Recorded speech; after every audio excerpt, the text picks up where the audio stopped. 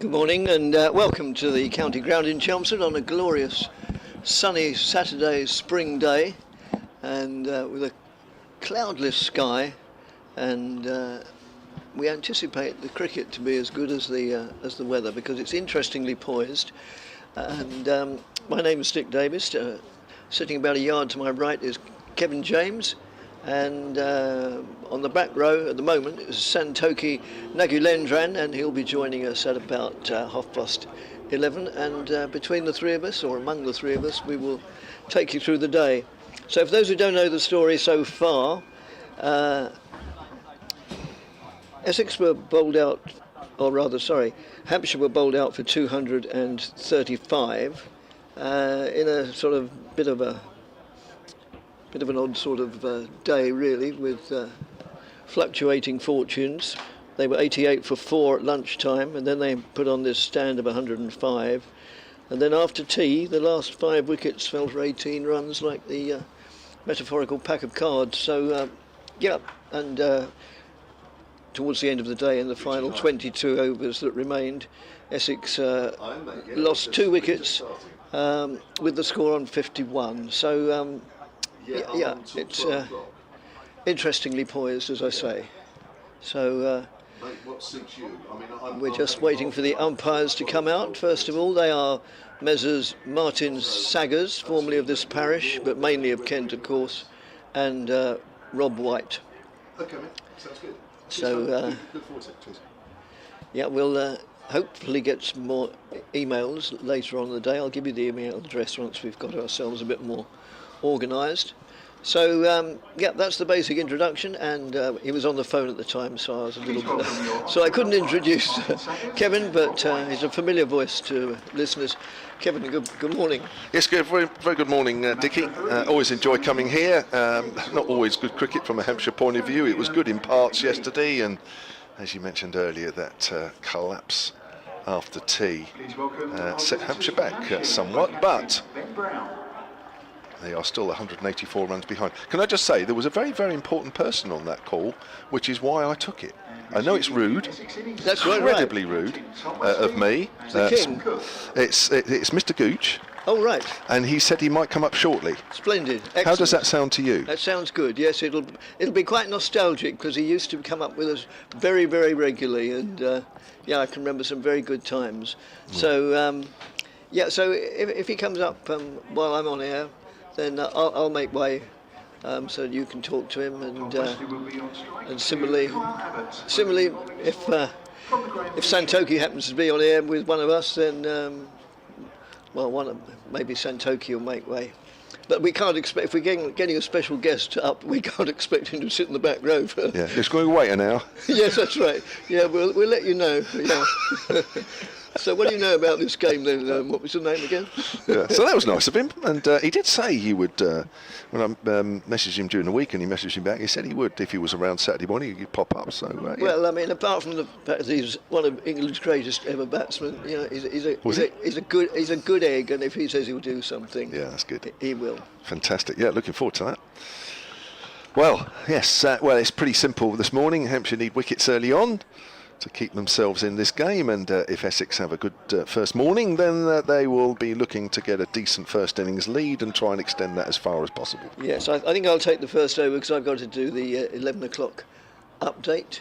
So the first ball of the day from the far end, we've just been talking about him, now called the Graham Gooch end, and that goes harmlessly through to the wicketkeeper. It's Kyle Abbott bowling, and he's bowling to the Essex skipper Tom Wesley. Sam Cook came in as night watchman last night on the demise of Dean Elgar.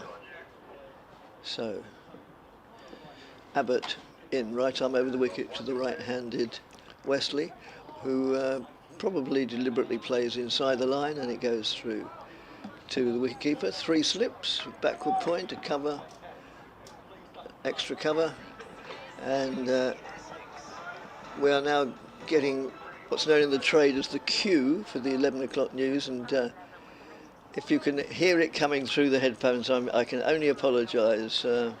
the greatest electronic brains in the world have tried to sort that problem out and not come to a conclusion, so we just have to grin and bear it. Well, have to bear it anyway, we don't have to grin. That's outside the off stump, and again goes through to the keeper. So inevitably, especially on the top of the Tom Pearce stand, just away to our right, a very good crowd. Why wouldn't it be? A Saturday, glorious weather, and football season for most clubs is over. So indeed, it's the start of the club cricket season for many club players today. Hopefully have a good time. And that's played solidly defensively by Wesley. I know you played club cricket before you played at the professional level. You always looked forward to the first match of the season, didn't you? 100%. It feels such a long winter. Yes. And get a couple of pre-season matches in, if you're lucky with the weather, and then straight into the league season, yeah. And then in those days, of course, Sunday games were a lot of fun. Yes. Friendlies going to different counties. Yeah. That's that gets the better of Wesley. It goes through to the keeper. So yesterday was the first day of the Essex Premier League? The Essex Premier, well, yes, starts today, yes. Oh, sorry, today is Saturday, yeah, isn't it? Of course it's customary not to start on a Friday. To be honest, Dickie, when I do cricket like you, I just lose what day of the week it is, I really do. As you get older, that will continue, I assure you. And that's outside the off stump, goes through to the wicketkeeper. So we open the day with a fairly uneventful maiden, and the score therefore remains on 51 for 2. We had some internet problems yesterday which affected everything, including the scoreboard. We hope we won't have that today. I was here for a large part of the day yesterday on a busman's holiday. This morning from the Allison Cook end, James Fuller. So I think I'll carry on as I'm doing the 11 o'clock update, Kevin. It rather breaks with tradition, but it's probably better than me interrupting you. So it's going to be Fuller bowling from the Sir Alistair Cook end. And he moves in now, right arm over the wicket to the night watchman. A shout of excitement rather than an appeal. And Fuller's not on the scorecard. He must have been taking the place of, Felix Organ? There was 3 changes in the Hampshire side. Right, anyway, we'll come back to that. Well, we've just started the second over of the day, and nothing much has happened of insignificance. The score is still 51 for 2. Kyle Abbott bowled a maiden over from the Graham Gooch end, and the 2 incumbent batsmen are the skipper and the vice skipper, Tom Wesley and Sam Cook. And having bowled Hampshire out for 235 yesterday and now 184 behind, then Essex will be looking obviously to establish a pretty good lead, but it's a glorious day, as it probably is in most parts of Essex, and so far no run has been added to the overnight score. Right, Kevin. James Fuller. Thought it might be Cody Youssef, but Fuller's got the nod. Second over the morning. That's nicely driven through the covers by Cook. It was a proper shot, that one, wasn't it? A couple of runs, didn't try and hit it too hard, didn't waft at it, just eased it into the gap. 53 for 2, Essex, 182 runs behind. Yeah, Cody Youssef opened up last night from this Alistair Cook end, but James Fuller picked up the wicket of Dean Elgar last night. He's been entrusted to be the opening bowler with Kyle Abbott in right arm over, and bowled him, and that's why. And that off stump is out of the ground, cartwheels backwards, and Sam Cook comprehensively bowled for 2. No doubt about that one. No need for VAR on that, and it's 53 for 3. Yes, and I don't know if he was been for pace or played down the wrong line, maybe a bit of movement. But anyway, whatever the reason, Essex have lost a wicket only just after having added to their overnight score. So they're 53 now for 3. Well, the night watchman, it can be said, had done his job. He stayed in for a few overs last night and protected what would appear to be the better batsman. Yeah, I mean, from a fielding point of view, you don't want the night watchman hanging around at all, really. You don't want to be wasting energy, with all due respect. You don't want to be wasting energy on those sort of batters. You want to use all your energy on the top order, and that's exactly what Hampshire will be able to do. Yes, and night watchman, conversely, night watchman, if they're given, you know, when a lower order batsman is given the chance to be a night watchman, he's still there in the morning.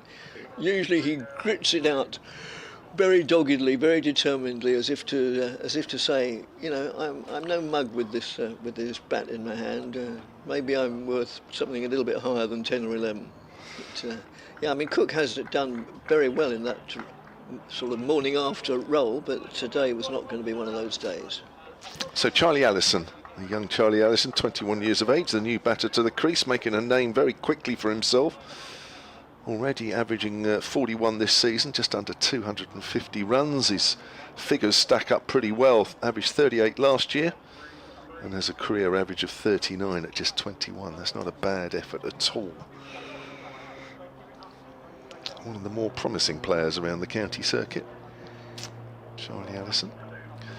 As Fuller comes in and bowls, and he's beaten all ends up there, and that hit him hard up the top of the leg, and that's hurt. It might have actually hit him maybe in another area. Yeah, not quite as painful as it might have been. No, it could have been a lot worse than that.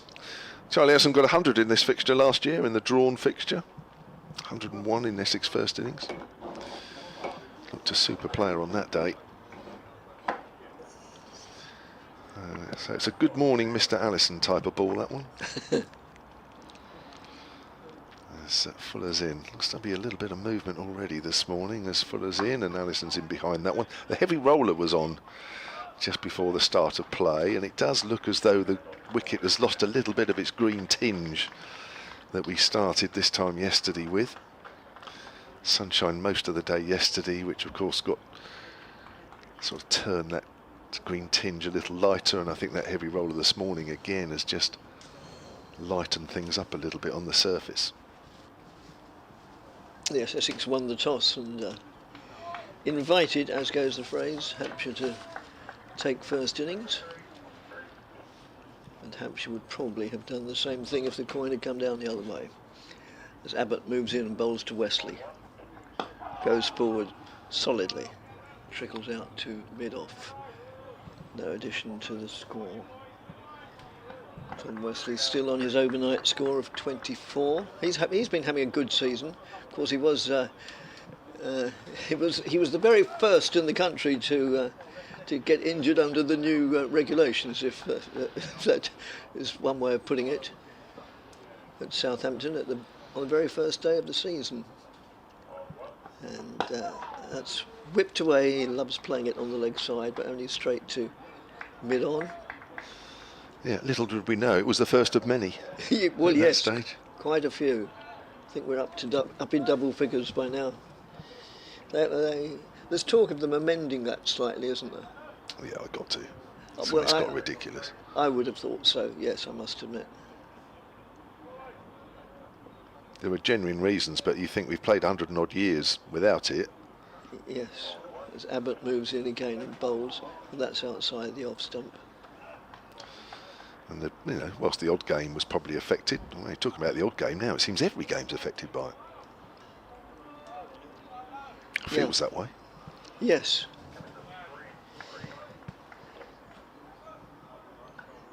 I mean, the Wesley injury was a genuine one, wasn't it? I mean, his finger pinned to Oh the back yes, handle by yes. Sonny Baker, who unfortunately failed a fitness test yesterday morning, not playing in this game. Yes, I mean Wesley not to come back to that after a delivery. Oh, he plays inside it as it deliberately, I hasten to add, off back foot.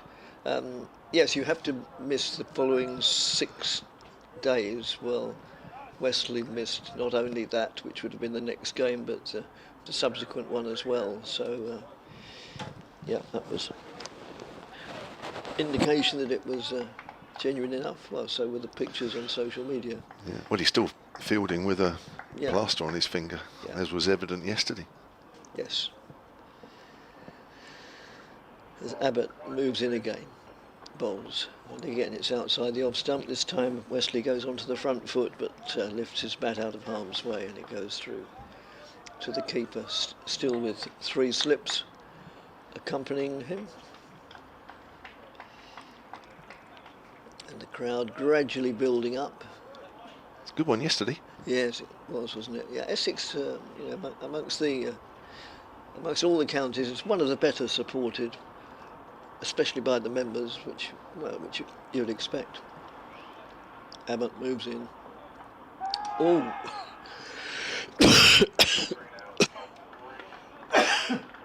Excuse me. I would think that last delivery, do you think that got better of the batsman? I'm inclined to think it did, probably. Well, Wesley got a couple last night that really did jag back from Abbott, and he knows that that's Abbott's main weapon, because he's faced him quite a few times in the past, so he knows what he's trying to do. The thing is, with that in mind, the ball actually that goes straight on, Well, yes. is actually equally as a problem, because if it's pitched right and it's on the right line, then the batter's not quite sure, is he going to nip back, is he going to go straight? So I think Abbott has already settled down into a nice tight line and length, so Wesley's already not sure. Here's Fuller, bowls, and Allison tucks it away to square on the leg side, and there's no run. Just close the face of the bat there a little bit, which is why 1 or 2 got excited behind the stumps. So an important hour or so here for Hampshire to make use of the overnight conditions, find a little bit out of the wicket, because I've got a feeling with this sun out and the heavy roller having been on it, a little later things are going to get a little flatter.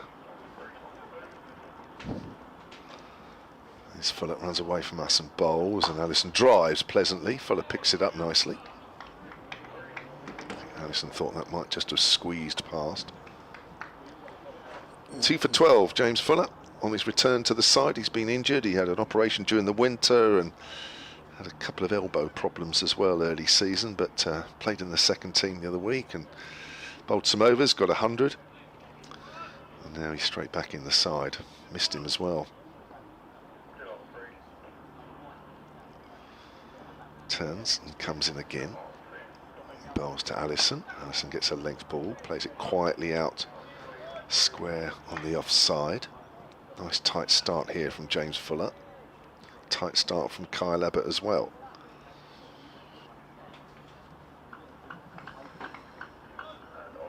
What did you make of yesterday, Dickie? Because Hampshire were in a good stage, a good point, weren't they? You sort of mid-afternoon with Lehman going well and Ben Brown going well, and I think they would have had Essex thinking that there might have been a decent first innings total building up. Wasn't quite like that in the end, as Allison turns that square on the leg side, fielded by Lehman. Yes, I think that the significant wicket to me seemed to be that of Lehman, who I haven't got the full scorecard in front of me, but I think he was approaching his 100. Was it 89? 89, yes, Yeah. that's what I thought.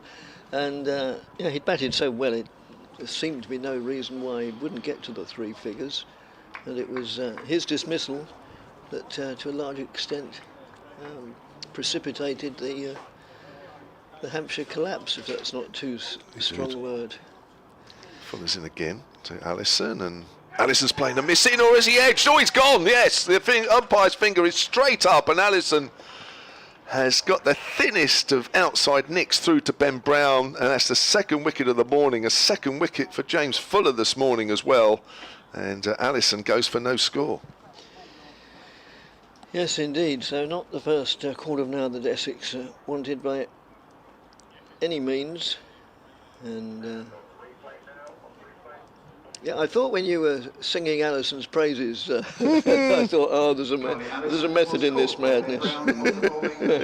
And sure enough, a little while later, as you say, he got a thin edge, but a palpable one. I think he clearly had no complaint at all, and just Stood there for a while, but clearly just sort of disappointed rather than aggrieved.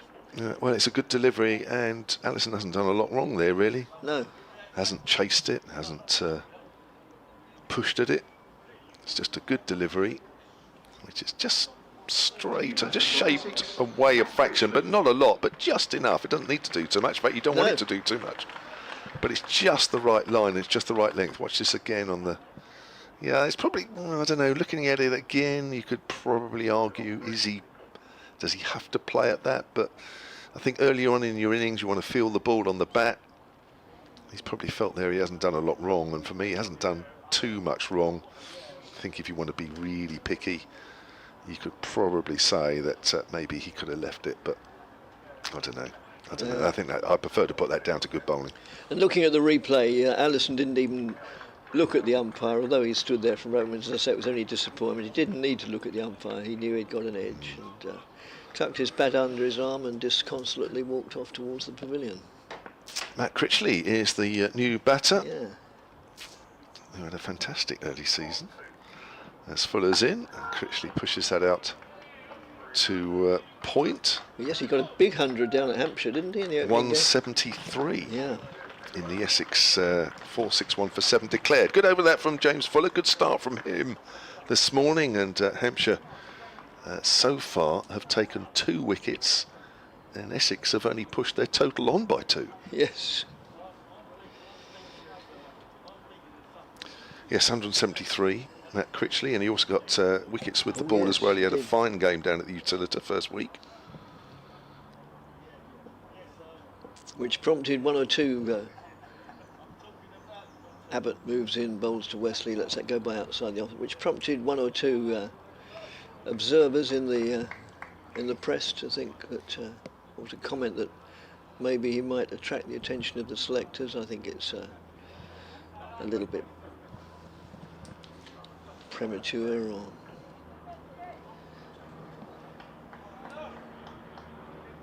maybe I'm speaking with my Essex hat on there. It's funny, isn't it? Essex supporters, well, supporters of any county, they're a bit ambivalent about whether they want their players to go on and be so good that that's a pleasant looking drive only straight out to mid-off, whether they want their players to be good enough, or the players that represent their county, to be good enough to go on to play for England, or whether they'd rather they were very good but not quite good enough and keep them more parochial. That's your ideal county side, isn't it? Having 11 good players that aren't quite good enough to play for England. Well, when Essex were in their most recent pomp period, they were exactly in that position, really. As Kyle Abbott moves in and bowls, and that's just played defensively off the back foot. It trickles out to mid-on. Almost didn't get there, but it did. Yeah, and there are a lot of good young players around on the circuit. It will be interesting to see what the selectors opt for come the time.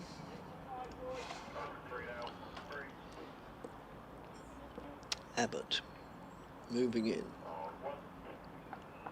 That's way outside the off stump, and Wesley had no doubt as to what to do with that, which is ignore it. Yeah, it doesn't seem to be a great amount of seed movement for Abbott this morning. I'm not sure there's that much for Fuller either, but what they have done is bowl pretty tightly. Just plug away. Well, the difference between the middle of the bat and the edge is only a couple of inches, isn't it? So Is. you don't have to do a lot with it. As that's played out defensively. I'm sorry, for the benefit of listeners, particularly Essex listeners. There's no great alarms, although Wesley was more than a little distressed for a second or two. Yeah, that one did nip back. It did nip back, yes. That's the trouble, isn't it? You know, it's not every ball, No. which makes it worse in a way as a Of course batter. it does. I think there might be a little inside nick onto that as well, onto his Yeah, inside leg. So I'll come back to that after it. This one, that's outside the off stump. Yes, I mean, so much of this game, particularly when you're batting, is played in the head, isn't it? It's not necessarily what the bowler will do, but what you know he's capable of doing, which, yeah, if he makes one misbehave or do something particularly alarming, then although he might not do it consistently, the nagging thought that any delivery could do the same again can play on your mind. I always think it plays more on your mind more when you're playing slow bowlers, but maybe it plays on your mind as much when you're playing seam. Yeah, just watching that last delivery that nicked back, it was an inside edge as well. Yeah. So, yeah, that would have hurt a little bit. Here's Fuller, start of a new over, bowls, and that's on the line of middle and leg, and Critley works that away towards mid-wicket, where Jake Lehman is fielding. That's on the pavilion side here at Chelmsford.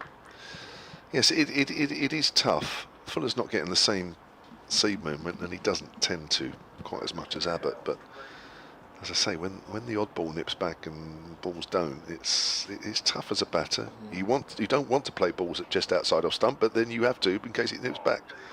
As Fuller bowls, that's straight delivery, which Critley pushes to extra cover this time. Quite chest on as he plays that one.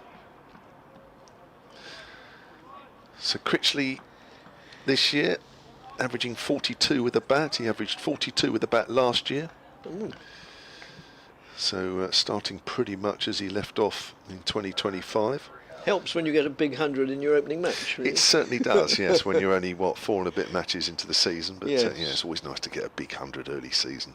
It really does set you up, as those numbers suggest. It's a drive out to extra cover, Gubbins Fields. Yeah, I mean, there was a time when most of the counties, as their sort of pipe opener for the season, played the universities, Oxford or Cambridge, right. when it was still a first-class fixture. And I get the impression, although it could be pretty unpleasant in the early April, if you were a batsman you wanted to play and pick up some runs that, with all due respect to the 100%. students, might be a little bit easier to come by. Yeah. Fuller's in to Critley, gets a length ball, plays that up towards mid-on.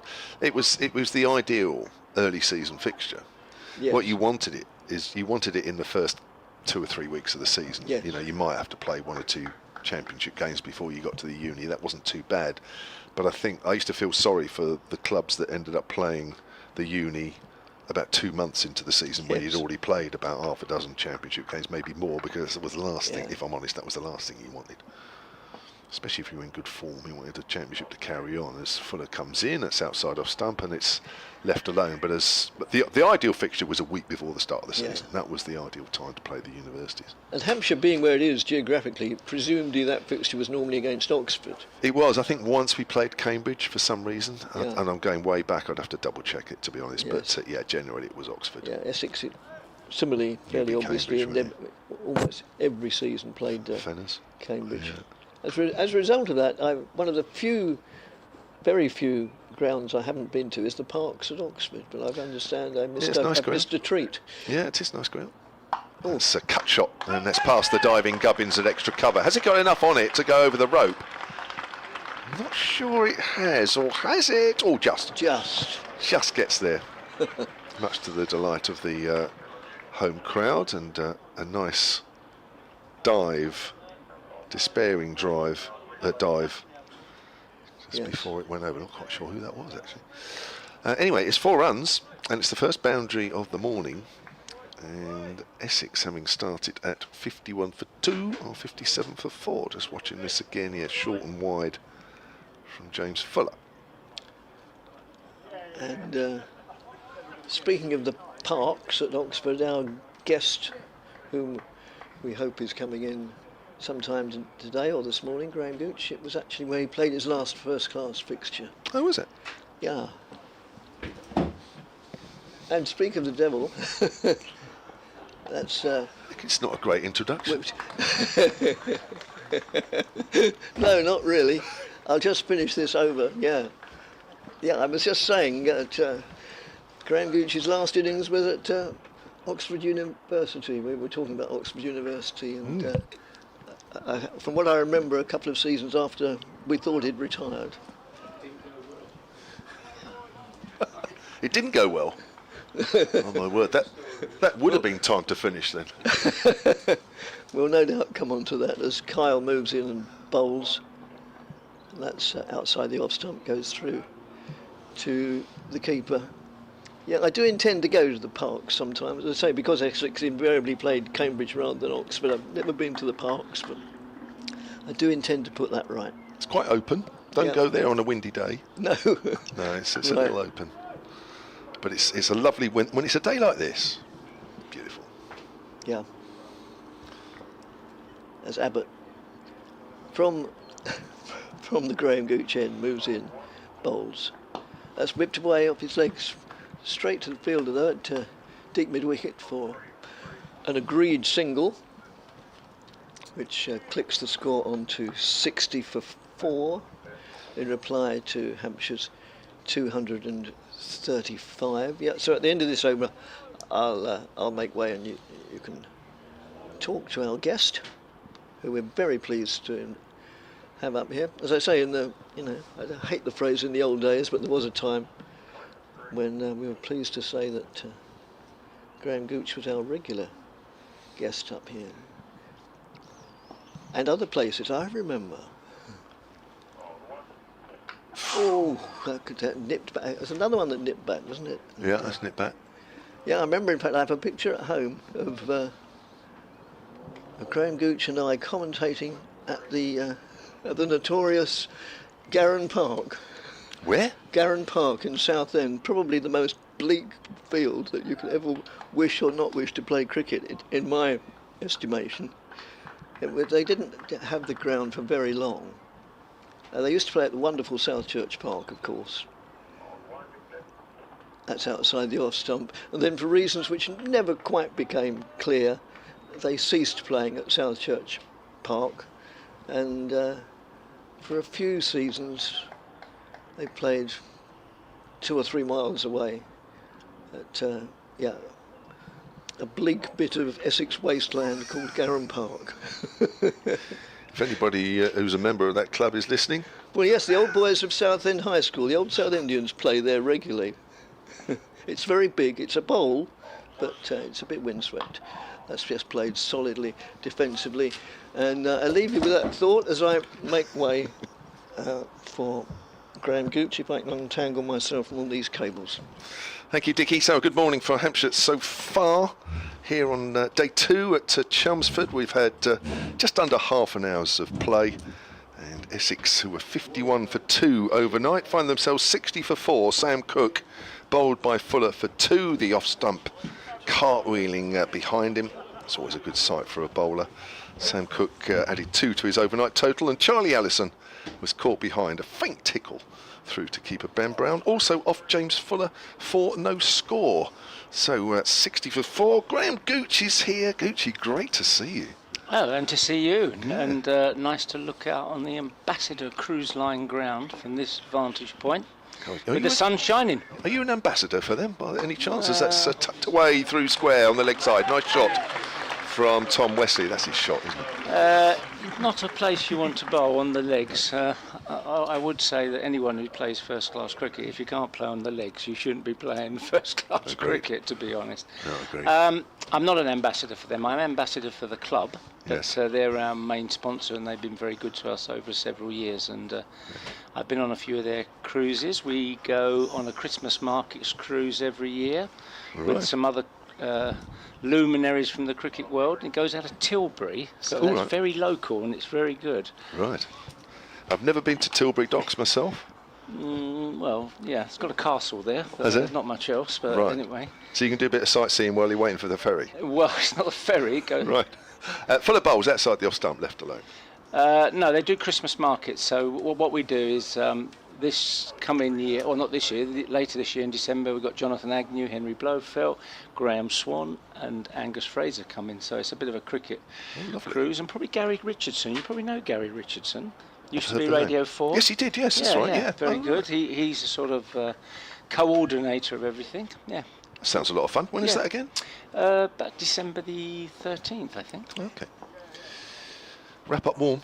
Here comes James Fuller again, runs away from us. It's outside the off stump, and again it's left alone by Tom Wesley, who has moved on to 31. Other cruise lines available, by the way, if you're listening on the BBC Sport website. Of course, you come from you don't come from an area there, but you are living in an area where it's cruise line country, isn't it? Cruise line city. Southampton. It is, yeah. They come and go. And what you don't want is about 3 cruise liners in at the same time, because the going into the city is a no-no. Right. Yeah, you just leave that alone because there's far too many people around. Yeah. Happens a few times during the summer as Fuller comes in and bowls, and always missed the cut there. As Tom Wesley, bit of extra bounce outside the off stump. So before we sort of get on and talk about Robin Smith, the late Robin Smith, because we met in the winter and we said if you were around, which is great you are. What have you made of this game? What have you made this morning? Well, I was here yesterday, like you was, and I left just after tea, and I can't remember what the score was, but it was about 2:20 for 5-ish, and then when I got home, what happened, because the pitch looked pretty flat, and there was nothing happening, and us old codgers were bemoaning of the fact that we just kept rotating our 4 seamers, and we didn't bowl a leg spinner earlier. It's 50 overs before we bowled the leg spinner. Okay. And Fuller's in again to Wesley outside the off stump. And we thought he might have got a few overs first, because Harmer turned it from the river end here a little bit, and just a bit of variation if nothing's happening. But something obviously happened after tea, unless your boys missed a lot of straight ones. Well, it has been known, especially this year. It was a complete contrast to the afternoon session, wasn't it? 105 partnership between Jake Lehman and Ben Brown. Didn't seem to be any trouble at all. Jake Lehman looked really aggressive, and I have to say, he reminded me of his father a little bit in his style of play, looking to put bat to ball, that's for sure. Yeah, I thought he played Harmer quite well, very well actually. As forward is Wesley, seems like Fuller's learnt from not bowling on that leg stump, but the rest of the over was a little bit more off stump and just outside. End of the over, 64 for 4. Yeah, William Mulder with a spell of 3 for 12. Yeah. In that evening session, didn't help with the run out. 2 batters at one end. No. Well, we've all been there, running, trying to get in before your partner. I thought, you mentioned Jake Lehman, I thought he played a top innings. I mean, the pitch flattened out a little bit, which you'd expect here. Essex elected to bowl, what a lot of sides do here, because generally on the first day, if it's going to do something, it has more life on the first day. Once you have a roller or 2 heavy roller, then it flattens out a little bit. Yeah. But he played Harmer off the back foot a lot, which I thought was impressive. Yeah. Here's Abbott starting a new over, and that's nicely worked through a mid-wicket by Matt Critley. That may just win that race all the way to the rope, and it does. Nicely timed. Obviously 1 or 2 in the crowd enjoyed that as well. Just to our right. And Critley moves on to 8. 68 for 4 are Essex. Yeah, I mean, obviously this is Harmer's end, isn't it? This is where he gets the bounce and he gets the odd bit of turn. Yeah, he bowls 99% of his overs from this end. I mean, as an ex-captain, I would say occasionally he should try the other end if nothing's happening. It's a variation, but generally he bowls from the river end. He does. As forward is Critley. This has gone through extra cover this time. Chase on down the hill, away to our right. And there will be 2 more runs to the Essex total, and they move on to 70 for 4. We did say yesterday that obviously your end is the far end, but because of the sheeting and the way the sight screen is, we can only see the ooch end. Ooch end, yeah. Yeah. I don't know how they decided. I think I was told they decided which end is going to be for who, because that's slightly nearer London to where I was born. But I'm not sure how true that is. Is that the criteria? I don't know. Here's Abbott. Forward is Critley, plays that out on the offside, and that's a single. A little bit of urgency. The other criteria could have been that my bowling would have been hit into the what we call the Hayes close end. Now, you would know, Kevin, that in our era we would be hitting it into the gardens, okay? Well, you'd be hitting it. Well, yeah. maybe if timed on into the gardens on those houses at the Hayes close end and the big tree there, we could knock conkers down. But nowadays in T20 cricket, they are putting it over the houses now into the courtyard on the other side. So nowhere's safe. Here's Abbott. Wesley drives powerfully, but finds mid-on. Well, I mean, I've been here for the odd T20 game when Hampshire are here, and I've now starting to see at least some slates being taken out of those roofs, which was probably not that common. Well, there's the famous story, the conker tree there where the groundsman's house is at the Hayes close end, just next to the boxes. And Kenny McEwen, you remember him? Yes, I do. Bad player. Kept hitting David Steele, Stan, stainless. His left arm spin into that tree, and he kept saying to him, Kenny, he said, don't you know you shouldn't knock conkers down to the autumn? Poor excuse, as that's played out in the covers, and there is no run. So the groundsman's there. Okay, I didn't know that. That's the groundsman's house there. Yeah. Okay. That's next. That's not the wooden building. Yes, that's the one next to. Oh, that's the wooden building you can see in the corner. Okay, not bad. So that's the conker tree on the. Yeah, the big one, I think. The left, just to the left of that. Yeah. Right. I think so. Is that bigger now than it was when you played, or has that stayed the same? No, I think it's a bit bigger. The ground's changed quite a lot. You know, the hospital used to be there was quite handy if you got a broken finger, because you used to just nip over and get your X-ray. Didn't waste too much time out of the game. And for all your Hampshire listeners, facing Malcolm Marshall, that was a regular trip to go with the broken finger against Mako. So when there were plans for it to go, you said, no, we've got to keep it. No, was it Chelmsford and East Essex Hospital? So a part of it is still there, but all these apartments are there now. And of course, that new block of apartments there, on the left, that used to be a blue building. Do you remember that when you played here? Oh, gosh. And that was the mortuary. Really? Believe it or not, yeah. So being hit into the mortuary was not a great line, but it happened regularly. Yeah, but Malcolm Marshall played here. Andy Roberts also for Hampshire. Scott Curry. We might as well say it now. I mean, we're going to come on to Robin Smith, number one guy. Malcolm Marshall, my number one bowler, without a doubt. Amazing bowler. And I'm surprised, and you might want to tear me off a strip, but Hampshire didn't win the championship when he was playing. Yeah. What a bowler. Agreed. And he bowled. I mean, not only class, not only skill, but stamina. Bowled all day with intelligence. Wanted to bowl. Scott Curry has taken over from James Fuller, who's picked up the only 2 wickets of this morning. He's immediately driven up to mid-off. Kyle Abbott can't quite get down, and he's annoyed with himself. Bangs the turf as the ball goes behind him, and Essex will pick up a single. Moves on to 73 for 4 now, are Essex. I want to ask you this, actually, as you brought up Malcolm Marshall. I mean, you look fearless when you bat. You look like nothing could faze you. Was there ever a time when you were facing Malcolm, or the thought of facing Malcolm, and you thought, I'm not sure I fancy this? There's probably plenty of times like that. Because it never looked that. And that's interesting, isn't it? Here comes Curry, runs away from us, and bowls a length ball to Critley, who plays it up to mid-on.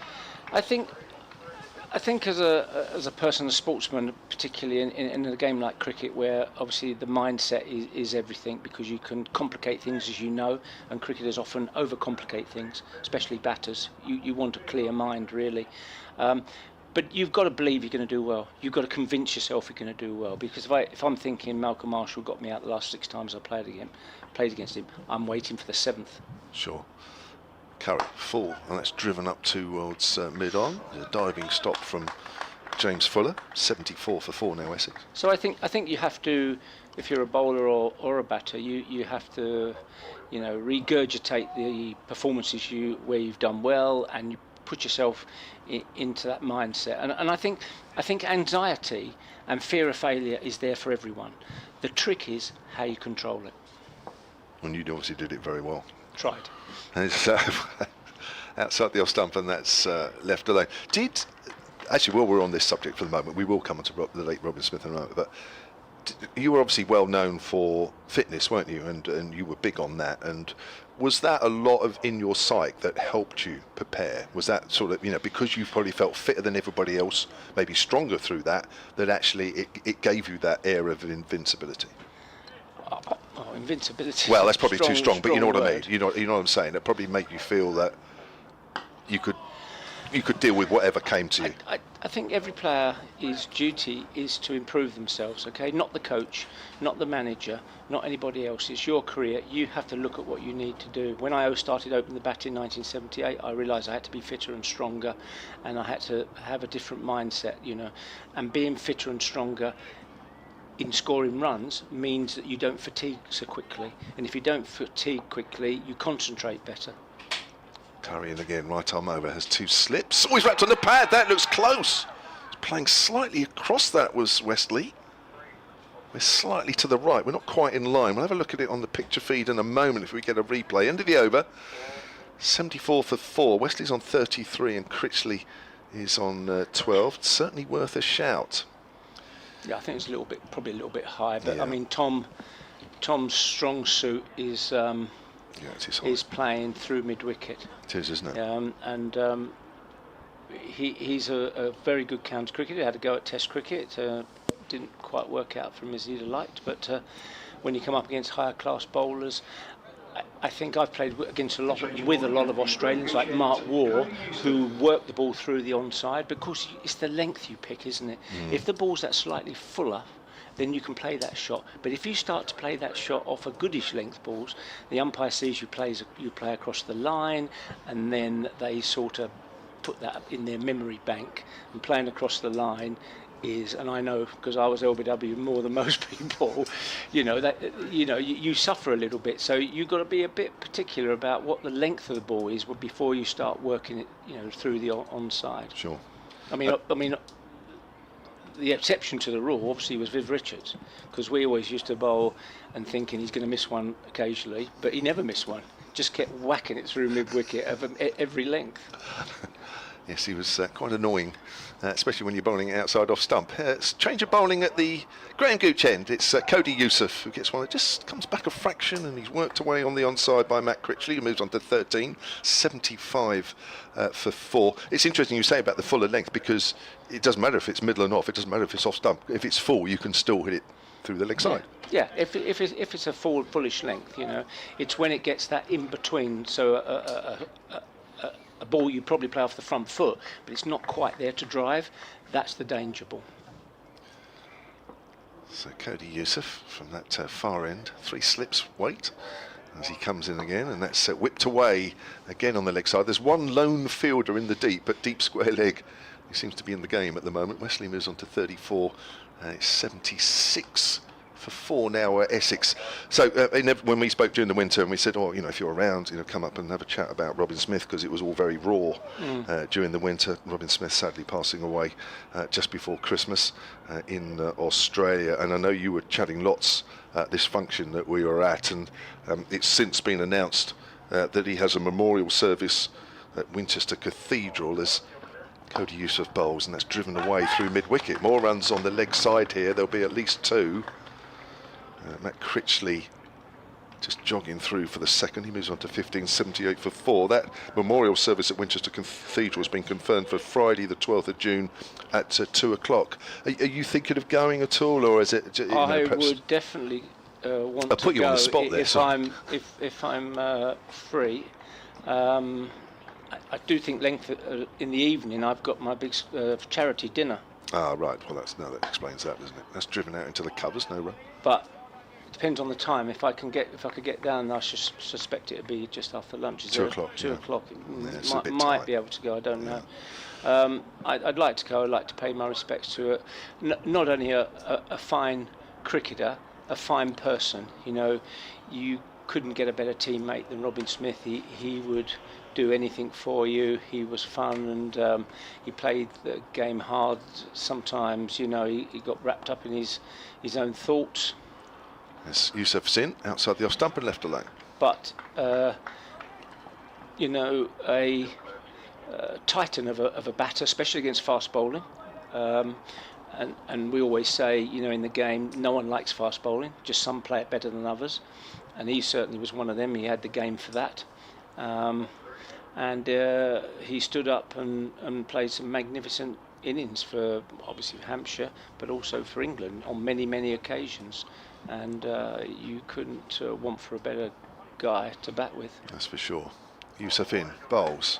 That's driven and worked down to squarish third man. Fielded by Liam Dawson. Critley moves on to 16, 79 for 4 at the end of Cody Youssef's first over. It's interesting, actually. I've just got an email here from Steve Clark, Hampshire Cricket at bbc.co.uk, who says he met you at the Hampshire Cricket Society do at Christmas. He wanted to ask you a question and didn't, and he now wants to ask it.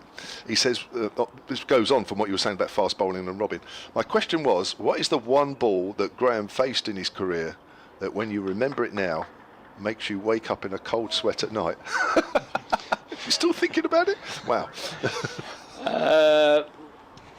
Well, there is one ball actually, but it was not from a fast bowler. Right.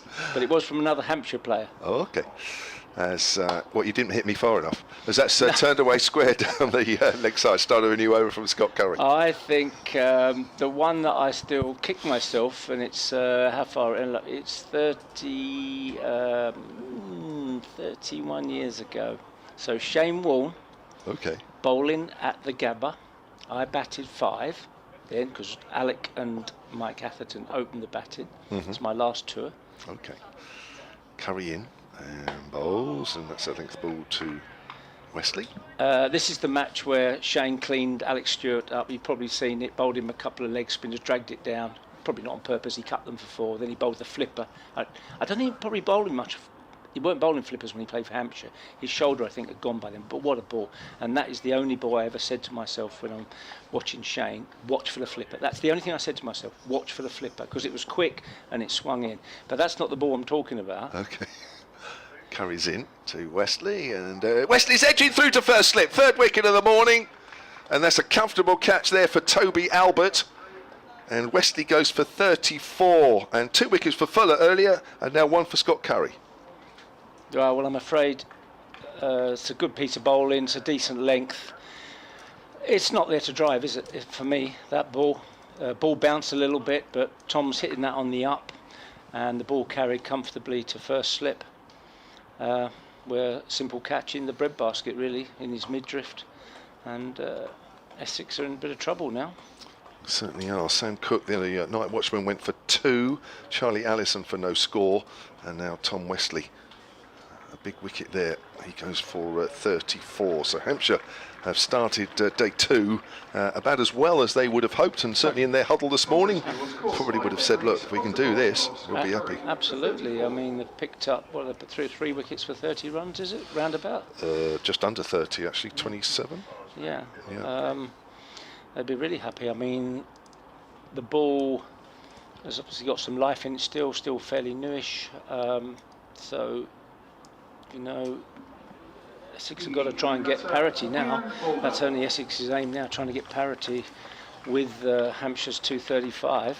And I think in a long game, you know, Tom Wesley will be disappointed because he's done all the hard work. You know, get himself in, get into 30. It doesn't mean it's easy from there, but you've got to, you know, retain your concentration, retain your game plan, so you can go on and make a big score. But I just don't think that ball's there to drive. It's not a half volley, that. No. Wian Mulder is the new batter, the overseas player for Essex. Anyway, back to Shane Warne. Right, so we had to bat out the last innings to save the game, and I was 50 not out, okay, and wickets were going down, and he was never going to get me out, so I thought. And for some reason, we'll wait till after this ball. Here we go then, Scott Curry. Right arm over, tall, comes in and bowls to Mulder, who leaves that one alone. And, you know, he had a lot of success against me, and I scored a few hundreds against him. It was a great contest, and I loved playing against him. I love the guy. You know, it's such a shame he's not with us anymore. But anyway, so I played the sweep, didn't I? The lap, and which it was a fairly safe shot, really, if it was wide of off stump, you know, because you're not always trying to hit it for 4 or 6.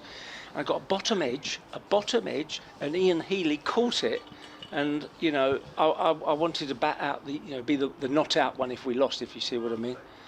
Curry into Mulder, full. Mulder works her way wider mid-on. Chase for Liam Dawson here. Away to our right, and I think Mulder's going to get away with a boundary, and he does.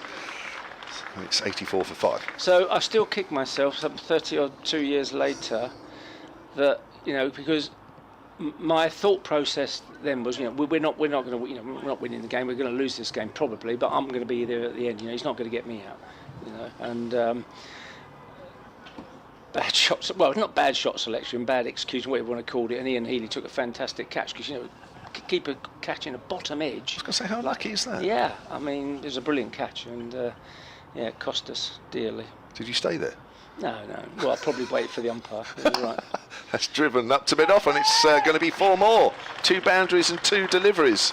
1 on the leg side, 1 straight on the offside. Mulder moves on to 8, and it's 88 for 5. Well, are at I'd Essex. like to put a little footnote talking to you as a bowler, okay, because when people say, did you stand there, I probably at the start of my career, if I thought I'd nicked it, I might have walked off, but as the career went on, I thought I'd wait for the umpire's decision, like you see a lot of international teams do and whatever, and I don't mind that.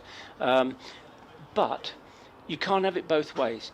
If you're going to stand there, and occasionally you get away with one, when you get a bad decision, you then can't come into the dressing room and start complaining about it. Agreed. You can't have it both ways. Agreed. And I'll explain what I think about the bowlers as well, when they complain when someone stands there, because often, as you know, when you get a wicket, you'll come around in a huddle and you say, "Well, I don't think you hit that, did you?" And they all say, "No, you didn't hit that." You don't call the batsman back, though, do you? I agree. Exactly. We're just pleased to get a wicket. It's well, I was. It's Cody Youssef bowls, and that's a cut away, quite tight there from Critley. Works that down to third man, and the total moves on to 89 for 5. Critley on to 18. Yeah, so that's my view of that. You know, the famous one in the 2013 Ashes, Stuart Broad. Do you remember that? He cut the ball to slip. I mean, it was a massive edge. Yeah. Okay, and he stood there, and the umpire gave him not out, and the Aussies and I think Darren Lehman might have been the coach. Okay. I think he was. They went berserk, but he stood there and waited. I think the one thing Stuart said later on, which was a mistake, he admitted he hit it. I don't know why he did that. Yes, cheating. Forward. You know, just wait for the umpire's decision. Yeah. Like the Aussies do. Yeah. You know, that's it. But I mean, I don't know. You know, but Shane Warne. Going back to Shane Warne, I'll sum him up quickly, if that's possible. Fantastic technician as a bowler, leg spinner, overspin, great control, keep it tight if it's doing nothing, bowler side out if it's doing something. Also, unbelievable competitor. Oh, yeah, 100%. as a person. 100%. Cody Youssef bowls, and Mulder whips that away down towards fine leg. In off the boundary comes Tom Prest. They're going to run 2. Well, the runs are starting to flow. 91 for 5, but Essex have lost 3 wickets this morning. I'm going to ask you this then. Ever a time in a test where you have actually edged it behind, and either nobody's appealed or you've got away with it? Yeah, New Zealand. One of my first tours in New Zealand, off of Willie Watson. I was caught first slip. Stood there, didn't give me out. And all the New Zealand slip fielders were laughing. It was so obvious. Went straight to first slip. How'd you get away with that? I don't know. So the umpires, I'd just say they were incompetent. Is Youssef outside the off stump to Mulder, who leaves that one alone. Yeah. What's the worst decision you've ever had as a batter then? Oh, I'm putting you on the spot here, aren't I?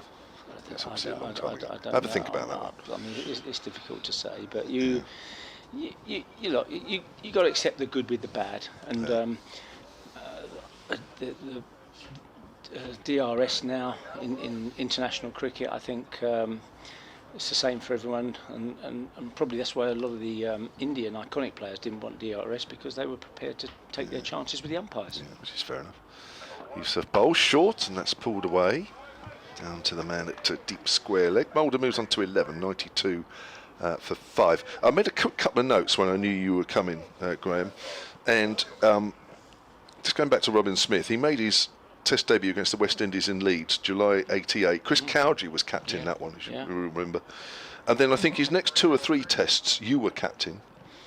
And then very soon after that, I noticed somebody else was captain, David Gower. Is that right? Yes, so I'll explain to you what happened. Yeah. Here comes Youssef bowls, driven into the covers by Critley, no run. End of the over, 92 for 5. So Robin came in, we had 4 captains that year, 1988, Mike Gatting, John Embry, Chris Cowdery and myself. It didn't go well against West Indies, we can work that one out. And so Chris was injured, slightly injured, for the next test, the oval test after Headingley. John Embry didn't do Headingley because he wasn't going to play. As an off-spin bowler, in those days you didn't really play a spinner at Headingley. You didn't need to. They never got on with the wicket, the pitch. Yeah. I captained at the oval and against Sri Lanka. That's right, yeah, Sri Lanka was in there. Curry bowls, it's a drive through the covers. That was a bit more of a half volley, that one. and Mulder just steered it into the gap rather than try and hit it too hard. It hasn't quite gone all the way to the rope. Mulder picks up 2, 94 for 5. And then we had I think a tour to India, which was cancelled because some of the players, including myself, had South African connections from the first unofficial tour in 1982 to South Africa, so they cancelled it. And then I think there was a change in chairman and selectors, might have been Ted Dexter, and he brought David Gow back in '89 as the captain. Wow, it's turned away on the leg side. So you hadn't done much at all. No, and then after '89, which didn't go well again against the Aussies, I was reinstated for the Nehru Trophy, which I think Robin played in India. We went back to India, so all the kerfuffle was sorted out, and then to the West Indies in 1990, which was the first test that, as you probably know, Sky broadcast. Oh right. At Jamaica. We won. So drivers come off the inside half of the bat. There'll be, sorry, just interrupt there for a minute. There'll be a couple of runs on the leg side for Mulder. Total moves on to 96 for 5. Was that the one where the wicket was described as batting on corrugated iron? No, that was 1998 when it was cancelled. Yeah, when I think Alex Stewart was captain. Right. This was 1990. We went out there with a reasonably young side. Alex Stewart making his debut, Nasser Hussain making his debut, Robin had only playing a handful of tests.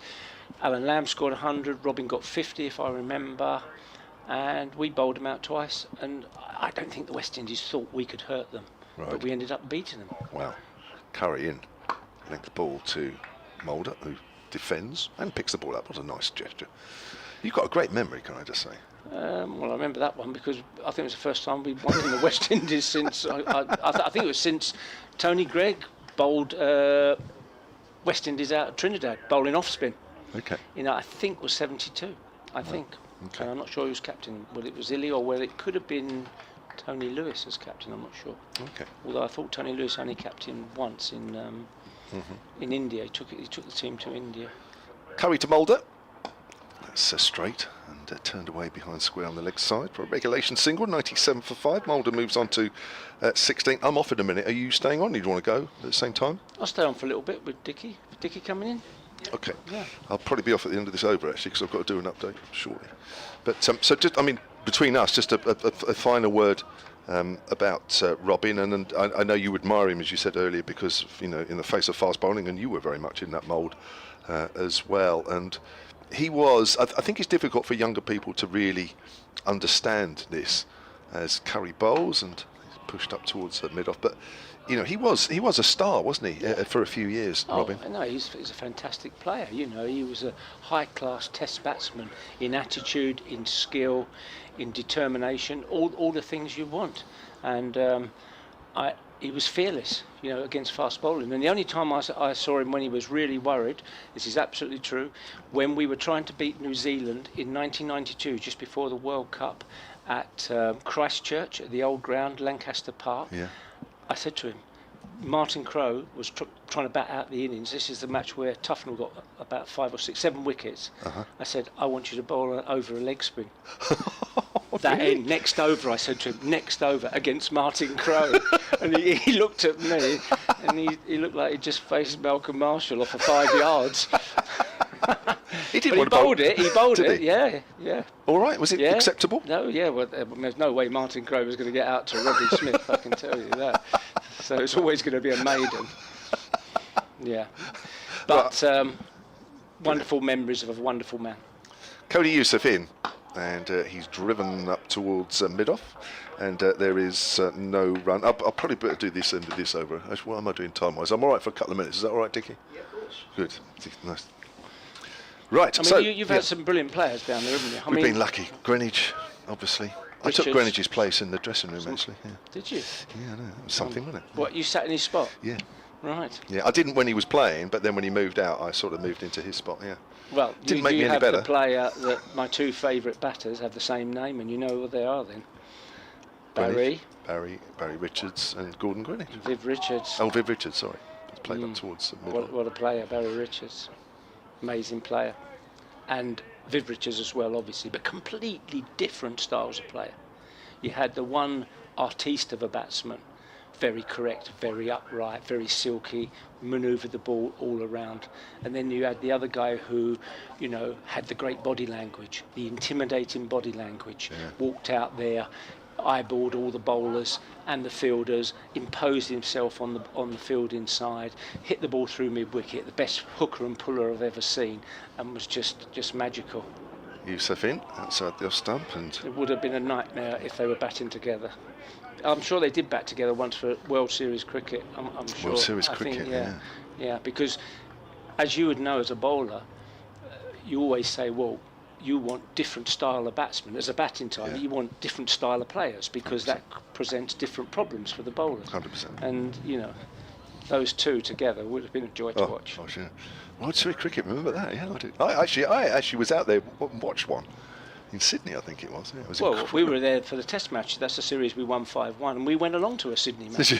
We'd never seen We might have been at anything the like same one. I know, it was incredible, wasn't it? At the time, late 70s, wasn't it, or something? Yeah. Outside this. And I would like to make a point, Kevin, to all your listeners, is we have so much T20 cricket now, right? Which a lot of us like. You know, I don't dislike it. I think it is not great for Test cricket and the long-term longevity of that. But anyway, all the players that are playing T20 cricket, franchise cricket now, and earning a great deal of money, and I'm really pleased they are, they can all thank Kerry Packer for that, because he started the white ball, he started the coloured clothes, he started the lights, he started the drop-in pitch, he started it all.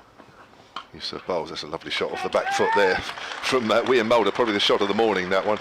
Beautiful shot through point, and it's 100 up for Essex, 101 for 5. That's interesting because that is so long ago, and yet the ideas that he had are still picked up now. And my favourite Kerry Packer story, quickly, one of the first matches, VFL Park. They've been told that the game has to finish by 10:30 by the local council under lights, okay? 20 past 10, 25 to win, 4 overs to go. They can't go beyond half past.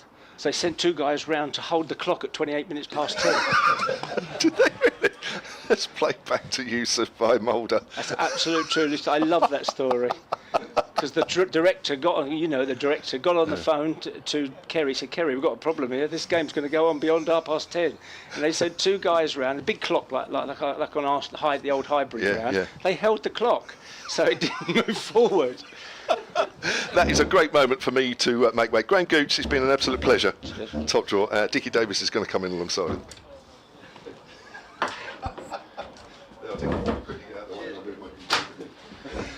So, we've got to change of bowling. I'll take up the mantle for a few minutes from the river end. Liam Dawson, who's been playing franchise cricket, we've just been talking about for England in recent times. Good cricketer. I've seen him on the PCA golf trips to Portugal. Very nice lad. Very good cricket. I think he's got a big 100 this year somewhere, if I read that. Did he not? I thought he did. But anyway, he's coming on for a few overs after an hour from the river end. Essex have moved on to 101 for 5. Critley on 18 and Mulder on 20. And from Essex's viewpoint, I think they need 2 or 3 hours of these two to bat. Yes, they need. Well, of course, we got an hour before lunch yet, but they want to have an afternoon session like Hampshire did yesterday, where they just batted all afternoon. And the next delivery is just pushed out on the onside by Critley. They go through for a comfortable single. Well, Dickie, they obviously think it's going to turn because they've got a slip on a gully. Well, yes. Now, you don't generally, for a left-arm spinner, you start with a slip, but you wouldn't put a gully in normally unless you think the ball's going to hold and straighten. Were you here yesterday? Yes. I mean, 1 or 2 were getting a bit of turn quite early, as that's just played out. Yeah, Harmer's quite a big spinner of the ball, isn't he? But I think Liam Dawson's style really is to bowl tight. If you ask me, I don't see a lot of him, but when I've seen him, he bowls at a similar pace and bowls very accurately. I'm not going to say he doesn't turn it because I know what's going to happen if I say that. Yes, quite. Having been on commentary before. Yes. Yes, we have an experience of that this morning when Kevin was singing Charlie Allison's praise. And a couple of deliveries later, that's just played out into the covers. But I think Liam Dawson's an excellent cricketer, and really pleased to see that someone, I think in his mid-30s, I think I'm right in saying that, is performing at a very high level. Well, yes, he's got that's slightly short of a length and played out into the covers. Yeah, I mean, he has got a few England caps under him. Solely the limited version of the No, game? I think he played a test, didn't he? Has he he? might have played a test last year. He came here and was on loan here. Yes, he did. I For a little while. remember that very well. Yes. And it's Dawson we're talking about as he moves in again and bowls, and let's just turn round the corner, but only straight to the fielder, turned round by Mulder. And no addition to the score of 102 for 5, a deficit of 133 still. It's wonderful having the screen right in front of us. We don't have to do mental arithmetic. It's all there for us. So it's going to... I think it's going to be a good game of cricket. Obviously, we hope that Essex will win in the end, but, well... I think both sides need to win, don't they? Well, they do, don't they? Yeah. Hampshire have been struggling a bit, and from Essex's point of view, they started well, obviously, with the victory down at Southampton, but performances, I'd say, been okay, but I'm a big believer in this format of the game. When I say format, not 4-day cricket, but playing half the games up front. You've got to be, in my opinion, you've got to be in touch at the end of this section of the county championship. If you're detached from the leaders, I don't think you have to be leading, but you need to be within, one game maybe of the leaders. And if you're not, I think it's virtually impossible to make that up towards the end of the season. It would mean you'd have to go on a run of 4 or 5 victories. Yes. As the next delivery is played out into the gully. It's still Yusuf bowling from the far end. And I mean, it's I said in my preview, it's amazing to me. Obviously, I've been watching Essex play cricket donkey's years, long before I started commentating 33 years ago, where my dad used to take me. And what's today, the 9th of April? That used to, the first full week of May, first full week of May used to be the first match of the season, didn't it? Now this is the 5th. Once this game is over, we'll be more than a third of the way through the, and that's dropped, a definite drop there. I played a lot of club cricket. It would have been a blinder if it had been pulled off in club cricket, but at this level of the game, that should have been held, I think, really above his head. And yes, at this level, if you were disappointed and one of the fielders did that, you wouldn't be too happy. It's a tough chance, but catchable. Well, yes. Yeah, catchable. And they're the sort of catches that change matches. And, another shot from Matt Critley, taking the ball completely on the outside off stump, which is fine, but, you're running the risk, and he's got to hope that he capitalises on that. Yes. As Yusuf moves in again, bowls, and it's short of a length, and Mulder thinks about guiding it, I think would be the word, around the corner, and then thinks better of it, and pulls out of the shot. Score moves on to 103 for 5. Yeah, the pitch looks good. There's the odd ball that does something, but you'd expect that. Probably had a heavy roller on it, Smallland, probably a little bit flatter, but Essex have got to get up to parity with Hampshire. That's way outside the off stump, and Mulder has the luxury of just watching it go by through to the keeper.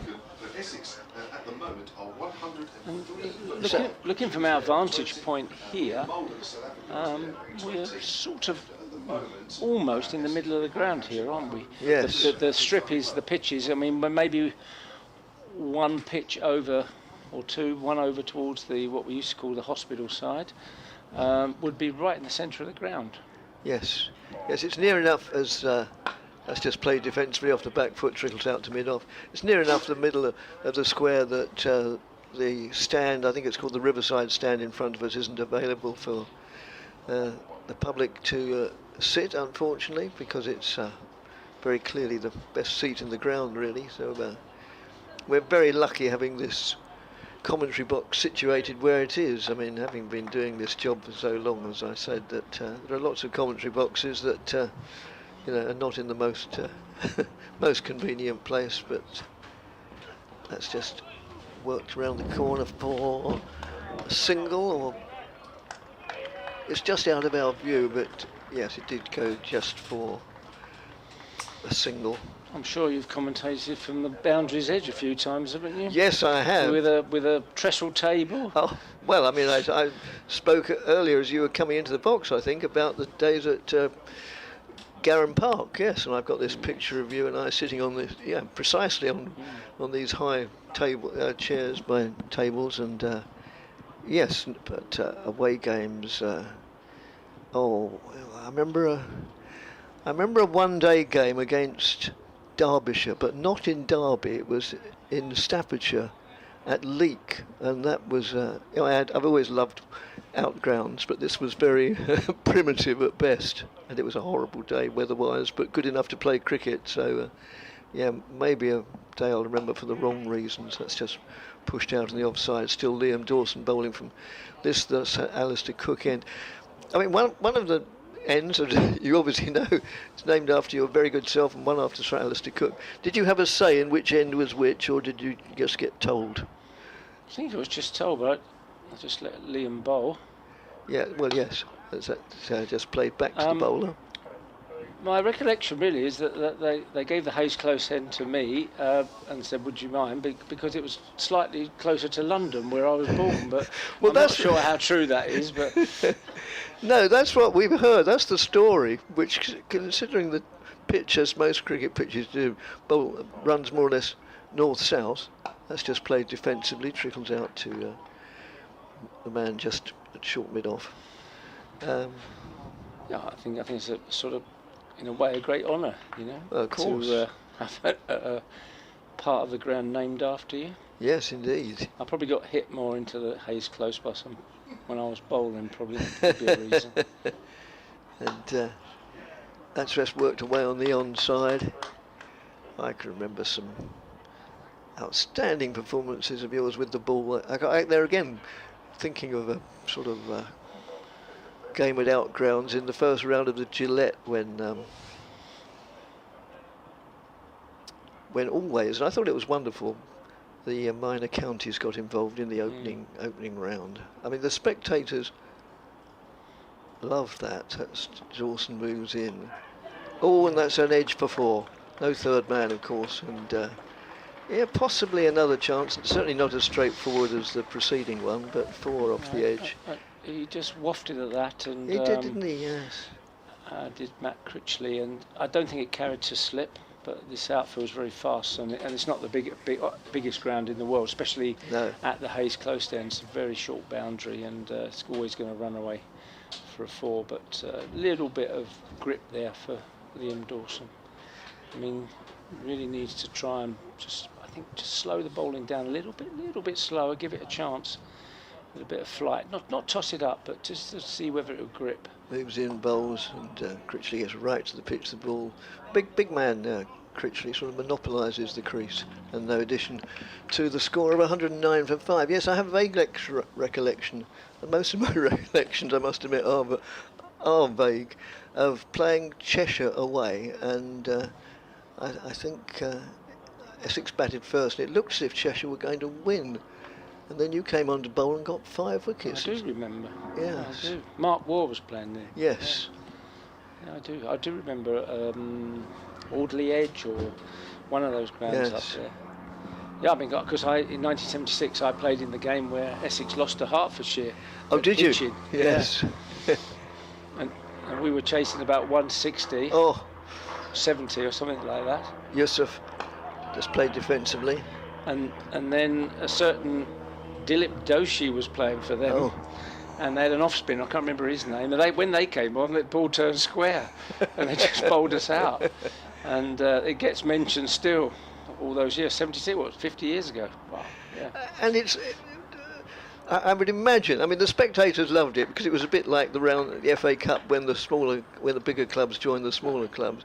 The non-committed were always on the side of the underdog. But I would imagine, as Yusuf moves in, I would imagine that the players of the first-class counties hated that encounter because they were on a hiding to nothing. They were expected to win, and sometimes, and as I say, the non-committed wanted them to lose. I mean, you're absolutely right. I don't know.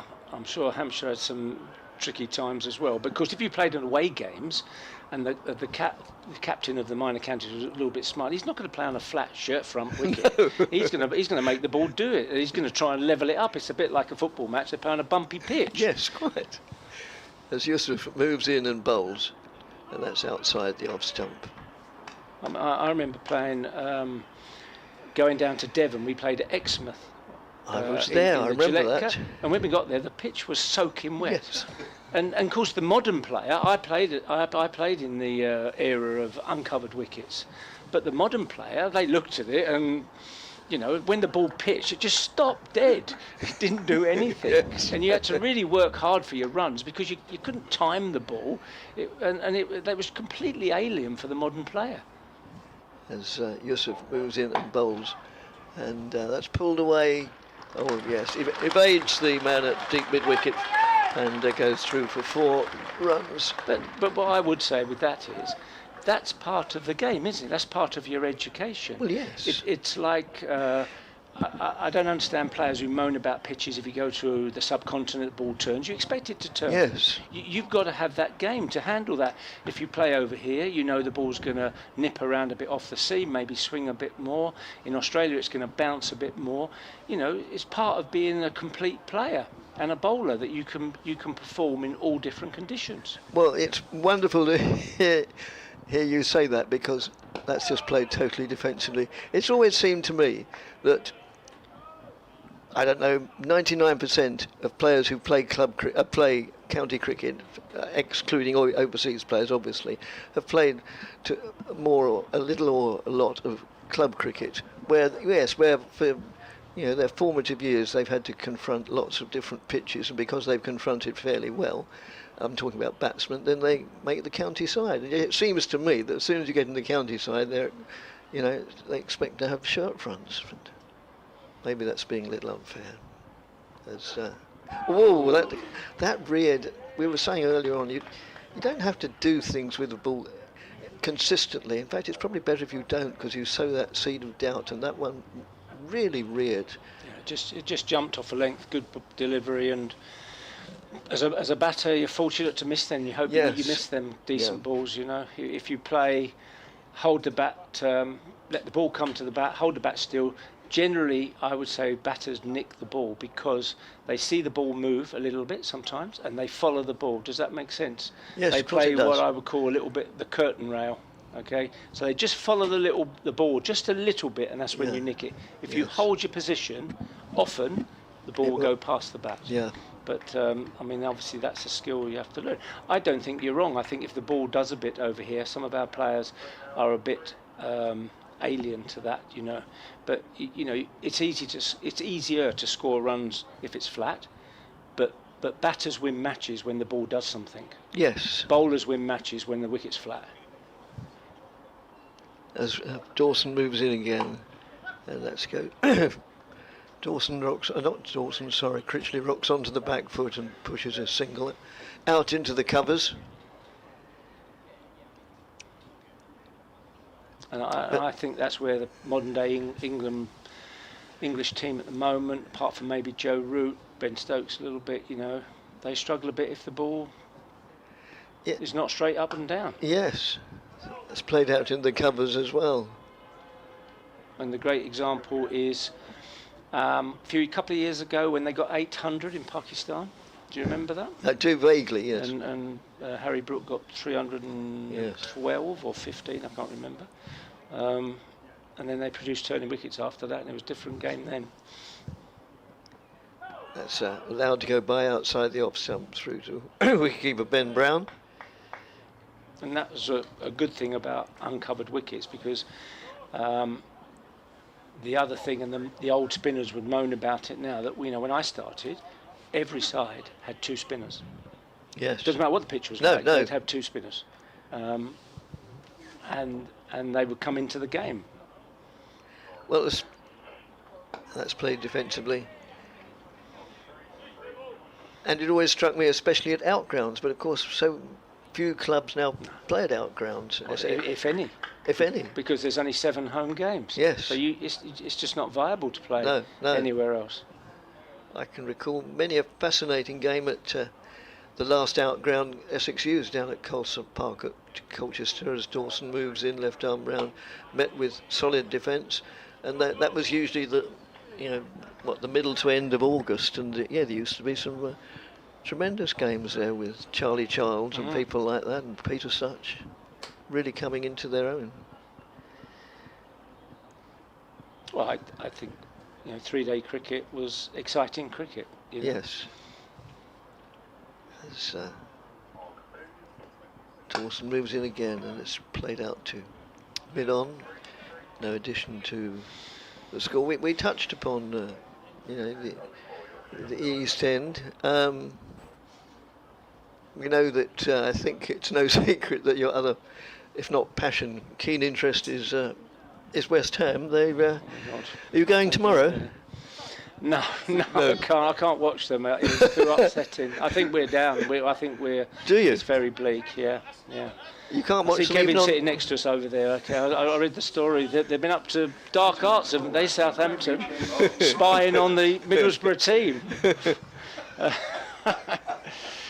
Well, if that had happened in area, we'd have sent someone to watch Viv Richards bat. They couldn't have told us what we already knew. He could smash them all around the ground.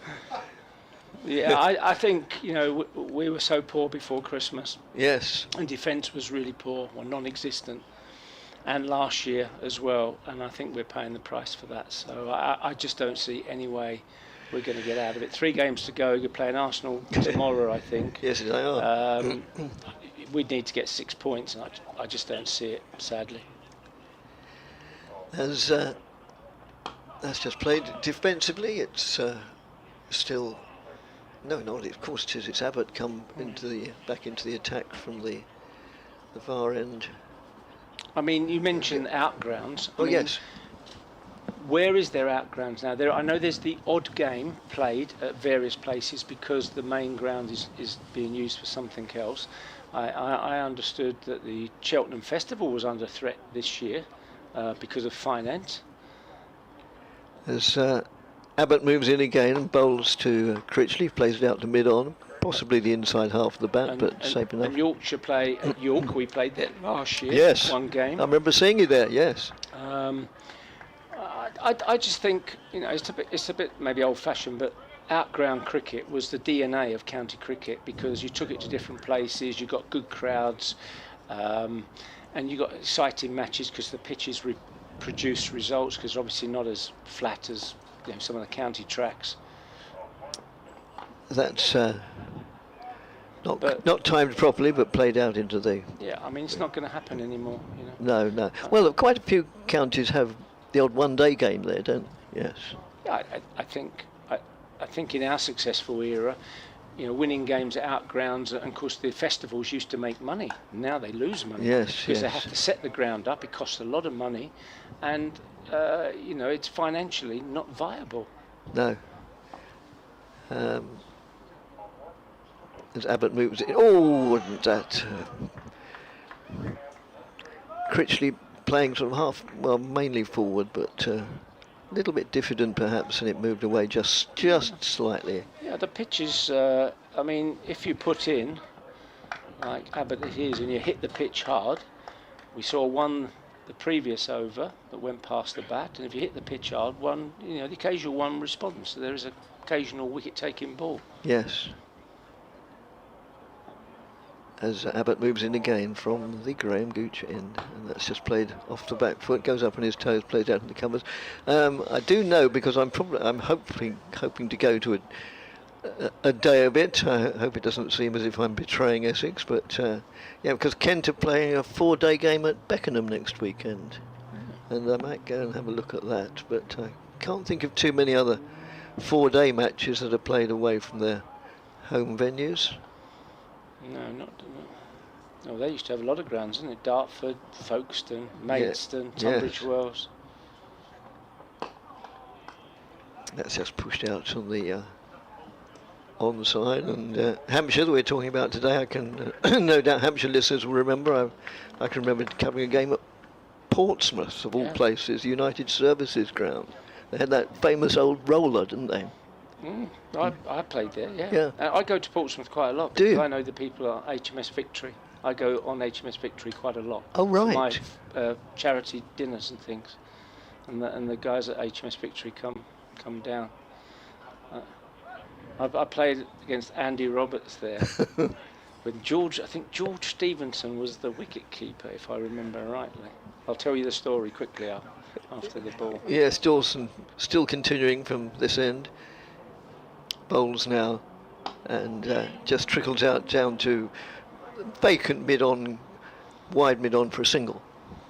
I must admit, it's a slightly strange field because it's got 3 men on the onside. I mean, just giving the single to the player. There's no one saving one, and if it was turning and you're bowling middle and leg, I could understand it. Yes, Dawson moves in again and bowls, and that's pushed out square. We're just in front of square.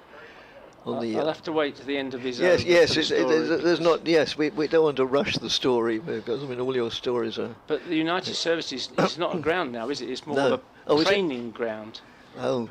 Yeah.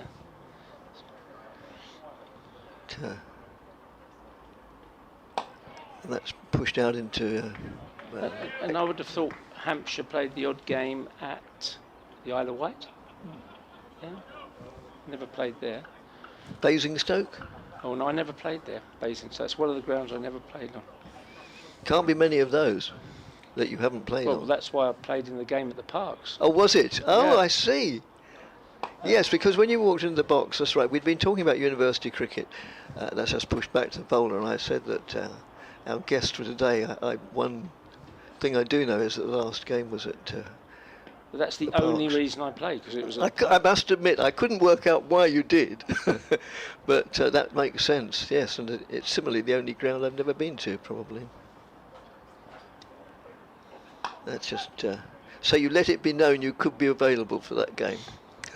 No, well, it's a bit more complex than that. Yes, all right. Maybe we shouldn't know. I basically went to quickly a dinner at the MCC, and Roger Knight I sat next to. He said, we're looking for a captain for a game at the Parks against New Zealand A, of all people. So all proper cricketers. I've been retired 3 years. As Dawson moves in and bowls, and that is played out to long off for a comfortable single. And I said, okay. I said, where is it? And he said, it's at the Parks. And I thought, I said to him, that's one of the grounds I've never played on. So he said, would you captain? And I said, oh, okay. And then he wrote a letter to me. I thought it was a 1-day game. It was a blooming 4-day game. So I turned up, and it didn't go well. I opened the batting, first schoolboy error. That was a mistake. Should have dropped down to number 6, I think. So that didn't go well because Sky cameras was there. They were waiting to see me go out, and they were waiting there when I came back 5 minutes later as well. And then we lost 2 players within the first day. The opening bat broke a finger, and then a bowler from South Africa called Richard Pryke, who had a left armer, who had the most odd action of all time. He went in the hamstring, so we had 9 players. But we ended up winning the game, believe it or not. Abbott from the far end moves in, bowls, and that's just played very pleasantly indeed by Mulder out through the covers for 4. That was possibly the shot of the morning. So that's the only reason I played there. Right. But going back to the United Services, yes. This is an absolute true story. Andy Roberts, right, water bowler, and he was bowling really fast then in his early part of his career. He became a more rounded bowler a little bit later. He was bowling against Raymond East. Okay, you might know he's a bit of a fun guy. Yes, indeed. And he bowled this ball and gloved Raymond, and it lobbed up to third slip. I just let him. Yes, as Abbott moves in, bowls, just turned round the corner for a single down to So I'm 5 sure leg. Kevin would know a guy called David Rock was fielding at third slip, dived forward, caught the ball, held it up. Okay. Umpire was an Australian guy called Bill Alley, who also you would know, Yeah. very much a character, gave him not out. Okay. So Andy Roberts is like steam coming out of his ears. And when Eastie got up Bill Alley's end, you know, he took his glove off and started rubbing his hand, right, in front of Andy Roberts. So, Abbott moves in, bowls, and Critley shoulders So arms. Bill Alley says to him, he says, "Did you hit that, Raymond? Did that glove you?" He said, "Yeah." He said, "No, I didn't walk because I didn't think it carried." No, he said it carried. He said, "I thought it hit you on the like, arm guard." So Andy Roberts is just standing there, and he's put two and two together. So when he's got back down Andy Roberts' end, as he runs in, as he's going to let the ball go, he took 2 yards, stepped back 2 yards, all the lot went over, and he just walked off. There's no way he was upsetting Andy Roberts, I can tell you that now. That's pushed out just backward of square on the offside for a single. But Andy Roberts, when I first played against him for Hampshire, at Dean Park, Bournemouth, not that game, in 1975, that was then the quickest bowling I'd ever faced. Really? Yeah. He was really quick. You say It's the that- year when he hit Botham and that sort of stuff, you know. He was. I'd never seen a bowler of that pace before. As Abbott moves in and bowls, all short of a length and just helped round the corner. It's between two fielders, but they come back for a second down at deep backward square. You say it was the quickest bowler you had faced then. Did you subsequently face somebody that was a little bit quicker? Yes, but what you've got to understand is that I was only been playing first class Yes, cricket oh, yeah. regularly for a year. Right. Later on, it would have been similar to all, you know, what was being Yes. served up by the West Indies, if you see what I mean. Yes. But at that stage of my career, Yeah. and there was obviously no. When I say no helmets, I mean you didn't bother about that because you never had a helmet, so you didn't really. It didn't really bother you, to be No. honest, because if you didn't miss them because you'd never seen them before. No. He's Talking of very- fast bowlers, a lot of professional batsmen I've spoken to of that era, they said that Sylvester Clarke was difficult to handle. Yeah. Yeah. Big It's man. amazing he didn't play much Test cricket. I don't think. I don't know. I don't know how he got on with Clive Lloyd, the captain. I'm not really sure why he didn't play. I mean, they had plenty of others, Yes. but you know, he was a handful. Yeah, definitely. Abbott moves in and bowls, and that's just pushed out for a single. The end of the over, and Essex are 125 for 5, still 110 in arrears. It's just a little bit under half an hour to go before lunch.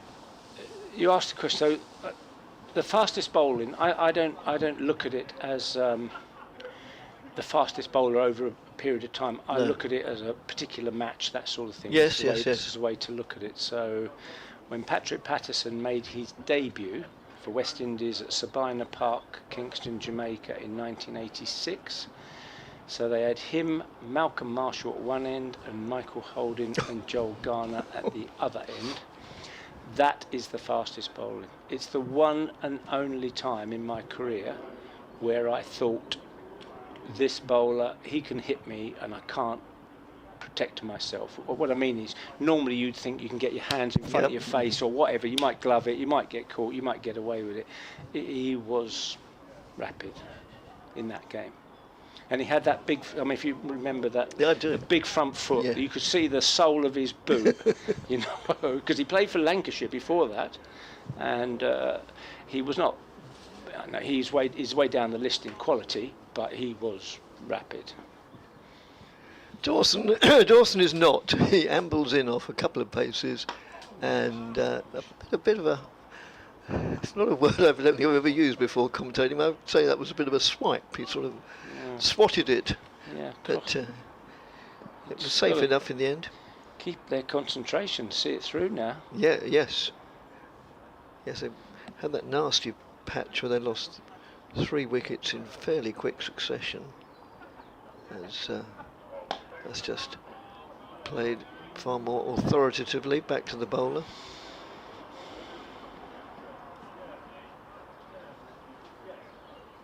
As Dawson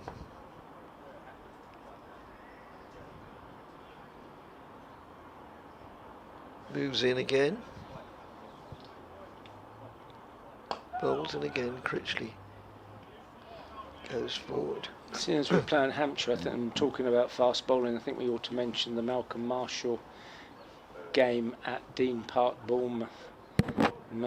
His first year, so what year would that have been? 1979, I think. He first played for Hampshire. Right. That's whipped away, but So only it was straight. when World Series was just finishing, and he, Sylvester Clarke and Norbert Phillip, if I remember rightly, got their chance with the West Indies. Their main bowlers, Roberts, Holding, Croft and Garner, were playing World Series cricket. And I'm sure he came to Hampshire, Dean Park, Bournemouth. Dawson in again, and that's just pushed out of the offside, no addition to the score. And I only mention it because this match is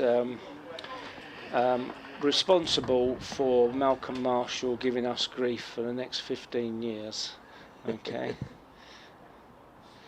I'll wait till sure. he's finished. And that's just played back to the bowler. End of the over. Good over. Right, so just quickly. So we play at Dean Park, Bournemouth. Malcolm Marshall's bowling. Never seen this guy. He's quick. He swings the ball. He's not the finished article, but he looks a talent. My opening partner is the one and only Brian Hardy. Okay, so you know what's going to come now.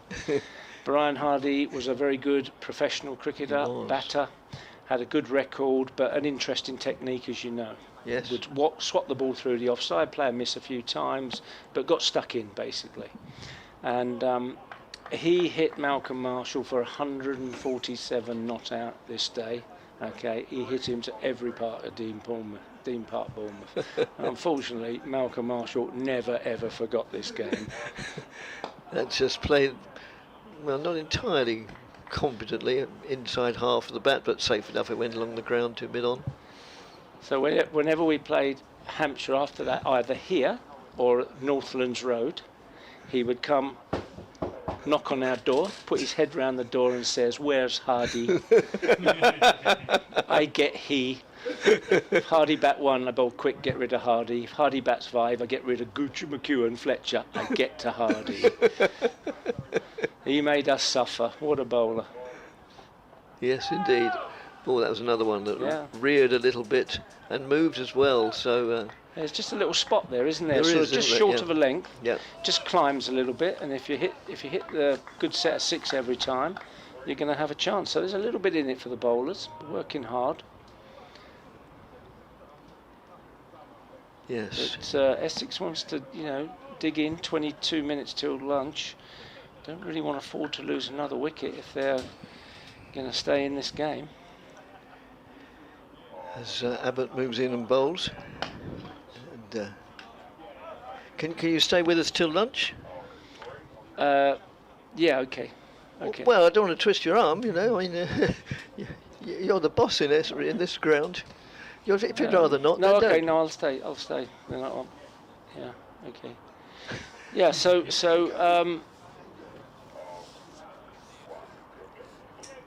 always had some good matches against Hampshire. They've had some fine cricketers. I've already mentioned quite a few of them.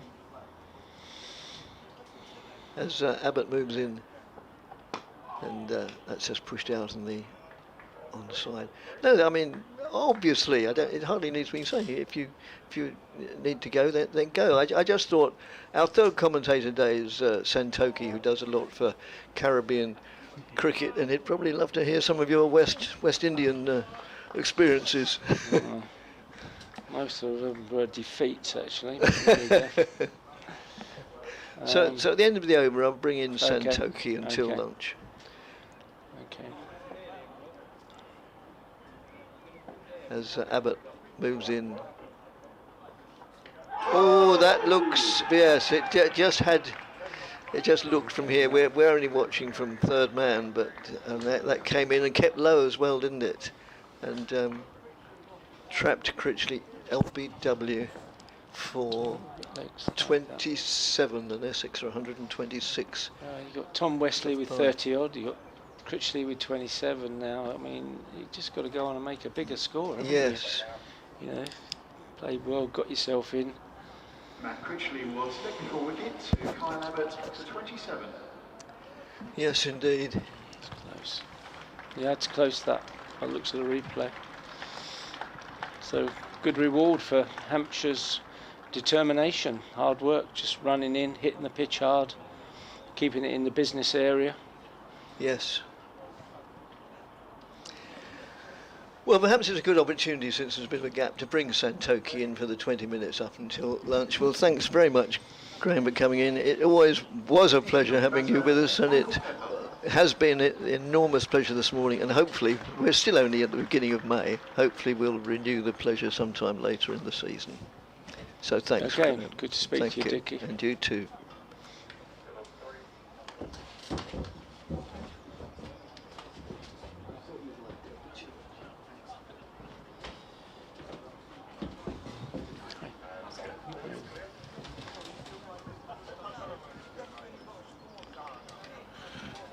Good morning to everyone tuning in, listening on radio and on the Essex live stream. Certainly Hampshire's morning so far with 4 wickets as Essex 126 for 6, and it's an honour and a privilege to be joined on commentary by Graham Gooch.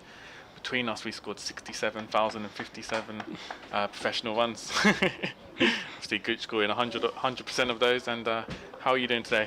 Good. It's nice to be here at the Ambassador Cruise Line ground. Sun is shining, cricket's taking place. I would say the crowd are enjoying it, but if you're an Essex supporter, you're probably not quite as enjoying it as much as a Hampshire supporter. They've done very well this morning. They've bowled themselves into a strong position. They've still got over 100 lead, and somehow, for these last 4 Essex wickets, they've got to get somewhere up close to the Hampshire total. So it's Carl Abbott in from the Graham Gooch end into Pepper, who just blocks it defensively to end the over. And yeah, Hampshire will desperately be searching for a win, currently rooted to the bottom of the Division 1 table. That's Pepper on strike with Vian Mulder, who Mulder obviously in your elite club of triple centurions. Scored 367 not out against Zimbabwe last year. Interestingly enough, he said he didn't want to disrespect Brian Lara by breaking his record of 400. Gooch, what would you have done in that position? Difficult position. It's easy to say it from here, isn't it? Yeah.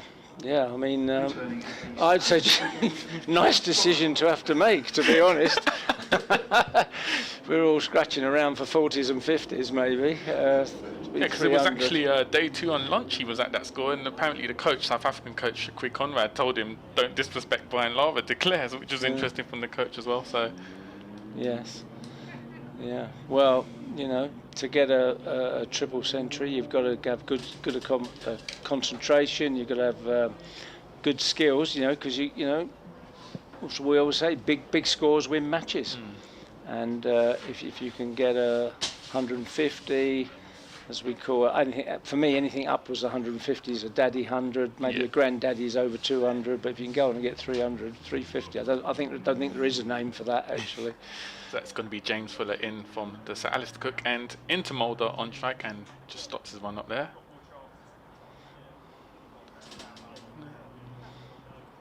Well, Essex could certainly do with a decent contribution from Mulder today, because he's going to have to. I wouldn't call Michael Pepper the tail. I mean, obviously he's coming in one position lower because Sam Cook came in as a night watchman. You got Simon Harmer, he can bat a bit. There's James Fuller in now from the Sir Alistair Cook end into Mulder. Oh, and a bouncer just wide. And obviously you scored a 3-3-3 at Lords. At what point did you think, okay, I'm gonna get a triple century here? Were you thinking of it at any point in the game, or was it just take each one as it comes? So my highest score before was 275 here against Kent. So once I got past that, I was really thinking that, you know, as a player, very few opportunities to get a triple century in a game because of the time factor. Yeah. There isn't enough time, and I tried to make sure I concentrated all the way through. Once I got to 300, I just tried to score as many as I could so we could declare after tea on the second day, on the Friday. So Fuller into Mulder, just hit on the offside, and will that run away for 4? Should do. Yep, nicely timed shot there from Mulder. Runs away for 4. Takes Essex 130 for 6. Mulder reaches 40 now, 53 delivery, so quite an attacking inning so far from Vian Mulder. Yeah, it's like to have a first time I've seen him at length. I saw him in one of the earlier matches. He didn't really get any, but stands up straight. He's not a tall man, but timing of that shot off the back foot through extra cover, that's normally a sign of a very good player. Fuller in once again to Mulder. On strike and just clips it leg side. Just should pick up a single and they'll run for 2. Yep, nicely run there. So when you are going for a triple century, is it more of a and that? So yeah. Did they run 2? Yeah, they ran 2. When you are going for a triple century, is that more of a mental challenge or a physical challenge? At the crease, is it? What would you say a little bit of both. I think Yeah. when you're scoring runs, you don't really feel tired. I mean, you can feel fatigued, and your concentration can lapse sometimes. So Fuller in to Mulder once again. Ooh, plays and a miss, just beats the edge. But I think as a run maker, as a batter, Yeah. that once you get past the vulnerable period, Yeah. like there's been a couple of players here, Mulder's now on 42, Tom Wesley 30, Critley 27. You should slip into like what I would call a pattern of play. You move and you play the shots that you play, and you cover up when you have to. It's called concentration, obviously. Fuller into Mulder again and just hits on the offside, just picked up. And No you, one. you try to play to a certain pattern, and you don't try and step outside of that style of play, if you see what I mean. Yeah, You exactly. play the shots you play. You don't do anything different, and you just keep going. Because I was told by one of my mentors when I first played for England, Kenny Barrington, the great Kenny Barrington, that if you get in, turn 50 into 100, turn 100 into 150, because the next time you go in, you don't know, the ball might shoot along the deck and you get naught, or take off and glove you and get naught. But Fuller in to Mulder and just plays that forward, just picked up by mid-on. Picks up a single. So you have to make it count. So if you're in your rhythm, that's what you should do as best you can. It's normally when a player steps outside of that rhythm or that style of play that they can make a mistake. They become too aggressive or a little bit carefree, or think they can just start to dominate the bowling. Yeah. It depends on the pitch, obviously, if it's a flat pitch. Yeah. Or what it is, but everyone has to work out a method of getting big scores, because big scores win matches, and that counts really for T20 as well. I mean, I would say in T20 cricket, you're not going to see a lot of hundreds, but people who get between 50 and 100 Yeah. are people who help win the game. So Carl Abbott in from the Graham Gooch end, in to Vian Mulder, just blocked by Mulder. And of course your score of 3-3-3 matched by a certain Chris Gale from West Indies, and he actually opened a bar in Kingston, Jamaica called the 3-3-3 bar. Yeah, well, I think he hit the ball a bit further than I did, if I remember rightly. What's he doing these days? Running the bar. Yeah, exactly. Yeah, he was one of the sort of first icons of T20 cricket. No, he was definitely, and had a stellar Test career as well. Played over 100 Tests for West Indies. What's your bits of paper here? Cheers, thank you. There's going to be Abbott in to Mulder again. Mulder just blocks that. Oh, he picks up a single. Just goes past slip, picks up a single. Yeah, Chris Gale had a stellar Test career, and I think he's the only player who's got a triple century in Test, double century in ODIs, and a century in T20 international cricket. So Pretty impressive. Quite a player. Pretty impressive, that. What was you mentioned? You mentioned playing in the Caribbean. What was your favourite ground to play at in the Caribbean? So in the era I played, we played on all the grounds. Unlike now, where they only really play where the tourists will go. Yeah. So Grenada, St Lucia, Barbados, Antigua. It's those 4 grounds, isn't it? Yeah. Don't go to Guyana, Jamaica, or Trinidad. Abbott into Pepper and just blocked there. And yeah, as someone of Guyanese origin, it's a shame we don't get to see England tour play at Well, I went to Guyana 4 times, I think, and I only ever played 1 match at the old ground border. Yeah. Yeah, and that was when the Young England cricket tour in 1972. Oh wow. Because in 1981, because of the Robin Jackman affair, we didn't play. Of course, yeah. In 86, we didn't play there either. I don't think the match was scheduled for there. It's Abbott into Pepper again and just blocked. In 1990, we did go there when I was captain, and it poured rain for 4 days. Sounds like Guyana. And all the storm ditches were full up with water, and they actually had like a big lake on the ground. Yeah. You know, there was fish in the lake. I remember that. We ended up playing a 1-day game. Okay. There, but we didn't play the test match. So I never actually played a test match That's a shame. at Border. Well, at It's Border. a lovely wooden ground with wooden stands and stuff like that. As my mum would say, the real home of cricket, Border in Georgetown, Guyana. As Abbott into Pepper again and just blocked. I did play a 1-day international at Berbice. Oh, okay. Yep, that's where my family's from. Is Berbice. it? I went. Albion. I You played. I played 2 games there. One for the England young cricketers in '72, and then in on Ian Botham's tour, '81, we played a 1-day international there. Oh. And there was no hotel there, so they flew us from Georgetown. The army flew us in there in helicopters and fixed-wing planes, both teams. That's the only way we could get there. Abbott into Pepper again. Oh, he just misses the edge, playing a miss. That bit of movement there from Abbott. And Guyana certainly different from the rest of the Caribbean. No postcard beaches, you'd have to say. Well, what did you make of the country itself, what you remember of it? Yeah, I think Guyanese people are lovely, and we had some good times there. The one hotel, the only one I can remember, is the Pegasus Hotel. Oh, Pegasus, yeah. I'm sure it's still there. It is, yeah. Yeah. So we stayed there in '72 on the Young Cricketers Tour, and then again in '81 and '86. Don't think we went there in '86. 1990, yeah. So I mean, what I remember is bare wickets, not a lot of grass around, and lovely flat batting wickets. And I always like pitches in the Caribbean. It's always a good sign when the ball leaves a red mark on the pitch. So a tiny little bit of the leather off the ball comes off on the pitch. So it's Fuller into Mulder on strike from Alistair Cook again. Just clip left side and we'll pick up a single.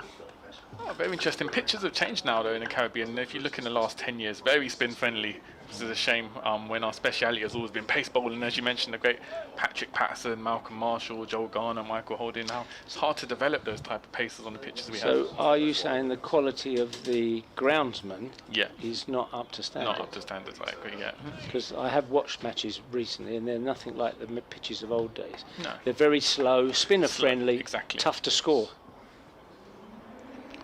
When we struggle in Test cricket, as we do, you've got to play to your strengths. You've got to make pitches that suit the array of fast bowlers that we develop in the region. So Fuller into Pepper on strike. Pepper. Oh, LBW shout. No, just missing leg. So Essex 137.46.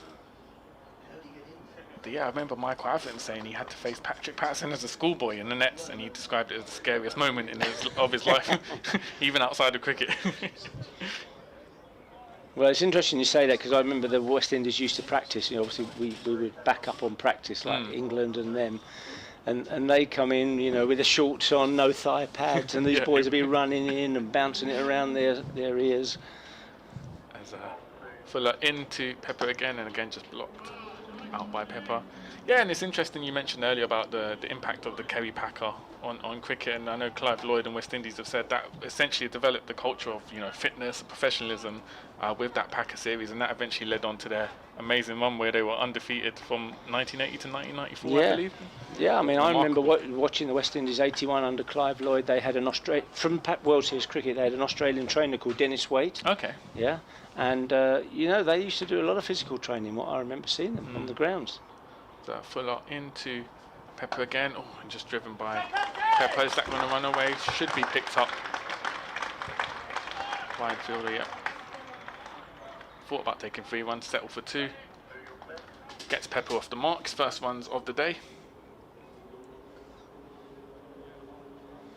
Well, it's imperative that Essex see this through to lunch without losing another wicket, because they've not got much batting to come. Simon Harmer's handy with the bat. He's had a couple of good seasons with the Willow. Shane Snater, well, he plays one way. If it's up, it's off. He plays shots. Full it into Pepper, and this time just blocked out by Pepper. But pitch, apart from the odd ball bowling from the Hayes close end, the opposite end to where we're sitting, the odd ball jumping, bowling towards the river, pitch has played pretty well. So I don't really see any demons in the pitch at all. It looks pretty flat. There's just that odd patch, just short of a length, running down the slight slope from the Hayes close end where Abbott bowled. It's creating a little bit of uncertainty for the batters, but otherwise it's pretty good. Fuller into Pepper once again and just clipped down. Is it going to take 2 runs? Picks up 2 runs. Nicely nudged by Pepper there.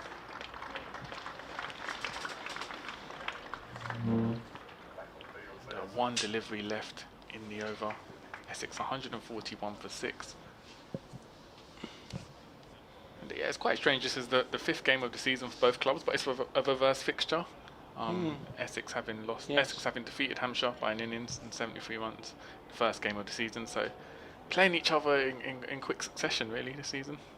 Yeah, it is slightly strange actually. But I was saying to Dickie, it's imperative really, if you want to challenge for the county championship, you've got to have a good period in this first set of matches. Yeah, Fuller into Pepper and just a leave there from Pepper to see out the end of the over. So 50 overs gone in a day. Essex 141 for 6. It's just the way the matches are lined up now. If you're not close to the leaders or maybe one game away from in the points total, then I think it's, as the matches go on, a few matches mid-season, a couple of matches, and then a batch of matches at the end, it's quite difficult to make it up. Yeah. You'd have to go on a run of winning out of those remaining 6 games or something. Probably have to win 4 out of 6 Exactly, to even get close. It is relentless across April and May, and then as you said, August and September, you just get those blocks of quick games of succession, which is easy to fall off the chasing pack. As it's going to be Carl Abbott to continue from the Graham Gooch end into Ian Mulder. Mulder just blocked that.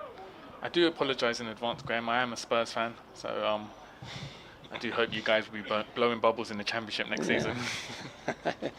So you're hoping Arsenal win tomorrow then, are you? I guess so, yeah. They have, I mean, it's a reluctant, it's a lose-lose for me, but yeah, it's the lesser of 2 evils. No, I think we're doomed. I don't want to be the pessimist, but I just don't see how we can escape now. We've been played quite well since Christmas, but before Christmas we were shocking. I'm sorry, there's no other way to describe it. So Abbott into Ian Mulder. Oh, and a leave there from Mulder. And well, I mean, Spurs in the same boat, really, by the barest of margins if we do survive this season. I can't remember who you're playing. Is it today you're playing? We've got Leeds on Monday. Leeds on Monday. So that's going to be a massive game. Oh, well, they're on their holidays, isn't they, Leeds? Yeah, it's basically on the beach.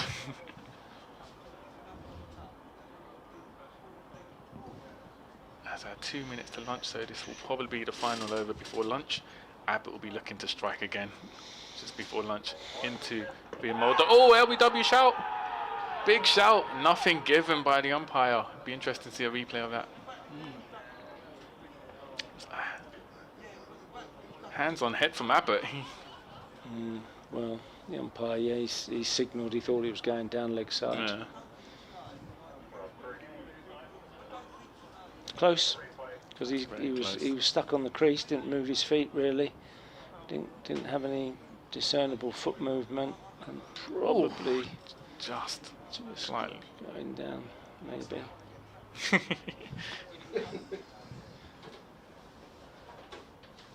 I don't know who the umpires are actually. Who are the umpires? Okay. Zach Abbott in once again to his fellow South African via Mulder. Mulder this time just blocks it on the offside. Oh, picks up a single.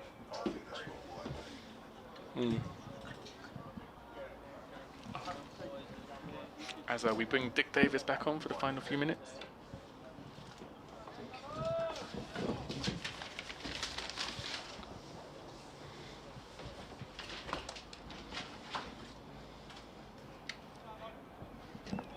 Yeah, I've come back because I have to do a 1 o'clock end of morning report, and sometimes they come to me a little bit early. So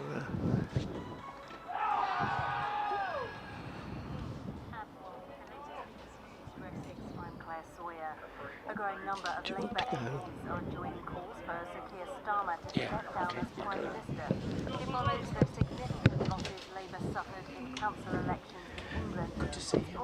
And you too. Scotland and his support of the governing party in Wales. Okay, thanks very much. He has made it clear he has no intention of standing down, but the Labour MP Denning Abrahams said the Prime Minister needs to decide on his position. I hope, as you said, that you will always put the country Abbott first. moves in, bowls, and that's just pushed back to the bowler, who then, well, feigns to shy at the stumps, and it's the end of the over, and they walk off to lunch with Essex on 142 for 6, so they trail by 93, and so it's been an interesting morning.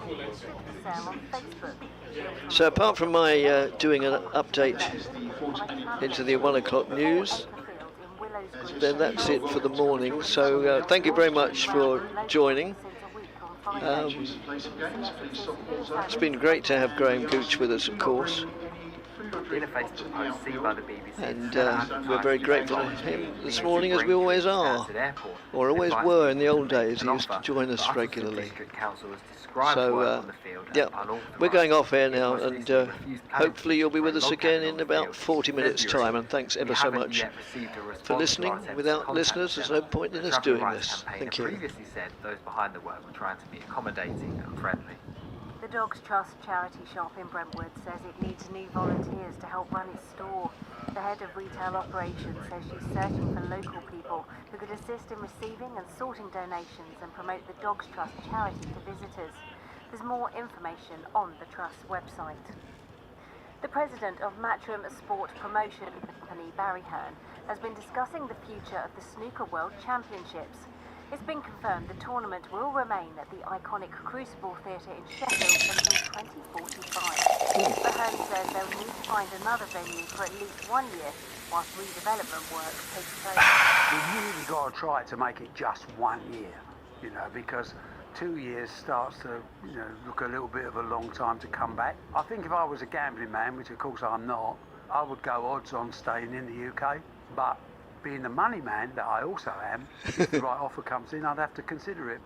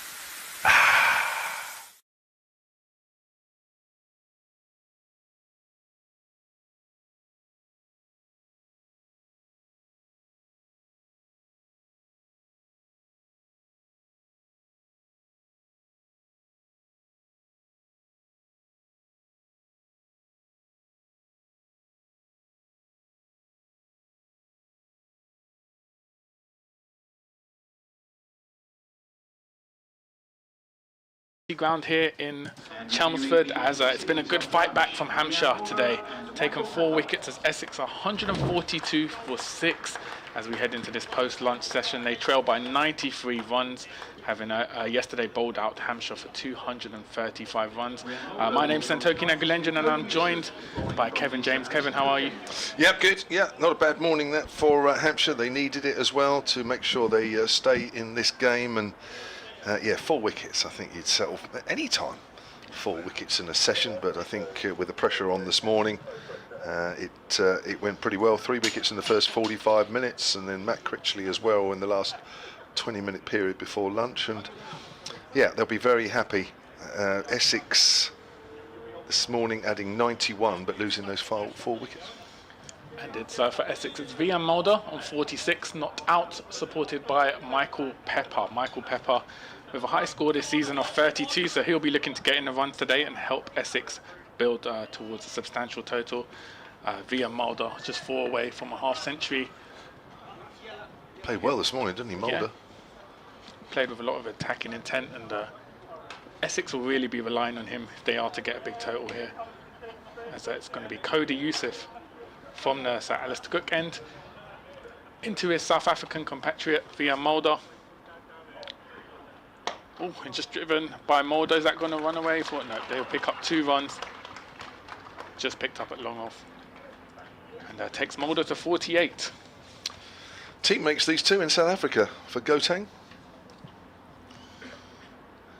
who had a pretty decent season. 4-day series, got through to the final, won the 1-day series out there.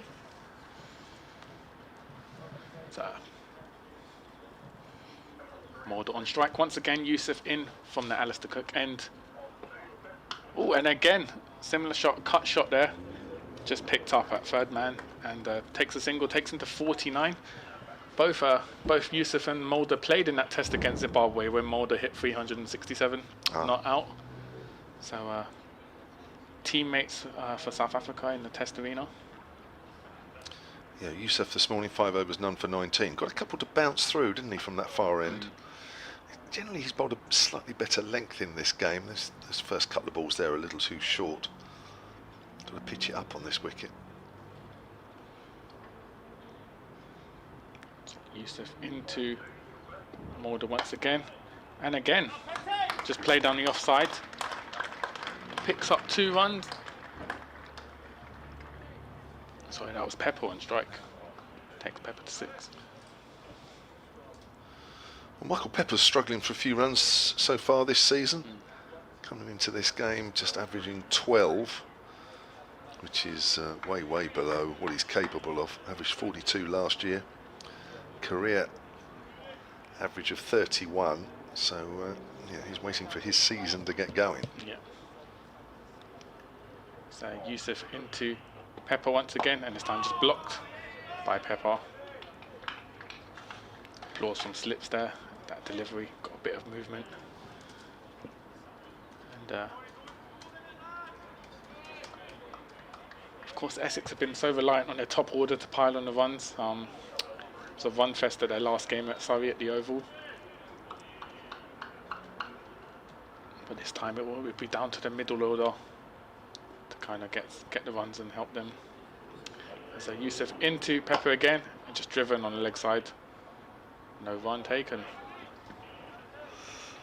He's back with the Southern Brave, Michael Pepper, for this year. So we'll be seeing him in a blue shirt this year for Southern Brave, as they've changed colours. 100, kept the name. But rather than playing green, which they have done so far, they will be playing in dark blue. So Youssef in final delivery of the over. Into Pepper, and they're playing a miss. Just kept low, and that ends the over. 5 from the over. Essex 147 for 6, and yeah, you make a good point. I think 3 teams in the 100 have changed their names. We've obviously got the Oval Invincibles have changed to MI London. Northern Superchargers, have changed to Sunrisers Leeds. And what was the last one? Is it the Super Giants? Lancashire. It was the Lancashire team. changed to the Super Giants. Remember, they've changed their logo to an elephant, Yes. which stirred some debate on social media. Are you a big 100 fan? I mean, I see the value of it in terms of attracting a new audience, but for me, just trying to get my head around another format in addition to what we have with T20 cricket, it's always been slightly confusing. Yourself? Yeah, I'm a big fan of it. Yeah, 100%. Yeah, enjoy it. Been to a few games up and down the country. Here comes Kyle Abbott then. Start of a new spell. He's beaten Mulder outside the off stump, and Mulder just sort of flicks out a hand as if to say, well, I'm not really going to get a bat on that. Mulder on 49 here. Abbott this morning in a couple of spells. This is this morning only. 10 overs, 4 maidens, 1 for 22. Picked up that Matt Critley wicket. LBW for 27. That was 126 for 6. Yeah, I've been to. I've been to a couple of the. I think I've certainly been to one final game. Okay. Or one finals day. Up at Lords. There's Abbott seeing. Mulder does get a bat on that one, pushing forward. I did Eliminator at the Oval a few years back, and did another game last year at Lords. Okay. And actually, that they were all just going. They weren't actually working. Oh, okay, yeah. Yeah. So the only one I've worked at was last year actually. With Southern Brave at home. So I've seen, I don't know, half a dozen. Okay, yeah. Half a dozen days, obviously. Yeah, that's all right. Comes Abbott, right arm over, bowls to Mulder. Mulder off the back foot, strikes that out into the covers where Nick Gubbins fields. So Caribbean podcast, that's been going a few years now, Santoki. Yeah, Caribbean Cricket Podcast. I think we're approaching our 5th year now. Myself and Machel St. Patrick Hewitt, who's of Jamaican origin, I'm of Guyanese origin. We sort of cover, never a dull day in West Indies cricket. So we sort of cover everything going on across the island, nations. Sometimes we get players on. Cricket West Indies president's been on. So if you are looking for any information regarding West Indies cricket in the West Indies, tune in. We're on YouTube. All the relevant podcasts, audio podcasts, you'll find us there. Well, the go-to place by the sounds of it as Abbott bowls, and Mulder gets wrapped on the pad there as the ball trickles through to Ben Brown. What's been the latest articles that you've done? So we a lot of our recent episodes have been about, I don't know if you've heard, Kevin, the first class season in the West Indies have been reduced. So initially there's 6 teams. They initially play 3 rounds of games, and then it goes to a playoff and a final. The unfortunate news is this year, if you're a member of Jamaica, Leeward Islands, Windward Islands, your first class season is amounted to 3 games, and that's it for the year. Money? Yeah, is that what money. has happened? Yeah. Wow, it's hardly any cricket at all, is it? Abbott into Mulder. Mulder gets an inside edge onto the pad, but works up towards mid-on. Well, you'll know better than me as an ex-pro, Kevin, but 3 first-class games, you can't develop test level players from that. No, that's a shame. That is purely down to finances. Yeah, so Cricket West Indies in their annual report essentially it was an SOS message to the ICC saying we need money. Like we can't continue to fund first class cricket as it stands. This is all we can afford, and we await to see what happens. But it's a massive shame for cricket in the region.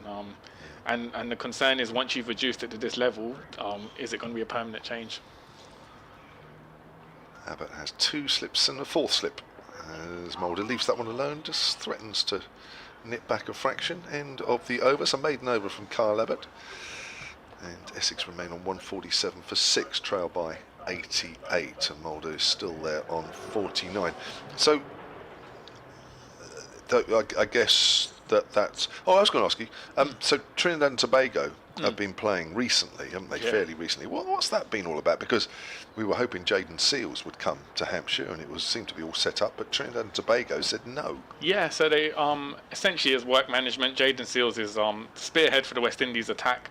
With the home summer coming up, Cricket West Indies decided, as you said, they didn't give the no objection certificate, so he was pulled from his deal at Hampshire. Well, it was Trinidad and Tobago. Yeah, sorry, Trinidad and Tobago. Yeah, sorry, I should say.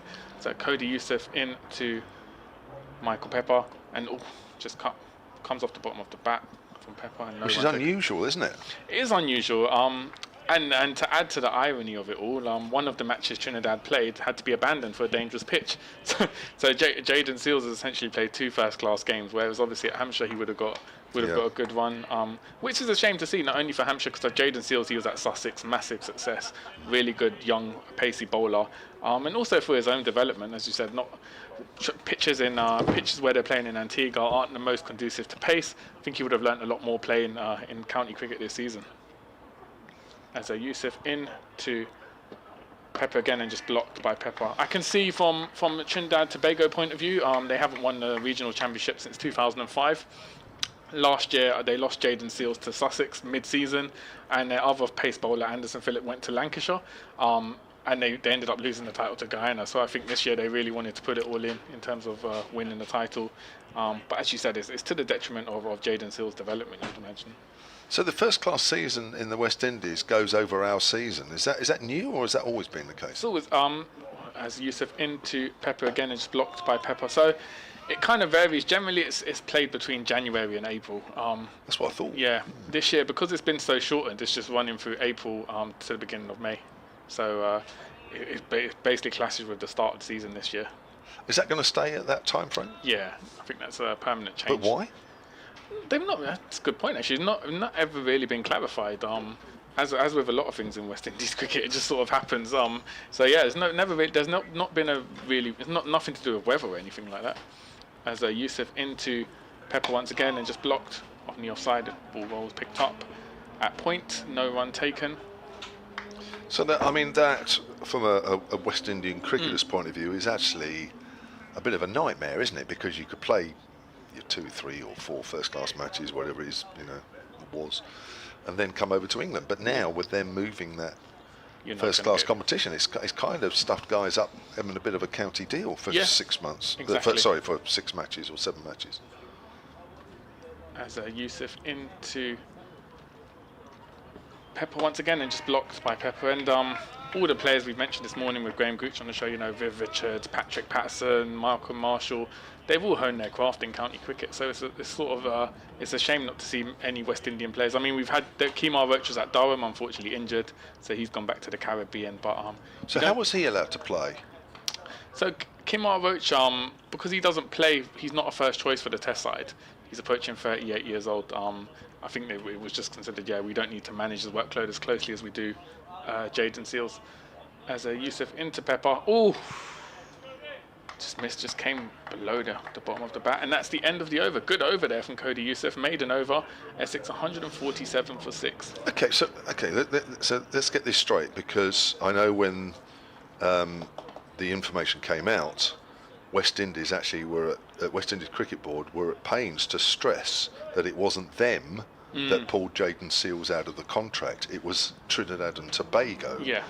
So West Indies then, I would take from that, West Indies were happy for him to come over. Yeah. So it was Trinidad and Tobago that weren't. Yeah, so I think for it to have been agreed and announced in the first place, it had to have been authorised by Cricket West Indies. But as I said, because Trinidad and Tobago were searching for the title, they essentially put themselves as the... Got you.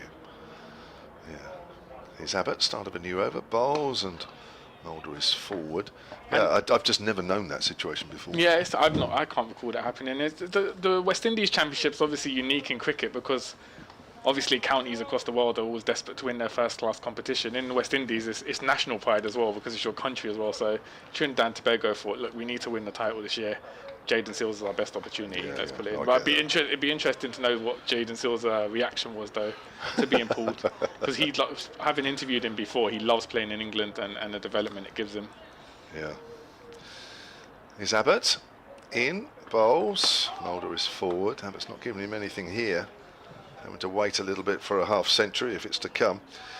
I'm sure any West Indian player would miss out on it. I mean, it'd be fairly lucrative 6 weeks, wouldn't it? You would think. I don't know the exact sums that are involved. So that's occupied a few of your articles and podcasts. That's sort of been recently. a recent debate, and that's after this delivery. Comes Abbott again from that Graham Gooch end, the far end as we look, and Mulder is going to reach his half century with a neat little nudge on the leg side, and he's played really well, the South African, back in the Essex side after brief sojourn back to his home country. 76 deliveries? 6 balls. And 6 fours, you've probably heard that in the background, and he's played very nicely indeed. Played some lovely shots off both front and back foot. Yeah, another interesting talking point was Durham batter Emilio gave revealing last week that Cricket West Indies actually called him. He's eligible to play for West Indies for his father, with an immediate opportunity to play Test cricket for them. Unfortunately, he said he declined because his current form, he thinks he can make an England squad. That's got a lot of journalists back in the Caribbean talking. Yeah, what a dilemma. Well, obviously not for him. His drive, he's played that into his pads there, Pepper. Well, I guess the complicated thing with cricket and that would be if he was to play for West Indies, he'd become an overseas player at Durham, and then you're kind of jeopardising your stability there. So there's a lot of complications. But supposedly Cricket West Indies are approaching a few players of Caribbean origin. I know in county cricket here in England, you've got Josh De Cares at Middlesex, who's eligible via his Guyanese mother. Daniel Bell Drummond at Kent, Jamaican origin. So there are quite a few who could play for West Indies if they chose to. Abbott, Pepper's forward. Good stuff this from Kyle Abbott, keeping it very tight as always. And I guess with, going back to sort of West Indies, which of course is your specialist subject in Guyana. We had lots of chats about that earlier. Guyanese cricket, one thing when I was out there with the Global Super League, the Guyana Amazon Warriors really are a fantastically well supported side, aren't they? They're almost like a team within I know they're in a country in themselves, but they seem to be a standout side in terms of. Oh, he's playing a miss in there. There's the one that bounces a little bit more outside the off stump. Another good over from Kyle Abbott. He has 2 for 33 so far. And I was just amazed at when the Global Super League took place in December, the first year, it was off the back of the Caribbean Premier League, so they were saying, the locals had enough of cricket sort of thing. But they still turned out, and you could tell that there is a lot of love, there's a lot of support for that side. Yeah, definitely. It's got a really passionate fan base. When Guyana Amazon Warriors are playing, particularly in CPL, you see it sells out Providence. Massive fan base. And I guess in Guyana, when football's not so big, cricket's by far the #1 sport. So Guyana Amazon Warriors are sort of kind of fronts that charge. And with West Indies cricket not doing so well, people want to see success with the Amazon Warriors team. As Yusuf into Mulder, just played on the offside, picked up by slip, picks up a single. And the other thing I was going to ask is that with the success of the Caribbean Premier League, and it's big over there, isn't it? It's developed into a super competition, and it's well supported. How comes the West Indies Cricket Board are still, money-wise, still not in a great state? Surely the Caribbean Premier League's helping that out, isn't it? Yeah, but it's unusual because Cricket West Indies sold the Caribbean Premier League. It's privately owned, so they gave a 50-year deal. So whereas other countries, the boards earn part of the revenue, Cricket West Indies don't benefit financially from CPLs. Cody Yusuf in, bouncer there to Michael Pepper, and given as a wide. So, 50 years. Yeah, 50 years by the previous administration, which again has a lot of people talking.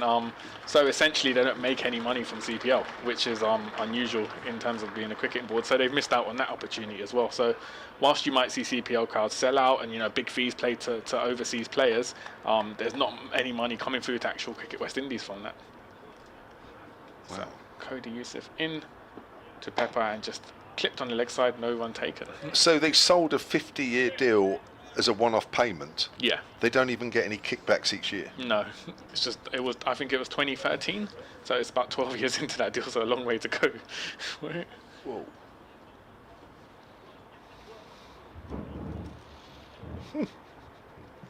I'm no business person, but even that seems bizarre. Surely you would make sure you got something annually. Yusuf in to Pepper, just blocked. And a lot. So they must have been in dire financial straits, because I'm guessing that to sell a 50-year deal up front, you get more money than if you sold a 50-year deal, but you get kickbacks each year. Yeah, so I'm guessing. So they clearly needed a big sum up front. Big sum up front, and at the time CPL was a new entity. It was unproven, so I think they sort of just took the gamble, but. It's definitely backfired because you haven't got that consistent money coming through. Wow, it's shocking when you think about it. As Yusuf into Pepper, and a swipe by Pepper, just dipped low. Didn't it? Very low. Good stop, Ben Brown. So yeah, Kevin, we were talking on there. You've been to Guyana twice now. I think that makes you an honorary Guyanese citizen. What were your experiences of the country? How did you find it? Yeah, well, obviously you know it far better. That's your home. My initial thoughts were governed by my first visit there back in 79-80. So Yusuf into Pepper and just blocked out by Pepper. And as I quickly found out, it is a very, very different country from the one of that long ago. It's changed a lot. In some ways it hasn't, but in lots of ways it has, i.e. the building going on is, I don't think I've ever seen so much building going on in I say a small space, it's a huge space, but the bits we were in, I've just never seen so much construction, and that's all of course come back from the oil. Yeah. So Yusuf into Pepper, final delivery of the over. Just played on the offside and a quick single taken by Pepper. They're going to run two. Yep, they think about it and they run two quite comfortably in the end. That takes Essex to 152 for 6, end of the over. Because I know Georgetown is what everybody thinks of as Guyana, certainly over this way. Yeah. You're in Berbice. Yep, Berbice, correct. Which is further along towards Venezuela. Yep. Yeah.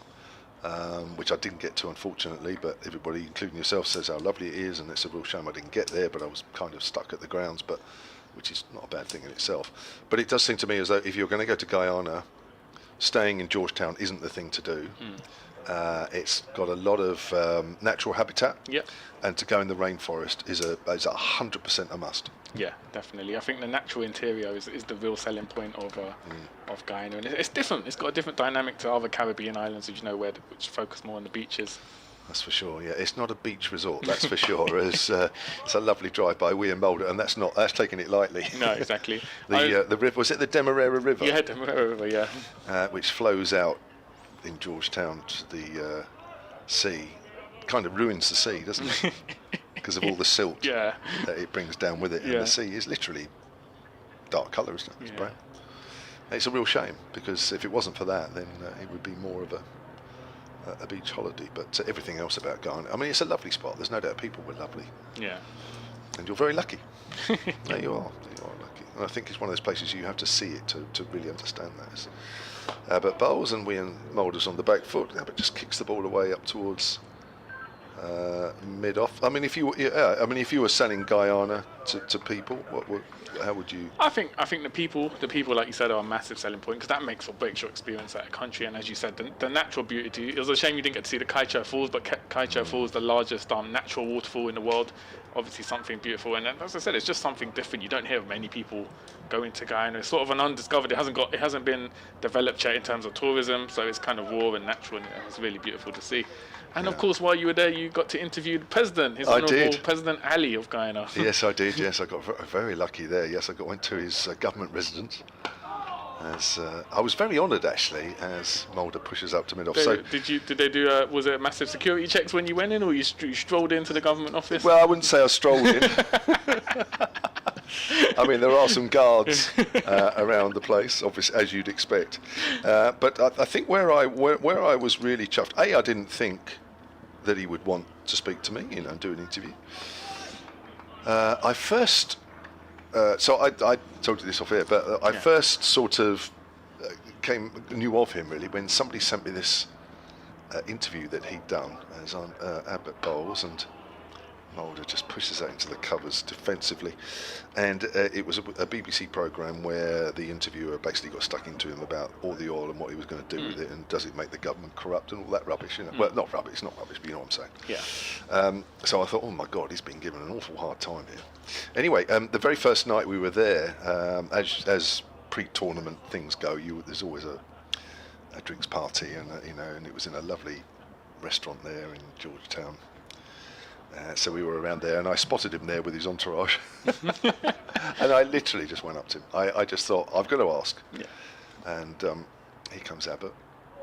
So this is the very first evening that's played out into the gully. He wants a single Mulder, sent back by Pepper.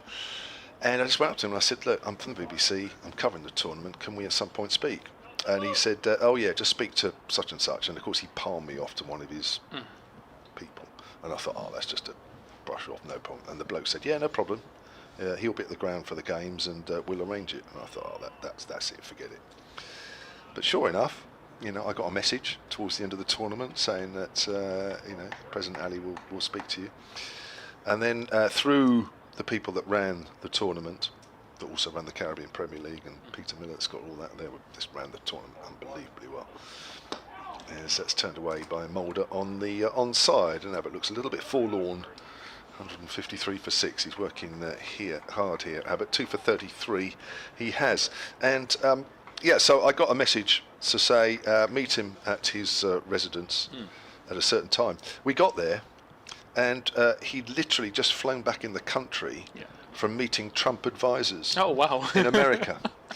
And so we waited in his, it's not his lounge, but I guess it's his lounge that when people come to speak to him, it's a lounge that, it's like an interim. Yeah. But when we walked through the garden, there was this massive train set. I mean, massive, where the children get in and virtually drive the train. It was just unbelievable. It goes round in a circle around this tree, but it was unbelievable. So there's little things like that. Anyway, the house was lovely. As Yusuf into via Mulder. Oh, bounce delivery and just hit on the leg side, down to fine leg, and a single picked up. I actually met the president here in London. Did you? About a year and a half ago. He did an event at just by Westfield in Shepherd's Bush at the Hilton Hotel. I actually got to meet him. He said he listens to the Caribbean Cricket Podcast. I did say, Mr. President, haven't you got better things to do with your time? No, but he is a massive cricket fan. Commentated on the CPL final last year. Did he really? With Ian Bishop, which is a first for head of state, I think. Oh wow! Yeah, he loves cricket. So Yusuf in to Pepper, just clipped on the offside, picked up by third man and takes the single. And glad you got to experience Guyana for a second time. Yeah, I know. I was very lucky. And just to finish off that bit, so when we were waiting in the lounge, and it wasn't that long really, and all of a sudden we heard these sirens, because obviously he had a motorcade or whatever it was, motorbikes, shepherding him along the roads. So we knew he was arriving. And I'm not joking. His kids are there. Yeah. His children are there, I should say. And before he virtually even said hello to them, having been away, he came and did the interview. Oh, wow. As Yusuf into Mulder, just blocked by Mulder. So what was the interview like? What did you sort of... it was just a general interview, it was about, because it was the first year of the Super League, and it was how is it, has it worked out the way you thought? And it was a very general one. I didn't want to, there was no reason for me to, do anything like that. And I mean, a little bits of it got played out, but I think if I'm honest, I think one or two at the BBC thought it was a bit fluffy. No. So that was that. As Yusuf into Mulder and just blocked, just driven on the leg side, no one taken. Yeah, interesting. Graham Gooch before lunch was saying he also toured Guyana with England schoolboys, I think 1974, so just a few years before you went. And he actually played cricket in Berbice in Albion. He said he played a one-day international. Oh, really? Which is remarkable. Because what is that stadium like? Because there's a new one being built, isn't there? Or so they want to build a new in New Amsterdam. They want to build an international stadium. Massive cricket and hotbed there in Berbice. Obviously, so many players coming from there: Rohan Kanai, Alvin Kalicharan, Basil Butcher. So they want to sort of kind of have something as a landmark there. As Yusuf in to Mulder and just blocked by Mulder, and I think it'd be great for Berbice because it is quite a journey to get from Berbice to Providence Stadium. So to have, I mean, if they can have an international ready stadium in Berbice, I'd imagine that would draw the crowds in all across Berbice. So that'd be good to see, and that's something President Ali's really been pushing for to be developed in the next year or two. Okay, so just to give people context, Berbice to Georgetown, or Providence Stadium is the new stadium that was built for the World Cup, isn't it? Which is outside Georgetown. Just outside. What sort of distances? What sort of timings? So you're looking about 2.5 hour drive from Berbice to Providence. As Yusuf in to Mulder and just driven forward by Mulder. And that's the end of the over. Essex 155 for 6. And obviously to get there you have to cross the Berbice Bridge, which has a lot of traffic. So if you could have a stadium in Berbice, that would be great. And as I said, the legacy of cricket in Berbice means you'd get a massive fan base there. Well, I mean, the ground outside Georgetown at Providence should only really be a 20-minute drive, but as you know, with the traffic, it's about treble that. it's a nightmare. I think it was funded by the Chinese government for the 2007 World Cup Providence Stadium. Yeah. So yeah, as you said, it was built for when West Indies hosted it in 2007, which means, unfortunately, border doesn't get used for international cricket anymore. And it was literally 2 blocks away from where we were staying in the hotel, and it was just nice to. I could walk down there. You know, obviously you've got to be a little bit careful in Georgetown, but I mean during the day you're okay. And it was perfectly safe being 2 blocks away, and it was lovely to be able to just walk down there and just look around and thought, wow, I played here about 50 years ago. Which is a bit surreal, to say the least. And the ground, I could remember parts of the ground. I remember the green sort of facade of the pavilion down one side. I could definitely remember that from 79, 80. But the rest of the ground I couldn't really remember, and a couple of the stands and that looked like they're not far off down, which is a bit of a shame. But Georgetown play there, don't they? Georgetown Cricket Club, or one of the Georgetown Cricket Clubs. Scott Curry's taken over from Kyle Abbott from the far end as we look, and forward is Pepper. Plays that out into the covers. 155 for 6 here are Essex. They trail by 80. Mulder is 53, and Pepper has 9. No wickets since the lunch break. But yeah, just nice, and of course getting to play there again. Media game right at the end of the trip. Tape ball, which when I told you said, oh yeah, I know those tape balls. I'd never seen a tape ball before in my life. Has weird characteristics, to say the least, but got to bowl to the president. That's how much he loves the cricket. He was he was right in the thick of it. He was opening the batting, I think, or certainly batted high up. Has played out on the offside, and could certainly play. So how did you find playing with a tape ball? Weird. Well, I mean, it's I think it's when you've only been ever used to bowling with a cricket ball. To bowl with a tape ball, it feels like you're bowling with a wall. You know, it feels like that, and it probably doesn't. It probably behaves not far off it. It takes I guess you'd have to do a lot of practice with it to be accurate. I'm guessing. Here's Curry, because it just feels like a ball of fluff almost in your hand, as though it's harder than that.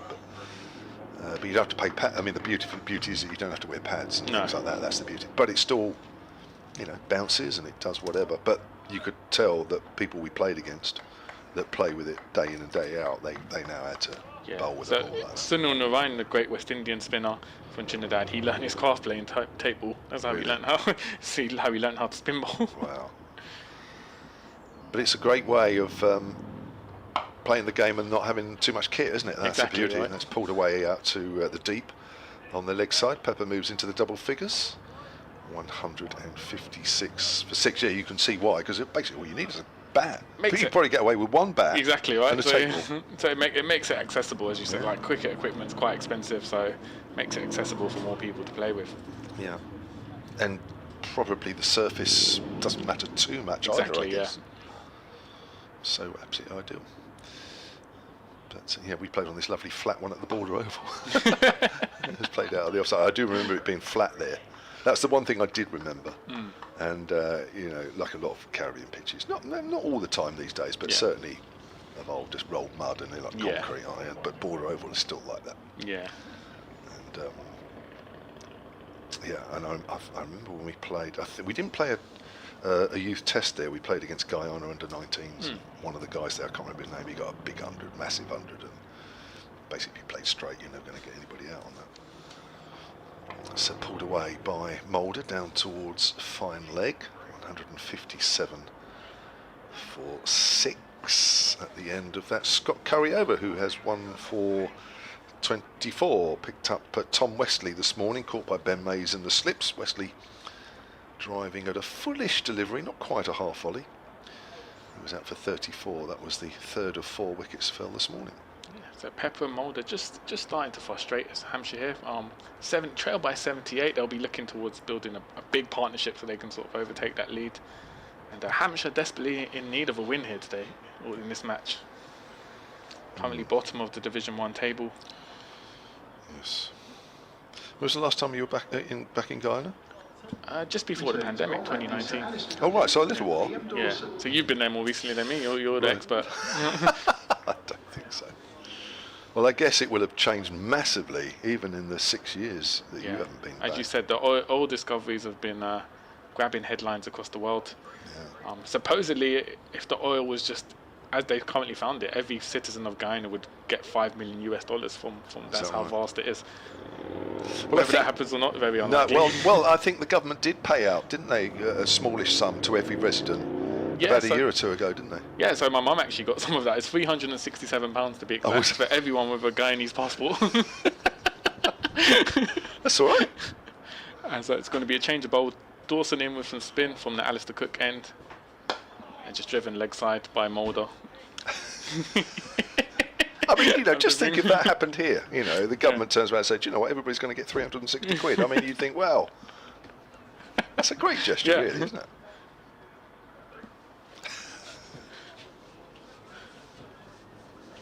As Dawson into Mulder, just clipped on the offside and picked up. Yeah, no one. The other thing I learnt out there, there's a shopping centre not far away from Providence Ground. Okay. And it was given to Marlon Samuels. It was given to Marlon Samuels? By who? Well, it must be the government. I just looked over there, and some people walked over there. I didn't, because it was a bit of a dodgy terrain, if I'm honest. Dawson into Mulder, just clipped on the offside, picked up a cover. But some of the people, the TV crews and that sort of thing in between games, quickly wandered over there and sort of had a bit of lunch and that sort of thing, but I didn't. And they came back, so we have that shopping centre over there. It's owned by Marlon Samuels. It's a big one as well. Dawson into Mulder and just blocked by Mulder. There you go. So you are the guy next. Well, I didn't even know that. But I think, that's got to make an article for you, isn't it? How did he end up coming to own a shopping centre in Guyana? There you are. So Toki, you've got exactly another one to come. You with that. I don't know how you get hold of Marlon Samuels. I'm sure you can. So Dawson into Mulder and just blocked by Mulder. We actually asked Marlon Samuels to come on the podcast once. He gave us a 2-word answer, which I can't repeat. Oh, really? Well, he's been involved in one or two on-field incidents over the years, hasn't he? Yeah, he didn't have to fork out a penny, apparently. Just got handed. Unbelievable. Yeah, no, amazing.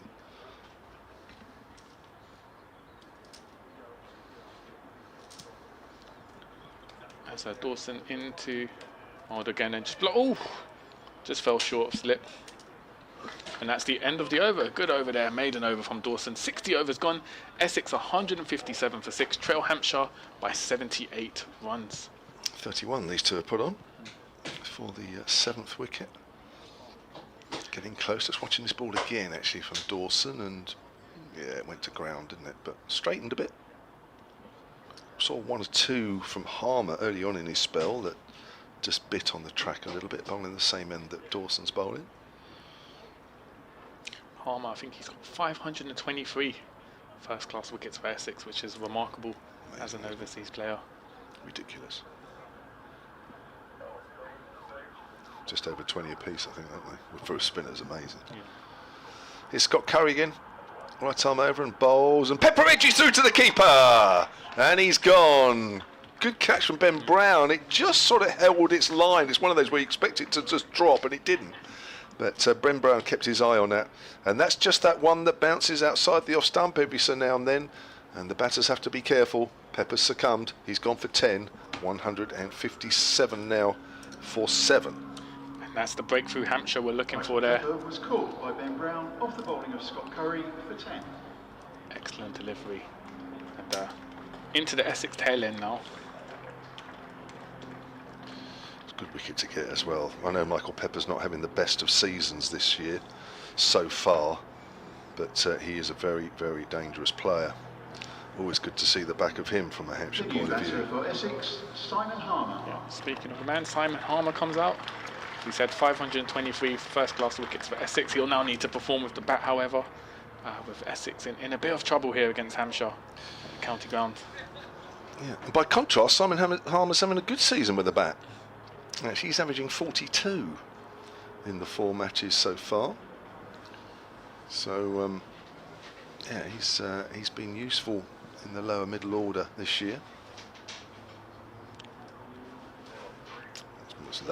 It's lower than the lower middle order, really, isn't it? Coming in at number 9. Gave a really good interview in The Guardian this week talking about spin bowling in this country. how it's not valued as much as he'd like. He said of the 18 counties, only 2 or 3 have full-time spin coaches. It's hard to develop spinners across April and May, but he's certainly done well. Well, if you're good, aren't you? You'll get through it. But that's interesting. Yeah, you're right. Actually, from a spin bowling coach, there's so many specialist coaches around there. Yeah, you don't really hear much about spin bowling coaches now. That's very true.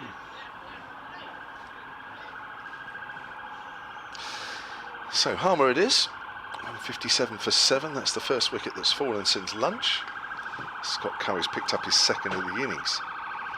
In again and bowls, and forward is Harmer. So Curry has 2 for 25, playing his second match of the season, his second in a row. Probably only playing because Sonny Baker failed a fitness test yesterday. I think James Fuller was always going to be playing. I think it was whether Baker was going to be fit. Curry may have missed out, but he's proving his worth here with the ball. Tall, can find that extra bit of bounce from time to time. Not quite there, but it's right on the money. Forces Harmer into a defensive shot. Yeah, I think you hit the nail on the head though. If you're a good spinner, you'll find a way. I think Mason Crane at Glamorgan's had a good start to the season, take a lot of wickets. Even a few murmurings about potentially getting an England call up as a leg spinner. Not sure how likely that is, but he's definitely had a good start in unfavourable conditions so far. Yeah, he did well against Hampshire last week, that's for sure. Looked a very, very good bowler. Well, he looked the bowler that I think we'd seen at times at the utility bowlers. That's pushed up towards mid-on by Harmer, but you know, he also, you know, as leg spinners do, also had times where it just wasn't quite working for him. But I thought Jimmy Adams, one of the assistant coaches at Hampshire, made a very telling comment about Mason Crane, because he saw him a lot obviously when he was at Hampshire, that he felt that this year he's really pushing the ball through at a quicker pace, and he felt that when he was at Hampshire, that's when he was at his best. Here's Curry to Harmer. Harmer's forward, goes out into the cover. It's dropped into a nice length here, Curry. And you know, when it wasn't quite going so well, he was bowling a bit more loopy.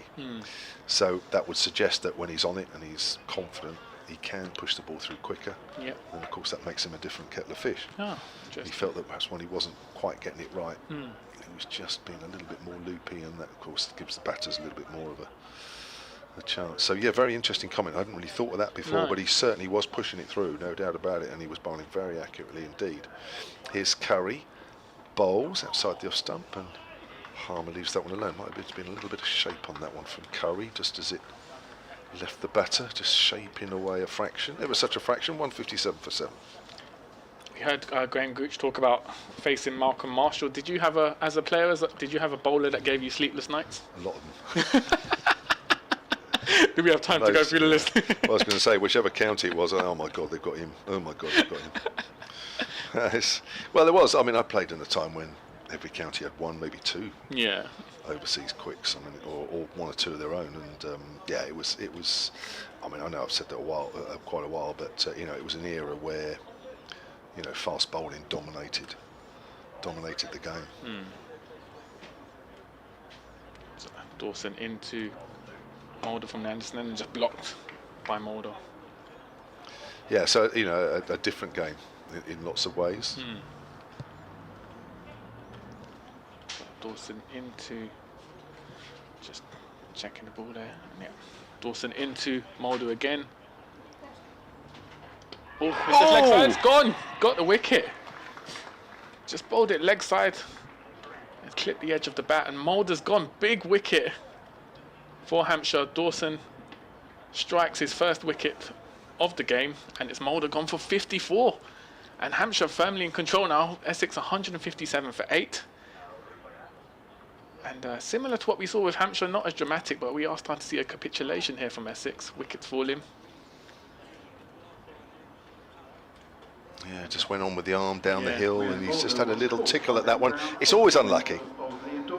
It is an unlucky way to get out. I know lots of people say, well, he shouldn't do that, he shouldn't do this. You very rarely in your career get caught like that. Yeah. But it happens. You know, we do see it. And it's a valid wicket, but yeah, you can count yourself a little bit lucky with that one. But yeah, Hampshire again amongst the wickets in this afternoon's session. 157 for 8. They've lost 2 wickets without addition to the total. And it's been a very good day so far for Hampshire with the ball. And this game is starting to move rapidly forward here, Definitely, Incoming batter, Shane Snater. Shane Snater, who has a career average with a bat of 21, very much a bowling all-rounder. Yeah. But 21 suggests that coming in at number 10, he's not going to be an easy wicket. Well, current run rate 2.56 with these two at the crease. We're either going to see wickets or fireworks, I'd imagine. With Snater generally quite an attacking player when he does stick around. Yeah. Well, they're still behind by 78 here, and just 2 wickets for Hampshire to get. If they can get both those quickly, a lead of around 70, maybe even 60, I think is pretty handy here. That heavy roller doesn't seem to have done too much to the pitch. It's still getting that odd ball to bounce. Yeah. So Dawson into Snater and blocked sensibly there from Snater. The trick here for Essex, and really what they must try and do at the very least now, is make it a 1 innings game. Yeah. Don't really want to have too much of a deficit.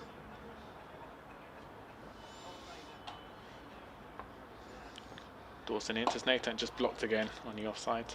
So we've seen 18 wickets fall so far. Does the pitch look like it has a lot of movement from what you've seen since yesterday to suggest we'd see this amount of... No, it was tricky yesterday morning, Yeah. so you can understand why Essex put Hampshire in. There was a green tinge to the wicket, and it did nip around a bit. So Dawson into Snater once again. Just hit down to mid-on, no run. But for me, this is a typical Chelmsford pitch, really, but where you just, especially coming down from the far end, down the hill slightly, that you just hit a length and you continually hit that same length, and then every now and then one bounces. Yeah. So Dawson into Snater again and just clip leg side. No run. And that ends a very good over for Hampshire. Wicket maiden for Dawson. Essex now 157 for 8. They still trail by 78 runs. We've only got 2 wickets remaining. As Kevin says, they'll be looking to their target should be to try and make it a 1 innings game and try and cut that deficit by as much as possible. That you'd imagine would depend a lot on what Simon Harmer can do for the rest of this innings with the bat. Yeah, Harmer is key, definitely. So the wicket takers this afternoon, Scott Curry, he now has 2 for 25 from 9, about to start his 10th over. And Liam Dawson with 7 overs, 1 for 10. Terrific stuff from both those two. Just kept the pressure on, carrying on from this morning's session where they picked up 4. Essex added 91 up until the lunch break. Simon Harmer just taking his time here, putting his gloves on. He's going to mark his guard out again. He's going to ask the umpire again. Oh no, he's not. It's taking a little while anyway. Here comes Curry, 2 slips weight. Bowls to Harmer. Harmer comes forward. Just keep it there, and it might be that 6 balls, ball doesn't do much at all, but the 7th, one it just bounces a fraction. Pepper found out that way. And we saw 1 or 2 in the Hampshire innings go the same way. It's but if you bowl shorter than that, ball kind of stands up here. So you don't want to be bowling too many short balls, and really there hasn't been a lot of short balls. No. Certainly not from the home side. They know the wicket better than anybody is. Harmer just works that away on the onside. He's off the mark. Both these batters starting together on 0. It's almost like Essex starting again. 158 for 8. It's a hot day here in Chelmsford, and we know it's hot because around this time the sun starts shining into our commentary box. It's another feature of this ground. I think it is a little hotter today than it was yesterday. Yeah. Good crowd again, actually, as well. Probably a few more wearing hats today than there was yesterday. And hopefully packed on the suntan lotion as well. Oh yes, I've put it on even in here. Well, part of me is in the sun, part of me is not. Curry to Snater. Bowl. Slater almost edges that one through. That bounced, and it also had a bit of pace on it through to Brown.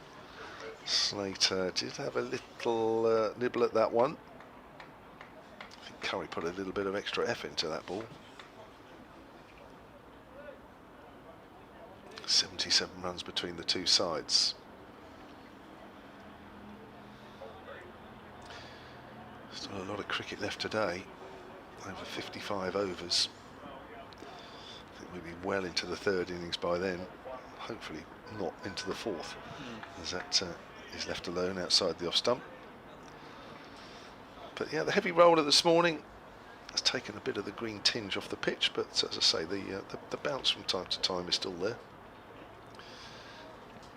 We are into the 63rd over with this ball. Probably don't expect it to do too much off the pitch. Curry in again. Bowls. Slater off the back foot. Just pushes that out square on the offside. But yeah, it's been good from Curry so far today. He had a tough performance last game against Glamorgan. I think he went for over 100 runs, 102 runs, went wicketless. So good comeback in his second first-class game of the season. Yeah, it looks like he's fed off one or two of the other bowlers in this game. Last game, nobody bowled particularly well. Kyle Abbott probably the pick of the bowlers, but didn't really happen. That's hit off the back foot. I think there is a man out deep. Yes, there is. Just in front of the pavilion. That's Liam Dawson, and Slater will keep the strike at the end of that Scott Curry over. 10 overs, 2 for 27. Yes, it's almost as if one or two of the bowlers didn't bowl particularly good spells, and then it was a bit catching, really. Yeah. But it was perversely, on the other side of the coin, it's working the other way here. Slater trusting his ability here, taking a single off the last delivery of the over means he keeps strike for this Liam Dawson over from the Sir Alistair Cook end. Dawson just making a few tactical changes on the field.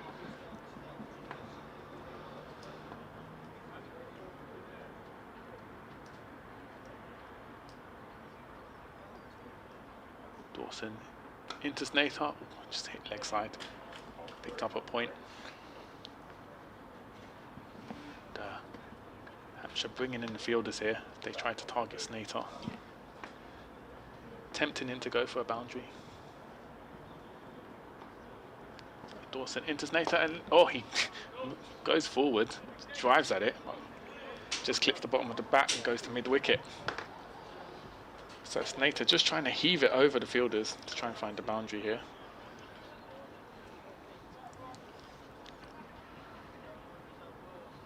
So Dawson just pushing a man back to long off.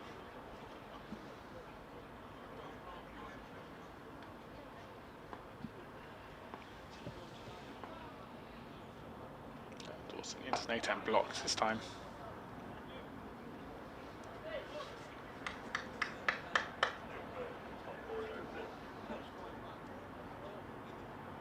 It's going to be Dawson again.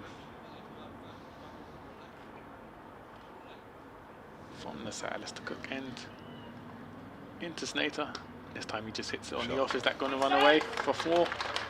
Well-timed shot there from Slater. Oh, and a good pick up on the boundary. No. Rolls away for 4. It was a good attempt by the fielder at deep, but it's run away for 4. And a well-timed shot there from Slater. Shows his capabilities with the bat, takes him to 5, and Essex to 163 now. Jake Lehman, that was at the boundary. You don't want to see him throwing himself around like that. We need him fully fit.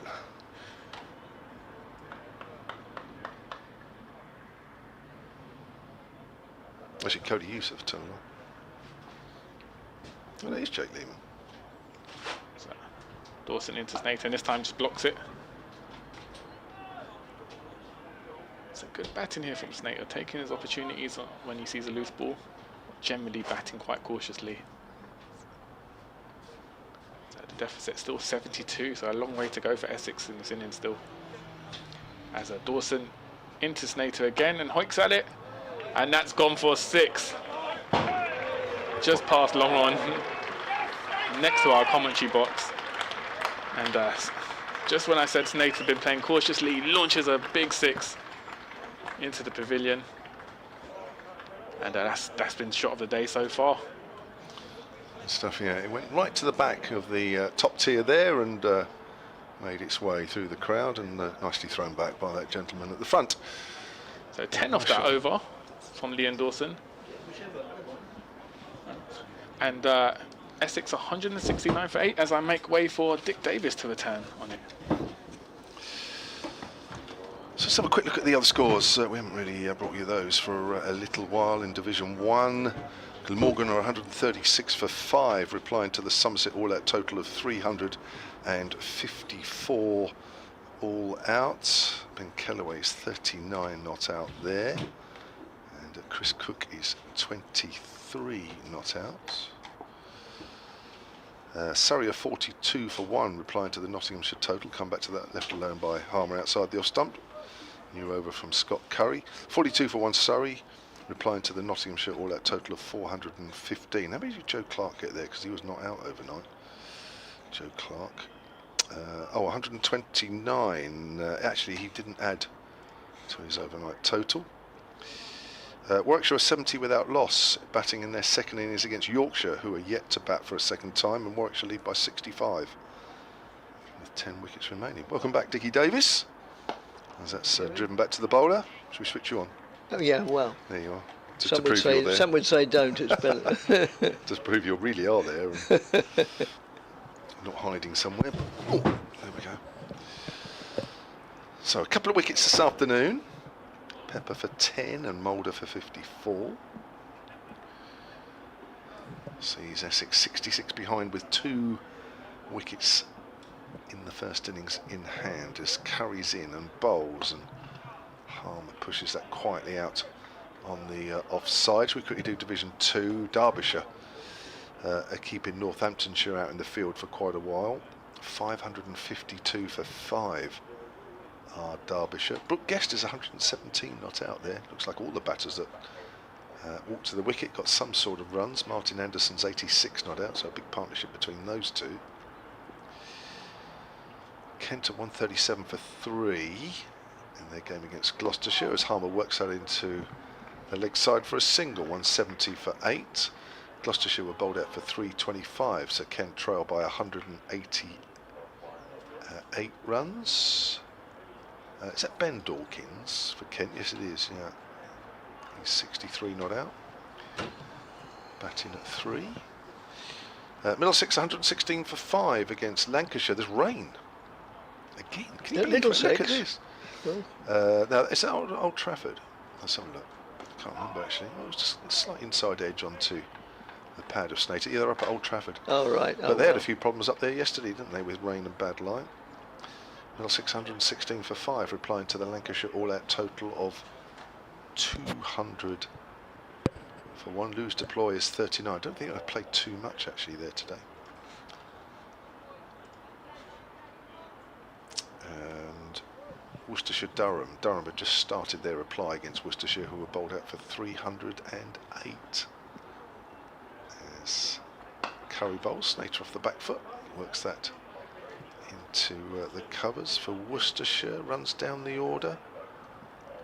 63 not out, low down by Jack Home. Coming in at number 10. Well done him. And I must mention the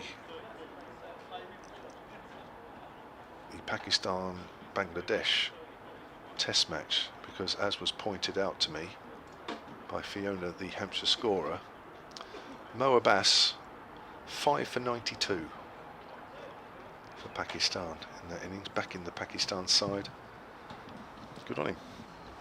Right, well, it's Liam Dawson to continue from this Alistair Cook end, i.e. the end from which we are commentating, and looking into the afternoon sun as Dawson moves in and bowls now, and Harmer goes on the back foot, just pushes it out onto the onside, no attempt to score a run. So both of these batsmen are capable of seeing Essex into the black, but That's whipped away on the leg side for 4. Splendid shot there. Harmer came down the wicket, got to the pitch of the ball and just whipped it through the leg side. Well, as if to prove my point that they're both capable. And really under this situation from the Essex point of view, well, I suppose from the Hampshire point of view, every run is vital. It is. Essex need to at least get very close. Yes. As Dawson moves in again and bowls to Harmer. Harmer goes forward solidly, gets his head over the ball, just pushes it back to the bowler. And there's another man coming in on the leg side, not particularly, well, short-ish mid-wicket, but not sort of check the house and check the insurance sort of close. As that's lofted away, hard, high and handsome over mid-wicket for 4. I lost sight of it, it probably bounced once or twice just before it crossed the boundary. So useful over from the Essex point of view, so they now trail by fewer than 60, by 57.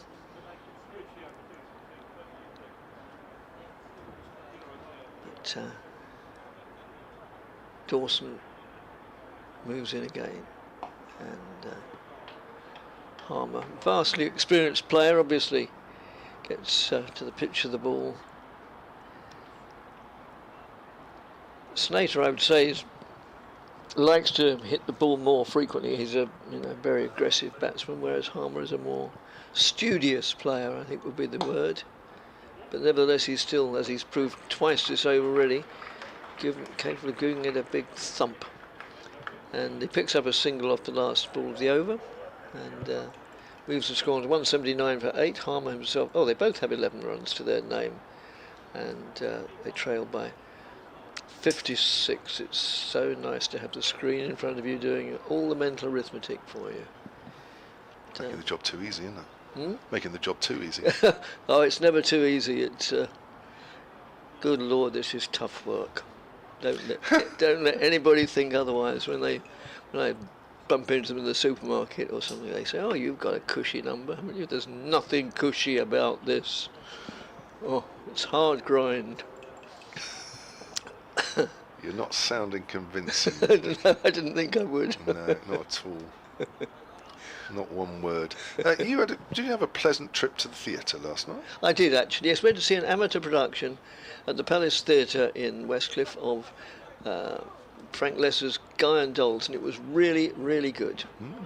Excellent. I thoroughly enjoyed it, and I speak as president of one of the rival societies in the town. But it was they did a really good job. Curry into Harmer, who leaves that one alone outside off stump. Packed house? I don't know is the answer. We were in the third row and didn't really sort of look around, but yeah. Didn't want to be recognised. Oh, there's a lot. You always, because I've been on the amateur theatre scene in Southend for 50 years, then yeah, I'd always go there. Plenty of people I know. But the Friday night's always the biggest house of the week, so yes, I would hope that it was pretty full. Curry in again. Tries to whip that away down the leg side, misses, goes through to Brown. It's gone way outside off stump there, Harmer.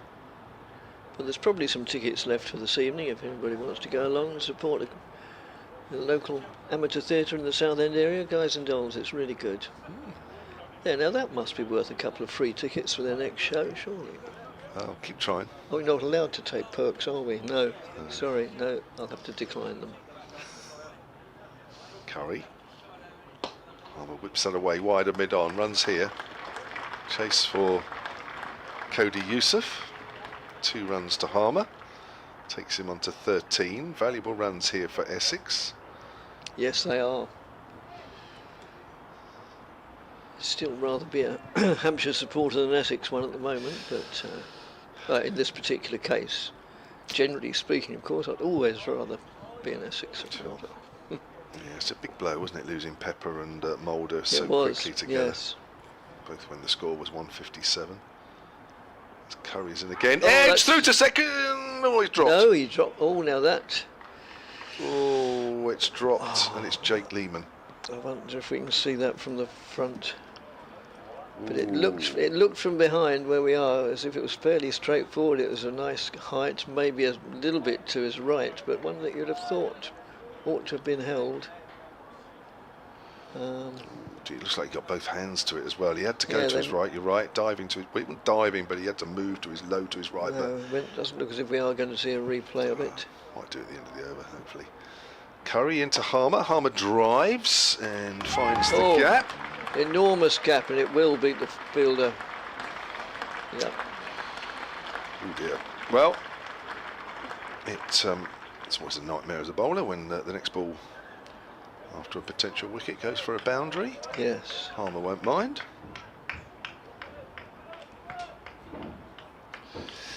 You just felt that was a very important moment there, really. Yes. Bring number 11 in. You've still got a lead of 50 odd. I would have said that at this level of the game, it's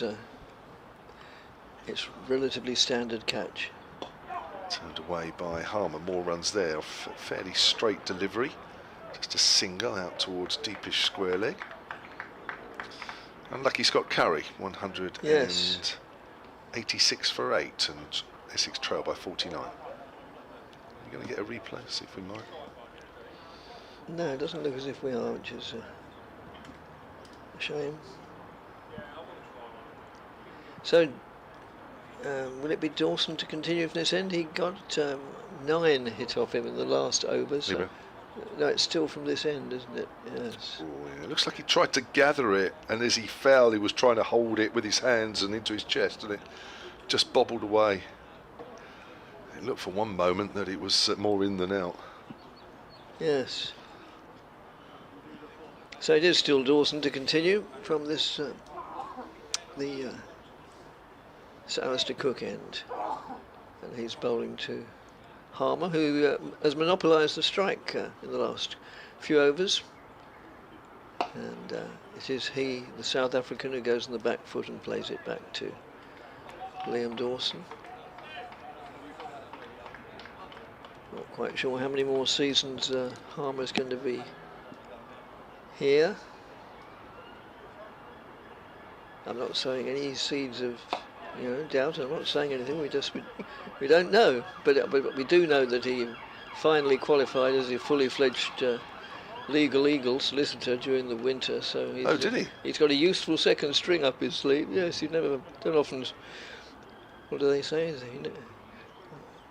They used to say you never see a farmer on a bike. I don't think you ever see a lawyer on a bike either. That's just pushed back to the bowler.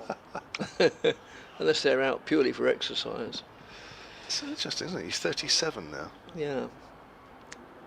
As a top of the range spin bowler, then he's probably got a season or 3 left in him if he wants. So that's worked away down to long on. And they go through for an agreed single. That's interesting, isn't it? Clearly doesn't waste his time in between games. No, and I mean he also plays in the winter, so yeah, he's a busy lad. I suppose when he practices, which is always a strange word to use, I think, I wonder when he'll get it right. Don't know if it'll be in South Africa or over here. That's worked away square on the onside by Snater for a single. The score moves on to 188 for 8. Essex trail by 47. That's a big thing, though, isn't it? Qualifying. Yes. And that's just pushed out back to the bowler. End of a far better over from Dawson than the one that preceded it when he got hit for 2 fours by Harmer. So an interesting phase, not just interesting, but pivotal, or probably going to play an important part this next, between now and tea, could play an important. If these two are still there at tea, and there's still another 18 overs to go to tea, then, well, yeah, game on almost. Well, yeah, if it becomes a 1 innings game, which Yes. I think it's rapidly getting to a point where Hampshire would hope that it's at the very least that, then of course in the second innings either one of these sides doesn't need to bat badly, because that's a game, set and match. Yes. Even with a 50 cushion, it's not too bad. But that's been whittled away. So James Fuller is back into the attack. He's already had a good day today. He has 3 for 43 overall, but today he's 2 for 24. Picked up the first wicket. Sam Cook bowled in the second over. That off-stump cartwheeling back. Also picked up Charlie Allison, caught in the slips. Second wicket to fall today. That's guided by Snater to backward a point. I'm sorry we haven't been able to take any emails today, and as listeners probably know, I always enjoy the emails enormously because it's nice to know what you think of the game or things generally, but every time I try and log on it comes up with an error which I can't solve, so I'm going to take, diligent as I am, I'm going to take the laptop home tonight and pore over it and see if I can sort it out. Here's Fuller. Snater drives pleasantly up to mid-off. Abbott gets a wicked bounce in front of him, but manages to keep it as a dot ball. I haven't had too many emails like this. This is probably the only one actually. Greg Thornett emailed about 10 minutes ago actually. Said, was listening this morning on the BBC Sport app and it was crystal clear. Just rejoined after lunch and something up with the sound. Oh, now that's interesting because my wife said something similar, and I phoned the technical man and he said, is your effects mic too near our own mics? Well, he came in here at lunchtime. Oh, did he? Yeah, when you were this elsewhere. This emailer, is he listening? He's listening or watching the live stream, so sometimes we get different effects. The other commentaries appear to be okay on the BBC Sport app, so he's obviously listening via the Sport app. Yeah, rather than he's checked the YouTube feed, no issues. So yeah, apparently we sound like Daleks on the BBC Sport app. Yeah. In fact, I've just had another one actually as well. He says the sound's been poor for the last 45 minutes, says David Kelly. So a bit of an issue. Yeah, it's more or less what my wife said, and she acts as quality control. It's definitely worked much worse on Dickie's mic. Oh, is it? Yeah. That's interesting. I can't think why that should be. Well, your sort of thing up there, I don't know, it's roughly in the same place. Ah, now that thing, as you refer to it, using its technical name, has slipped a bit. Yeah, at the end of this over, I might try and put it back where it was, see if that makes any difference. It's like one of those 3G dongles, isn't it? 4G dongles. Is that what it is? I think that's it. Snater hits it in the air, but safe through the covers. And that's going for 4. Not frightened to put back to ball when it's there. And it might have been a catchable height, but there's a big gap where he hit it. He moves on to 16. 192 for 8 then Essex, and they trail now by just 43. Thank you to the emailers that have mentioned this, because I guess we probably wouldn't have known otherwise, so thank you. No, yes, thank you very much. I will move the thingy, as it's known. It's completely in a different position than yesterday.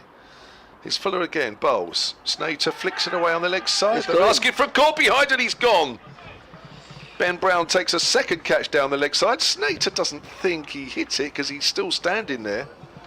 Doesn't really want to be standing there for too long. He's making his way back now, and that's the 9th wicket down. Snater goes for 16. Just like Mulder, the previous wicket, caught down the leg side. And a 43-run difference between these two sides now, but Essex only have 1 wicket in hand.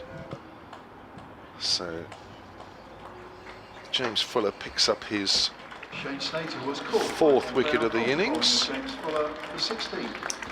16 runs he departs for, and the last man walking to the crease will be Jamie Porter. Well, I've moved the thingy which says written on it 5G, no, 6 US, something modem, to where it was yesterday. Hopefully that's a bit better. Otherwise, we've tried everything we can. I've moved the microphone. So that's Ben Brown's 4th catch today, 5th catch in this innings.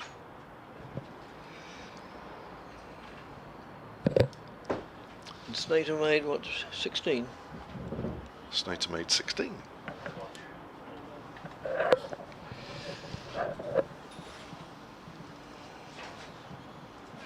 So, Jamie Porter, last man standing. There's going to be, well, there is a chat going on between him and Simon Harmer, because Simon Harmer now has got to take charge of this situation. And yes, he has, very much. Unsurprisingly, it's going to be Liam Dawson continuing from this end. thank you to Steve Clark, who says everything's fine on the picture feed and YouTube channel, so it's obviously clearly a BBC yes. issue. I wonder whether more people listen, you know, just audibly and on their phones and things, or more people watch the live stream. No idea. As Dawson moves in and bowls, and that's worked well on the onside, purely defensively. So the deficit is 43 at the moment. So that last preceding wicket added a vital 35. And that's, oh, they're declining the singles. That's push out square. There was easily time and room for a single, but it was declined. So the tactics are plain to see.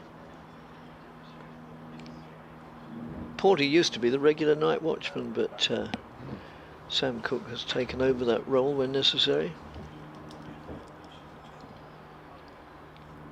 And that's lofted away hard, high and handsome for 4 more over mid-wicket. So that reduces the deficit to fewer than 40. It's down to 39. You can see Harmer's tactics. He's waiting for the right ball, yes, isn't he, and hitting it to that shortish right. boundary. Yes, well, he's a powerfully built man. I mean, yeah, so that wouldn't be any problem to him, whatever. Dawson moves in again and bowls to him. That's a full toss, which is just pushed out towards long on, but only for a single. And so that's the 4th ball of the over. So there's going to be 2 for Porter to face. Understandably, the field changes considerably. The slip cordon, oh no, the slip cordon stays the same, but a man's brought in short on the offside, just putting the helmet on accordingly. And Dawson eager to get at his man, Porter less eager to face the bowling. Yes, he's still backing away. Yeah, don't rush me, please. I want to see where your fielders are. Oh, in fact, indeed, they are strengthening or altering. Oh, now for some reason they're just. Oh no, I see. They brought in another slip and dispensed with the backward point. So there's 3 men, 3 men plus the keeper, all within whispering distance. Oh, and that's 4 useful runs for Essex. Whether it's leg byes or runs, I'm not sure. Oh, it's runs. Yep, very useful. Down towards the sycamore tree, the only shaded part of the ground at the moment, and that area is very small. That short shaded area.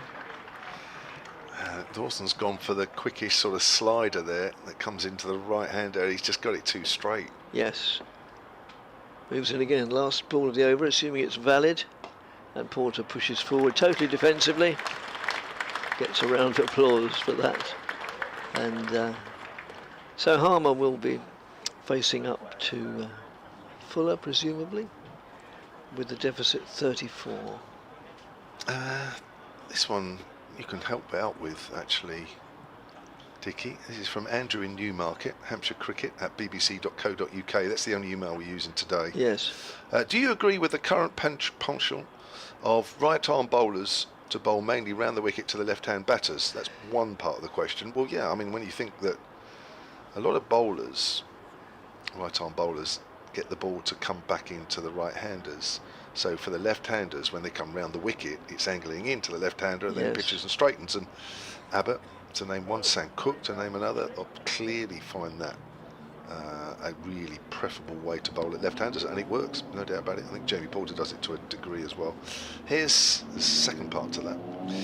Here's Fuller, bowls, and Harmer tries to flick that away on the leg side. Would John Lever ever consider bowling round the wicket to right-hand batters? Well, the honest answer is I don't know whether he'd ever consider it. He's president of the club now. We'll go and ask him. But in those days, everything seemed to conform to a pattern more. So I think, would he ever is difficult to say, but certainly not as not. I don't recall seeing him employ that method of attack Ever? No? But that doesn't mean he didn't. I can't remember him. I think he was just about finishing as I started. I can't remember. I would have been a babe in arms when he was playing. David Kelly's back on the emails. Hampshire Cricket at bbc.co.uk. He says, if anything, Dickie moving the thingy has made it slightly worse. Oh dear. Well, that's Dickie for you. Yeah, that's what I do. That's Dickie, technical engineer Dickie. It's just like being at home. Oh, it's your fault. Well, I wonder whether I move the microphone or the thingy. I'll move the thingy at the end of the over. I have to say, the way you have your kit rigged up is different to the way I have mine back at home, so I can't help, really. No, right. Because it all looks totally different. So that nips back a bit on Harmer. He could take the single on the leg side, but doesn't, because you've got that silver box which converts into the IP signal. And yes. I don't have one of those, so no. Quite how that works, I have no idea. Yeah, I believe, some of them have the new system, the IP, which stands for Internet Protocol, and others, like BBC Essex here in this box, we have a sort of conversion kit. All sounds great. Rob Mead is on the emails, Hampshire Cricket at bbc.co.uk, about Simon Harmer, which we'll come to after this delivery. Full of bowls, and Harmer drives down the ground. There is a deep mid-off. In fact, there's no run for that. That's a lovely drive for nothing. It was. And I must admit, I didn't realise there was somebody right out there at the top end of the ground. Fortunately, there was. Otherwise, that would have been a boundary. Rob says it's actually a barrister that Harmer has qualified for. Oh, is it? Oh, even better. Well, to my mind, yeah. And in an article in a national newspaper, he said he'll be playing at least 2 more seasons. Right. Thank you very much. Yes, Rob. thank you very much for that. Barrister. Well. And Andy Day is on the emails, Hampshire Cricket at bbc.co.uk. Lovely to hear Graham Gooch earlier today, a real treat. Thank you. Yeah, that's where it was. I enjoyed that. It's full of bowls right to the pad. That looks very close indeed as he was coming across his stumps. Not out, says the umpire. And Andy goes on to say, you currently have a few sound issues, very choppy. Yeah, exactly sort of the way my wife described it. But not on the picture feed, so if you're listening on the picture feed, you're sitting back saying, oh, not us. No. Only those pesky people listening via the BBC Sport website and app. Well, yes, at the end of the over, I'll scale the heights, which a person of my age shouldn't have to do, and try and move it around a bit. So here's Joe, who's messaged me. She says, it sounds like you're all underwater, listening on the app. As Harmer drives out towards extra cover, fielded by Dawson, which will keep Jamie Porter facing the first ball of the next over. Whilst Dickie does another bit of his engineering feats. Shall I turn you off just so we don't hear you fall off the chair? I hope there's no health and safety people listening, watching. He's only on a chair, so that's not too bad. Your man's coming. Your man who knows everything, Dickie. He knows what to do. Yes, excellent. Oh, the wonderful Nick. The wonderful Mick, is he? Nick. The wonderful Nick. He is. He's my hero. Yeah, that put a bit of pressure on anyway, that's for sure. Yes, it obliges him to put it right, doesn't it, really? Yeah, it might have been good to have left that until we know that the sound was considerably better. Even Nick's got his fingers crossed. That is a bit of a worry. Right. 2:01 for 9 then are Essex. Harmer has 24, Porter has 4, and the difference between the two sides now is just 34. So Essex are inching towards parity. They lost Pepper for 10 and Moulder for 54 this afternoon, both when the score was 157. That was a real blow for Essex. Harmer was dropped by Lehman at second slip. Looked like he had it, and as he was sort of falling to the ground, he just sort of bowled out the hands and chest and just went to ground. That was at 181 for 8. Shane Snater went after that. He went for 16. That was 192 for 9. Here's Cody Youssef back into the attack and bowls to Porter, who has a little waft outside the off stump, and he misses. Score remains on 201 for 9. Where's Nick gone? A bit of a worry. He's taken off the kit with him as well. So they might not be able to hear anything now. Dickie, he's taken something with him. He's taken that dongle thingy. Yeah, he's removed the thingy. Yeah, I reckon that's the problem. Yeah. I should have brought my kit up actually, shouldn't I? It's all converted. Oh. It's always wrapped on the pad. Is that too high? Yes. Or is there an inside nick onto it as well? What's the umpire going to signal?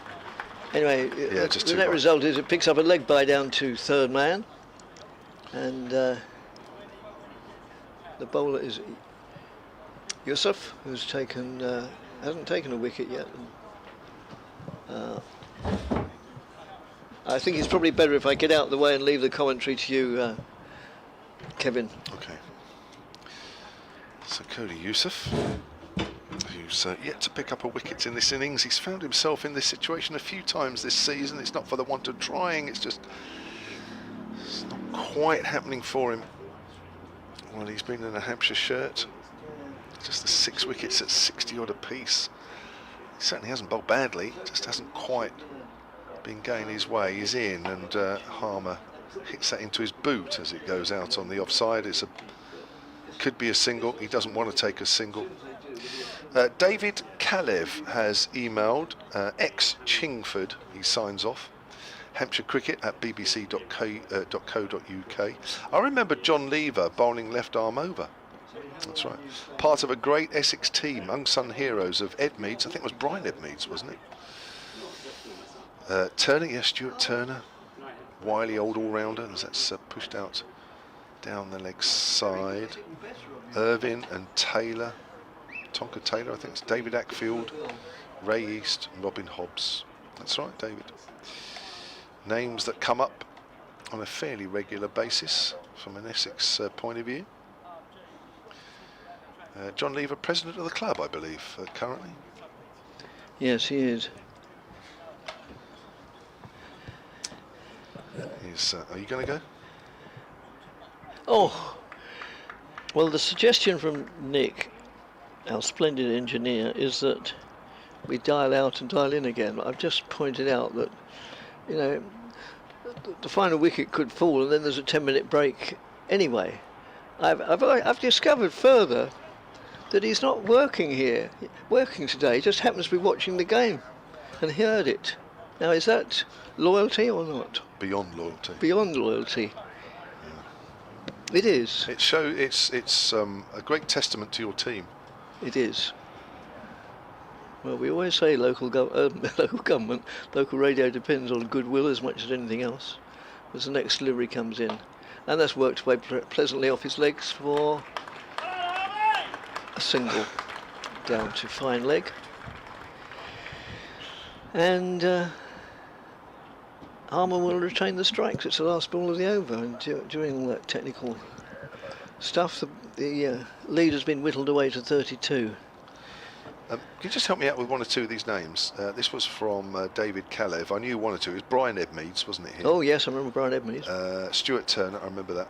Irvine, who was he? Lee Irvine was one of the first overseas players, South African, that Essex had. Sadly, I have to admit that I remember seeing all these players. But still, this is my last season. So legends of Essex cricket, aren't yes. they? Taylor was Tonka Taylor, isn't it? Yes. Tonka Taylor? Yeah, Brian, the legendary Brian Taylor. David Ackfield, obviously.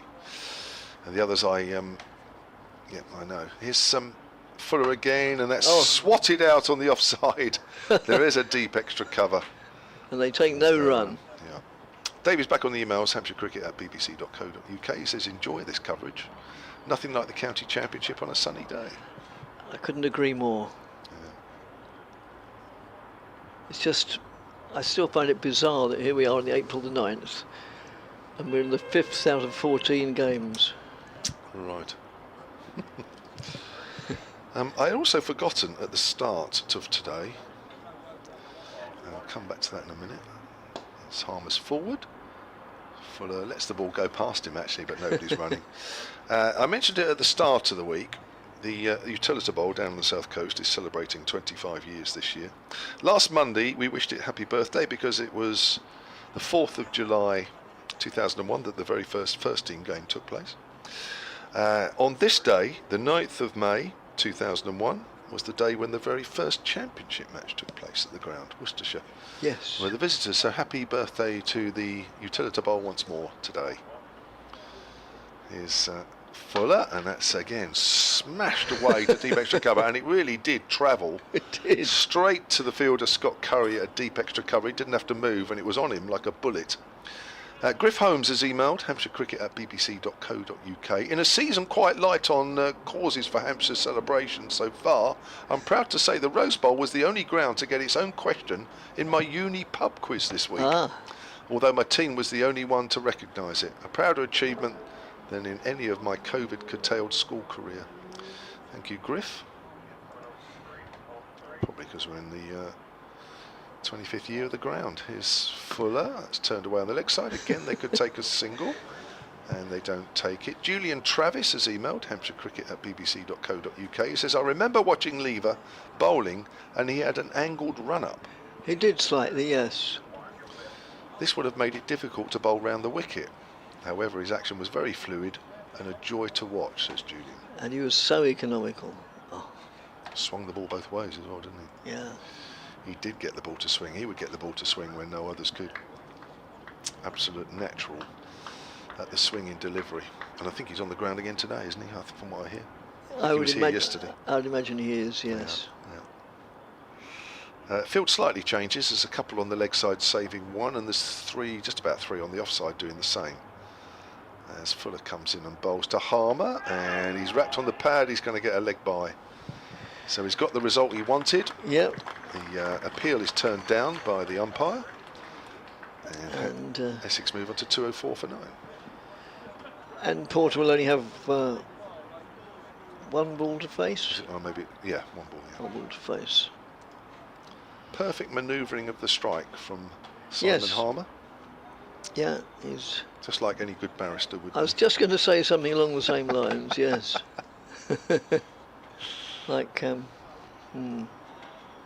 So there's clearly a different barrister. I mean, I'm not into all this, and I'm probably going down a rabbit hole here.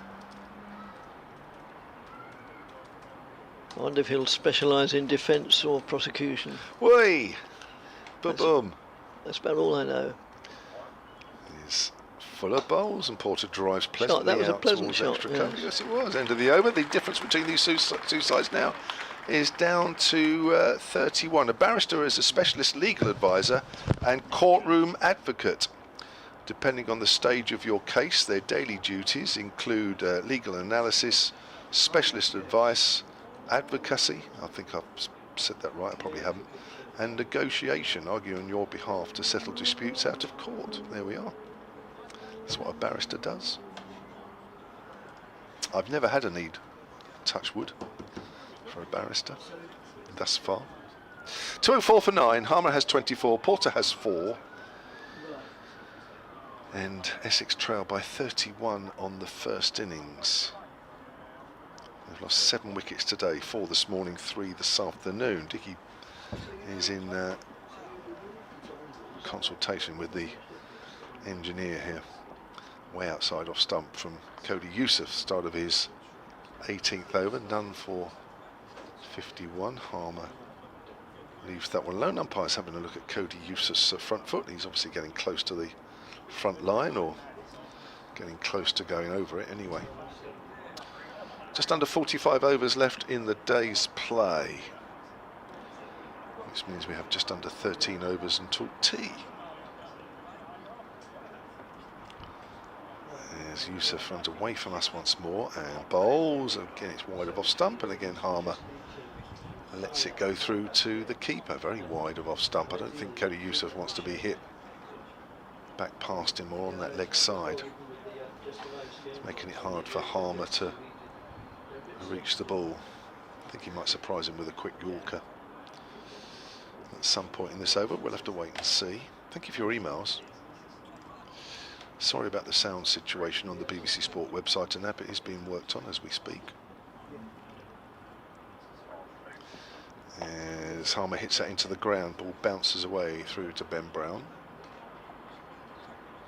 Again, it's wideish of off stump.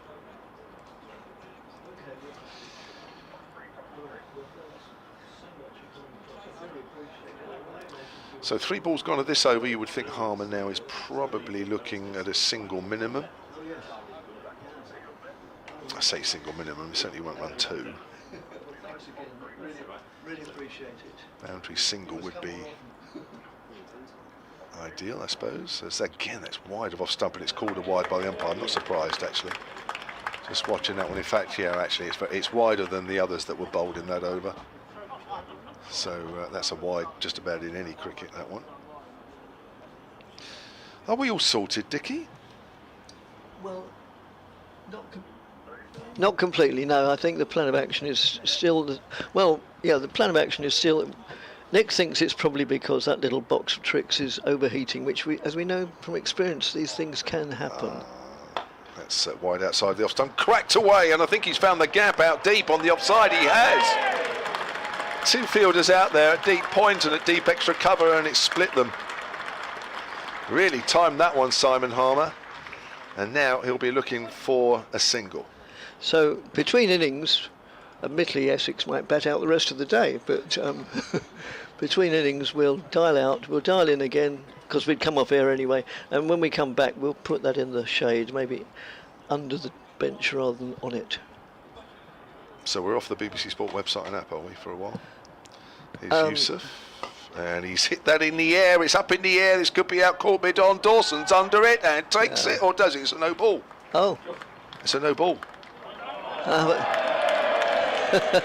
I thought Dawson looked rather casual in taking it. Well, I wondered why nobody celebrated. I thought, well, it only had to be a no ball, and well, would you believe it? Harmer dropped on 13 and the slips are now arced off a no ball on 30. Yes, I'm not quite sure now whether we're on the BBC. Well, yeah, Nick nods his head, so we are still on it, but it's highly likely we've got the same problem, which we'll sort out between innings, hopefully. Trail by 23 now. This is an eventful over. It is, isn't it? So Harmer is still looking for a single at some point. Well, in fact, it's not, is it? It's Porter. It's because they ran that single actually off the no ball. Yes. It's just flicked away off the top of the pad, out on the offside. Well, poor old Cody Yusuf struggling to take wickets this season, and when he does take one, he ends up overstepping. 2-12 for 9. Porter only has to see this ball out.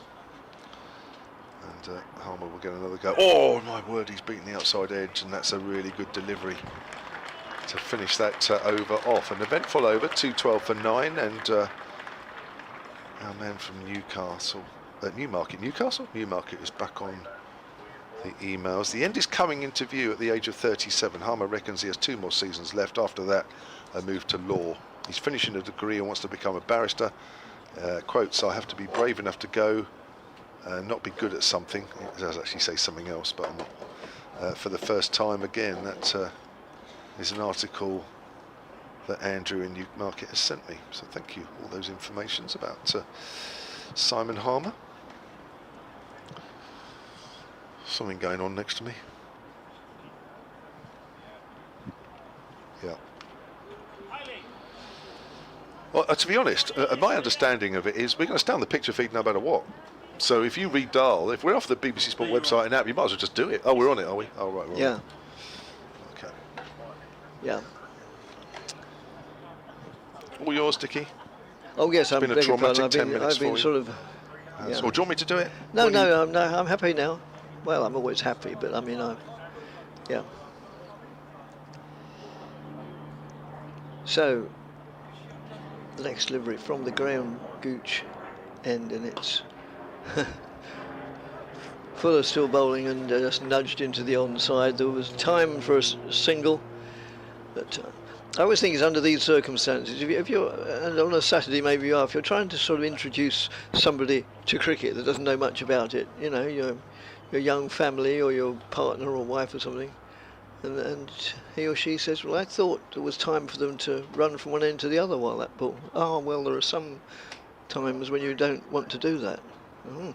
And you say it's and so pull it in again to Harmer, and again just angles it down to wide third man and makes no attempt to leave his crease.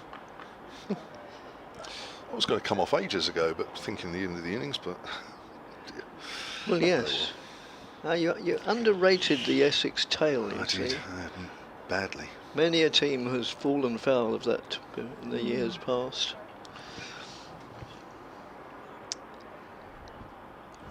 As Fuller turns.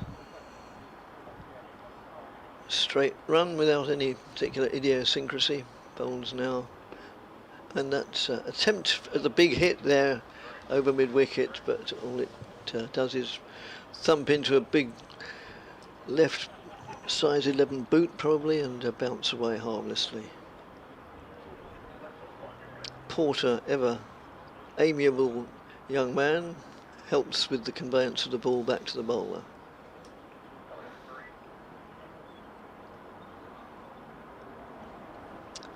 As well as being a very, very good bowler, Jamie Porter, he is, as the next delivery comes in, and it's played out deep into the extra cover area, but no attempt to run. He is totally contrary to the sort of caricature almost of opening fast bowlers. He is the most amiable, affable, apparently easygoing fellow you could imagine. And yeah, the fact that he had to go a few yards to retrieve the ball merely to hand it back to the bowler is typical. Lovely bloke. As Fuller moves in again, bowls to Harmer, and Harmer's just turned that off his hip for a single, it being the 5th ball of the over. So Porter will only have to face one.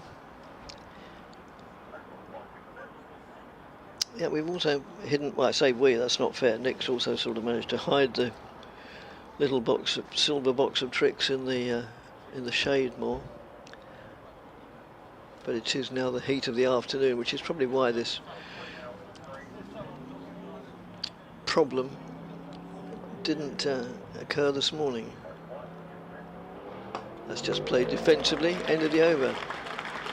Just remembered, we don't have problems in this modern age, we have challenges. Hold on, I'm just going to have a word with Nick. So the difference between these two sides now down to 22. The 9th wicket falling at 192. These are all valuable runs. So this is this partnership worth 21, which doesn't sound a lot, but it's bringing them close to Hampshire's first innings total. Cody Youssef will continue from the river end. 18 overs, none for 59. Tasked with finding a way. Even 22 will be helpful.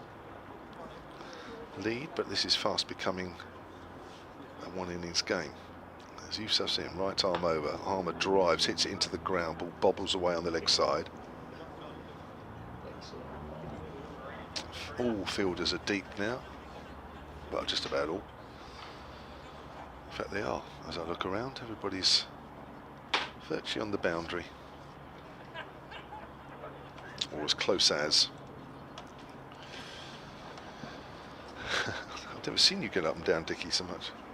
No, it's as you say, it defies medical science, and it contravenes health and safety. Now, are they looking at the ball? Umpires are coming together. And even though this ball is into its 76th over, they've agreed that actually it's all right. It can't be that great. Well, I don't know too many balls that once you get to the 76th over look particularly good. Right, here we go. Cody Youssef to Harmer, who is 31. Harmer drives, Yusuf gets out of the way, that's going for 4.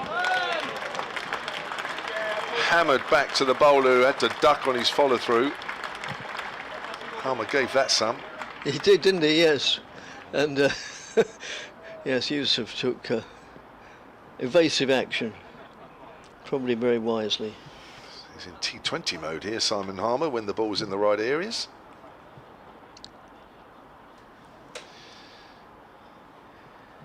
So it's a slower ball, and again it's hit over Cody Yusuf's head, and again it's going for 4. Well, I tell you what, if he approaches court cases with the same gusto, you haven't got a chance as a defendant. No chance. So the deficit reduced to 14 now. Wow. He's in full T20 mode. Look at that swing of the bat through the line, and nobody's stopping that one. There's a deep mid off and a deep mid on, no chance. 221 for 9, Harmer 39. Here's Yusuf, bowl short. Harmer toe ends that one. I'm not sure that was meant to go down to deep mid off, but it's gone very quickly indeed. Flat bats that away. Tough going for the bowler here. Now we've had 4 balls, so the field starts coming in, but the way Harmer's hitting it. Yes, yeah, the way he's hitting it, make it easier because he can just hit over the top. Well, he's got 2 balls to think about getting down the other end. I think the way he's now, Dawson's having a word with Yusuf. All the field on the offside is coming in, bar third man. Looks like the ones on the leg side are staying put. Crowd's coming alive a little bit to our right. Clearly enjoying what they're seeing.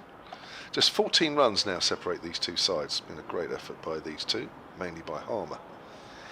Now Yusuf is just waving fine leg a little straighter. I think he's pushing deep square leg a little finer. This might be a short delivery.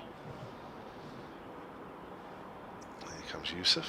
Bowls to Harmer. No, it's a slower ball. Harmer hits it in the air, but it's in the gap. Down to third. Oh, almost overrun down there by James Fuller. So he's away from the strike, which leaves Jamie Porter with just one more ball to face, which has been pretty much standard practice recently. Yes, Harmer using every, I don't know how you measure sort of intelligence, every, possible bit of his, his ability to read the game, read the situation, and hitting the bad one or the less good ones. And Yusuf into Porter, who's in behind. That was another no ball. Oh well. Well, the crowd are clearly getting into this. It does feel, with this last wicket partnership, that momentum is definitely swinging Essex's way. Well,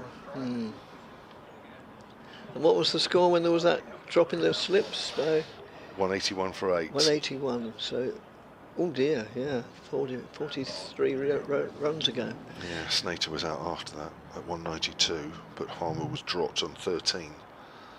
Yusuf bowls, and Porter again is defending that one, much to the delight of the crowd once more. Feels like a T20 game all of a sudden out there with the atmosphere. 224 for 9, Essex trail by 11. Yes, and the Essex #1 supporter, who is invariably vociferous, has got plenty to shout about at the moment. Dan, incredible supporter.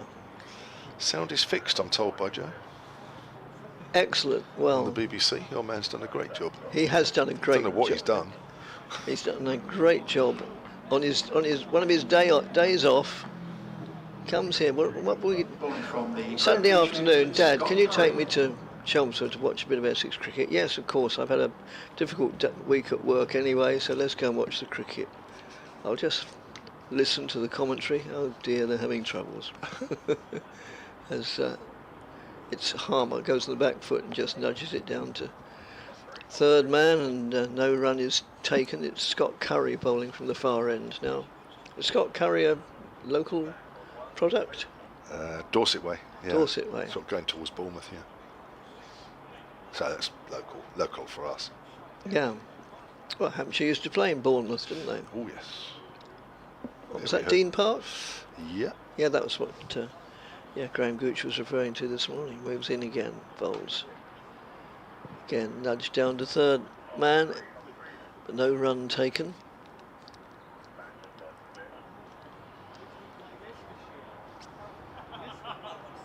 Yeah, I think off the top of my head, ball in pool, to be exact. All right. But I'm going to double check. Cool. Does that mean he's from a wealthy background?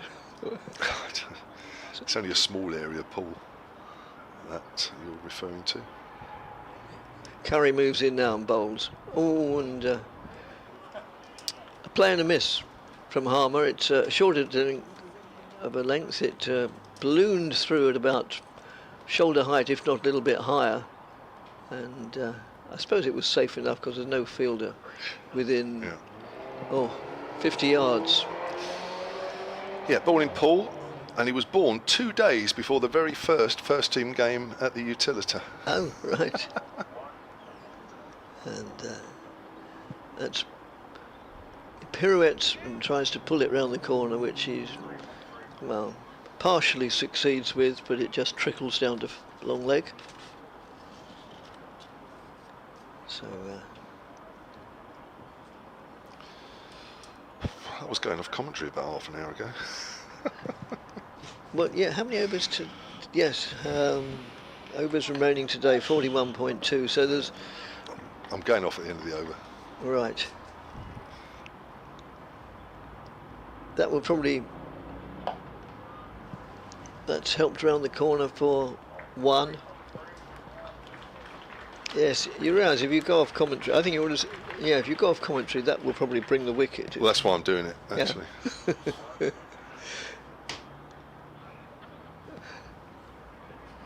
And then I can blame Santoki for it.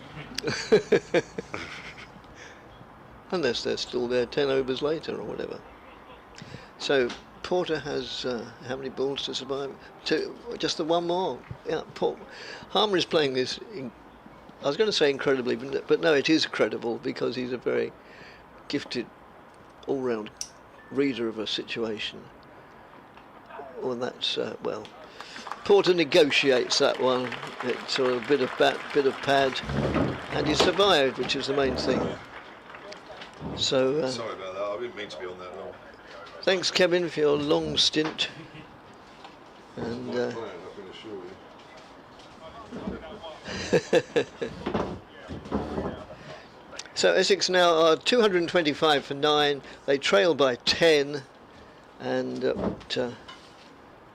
it's an awful lot better than it looked, say, half an hour ago. From the Essex point of view, I hasten to add, and I always, over the 33 or 4 years I've been doing this, I've always desperately tried to be objective about it, and generally succeeded, but sometimes the Essex affinity shines through. Afternoon, Dick. Hope you're well. I'm exhausted at having clambered up to try and sort things out, which we then discovered we didn't need anyway, because Nick, the engineer, took it away, and apparently it's working better than ever. So yes, but apart from that, and I'm okay. Yeah, when you were stood on that chair, I had a bad premonition of, you know, those Claims Direct adverts where somebody says they fell over at work. Yes, that's right. Yes. Yes, and if I'd fallen out of that window, it would not have been pleasant. It's been hilarious for many, but right. Dawson to continue from the Sir Alistair Cook end, and it's going to be Harmer on strike 41 at the moment to really frustrate the Hampshire bowlers. Dawson into Harmer and just blocked, and this partnership now 33 runs, and it's really swung momentum back in Essex's favour. They only trail by 10 now, and they'll be looking to take a small lead if they can, with these two still at the crease. So Dawson with the 1 wicket today. Into Harmer, swipes at it. 4 runs. Oh no, it's not. Beg your pardon, there's a third man there. I Could have taken a single, but chooses not to. Keeps the strike. Only the second delivery of the over. He didn't want to expose Porter early. No, he's done a brilliant job in protecting Porter. So Dawson into Harmer. Oh, takes a heave at it. Just misses though. Yeah, I mean, Porter's only had to face 11 deliveries, and he's been out there quite a while. So that... so sensible batting from Harmer. Yeah, very. Shepherding the strike. Very, very. And, Dawson in. once again to Harmer, just steps back, takes back foot, plays it defensively. And in the context of this match, this is an important partnership, very significant, and Hampshire continue to be frustrated. Bring the field in a bit for Harmer. Just bringing someone down to point and cover. And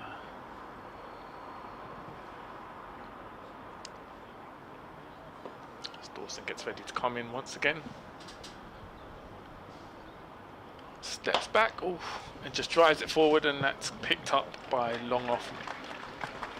And that brings Porter on strike for the final delivery of the over.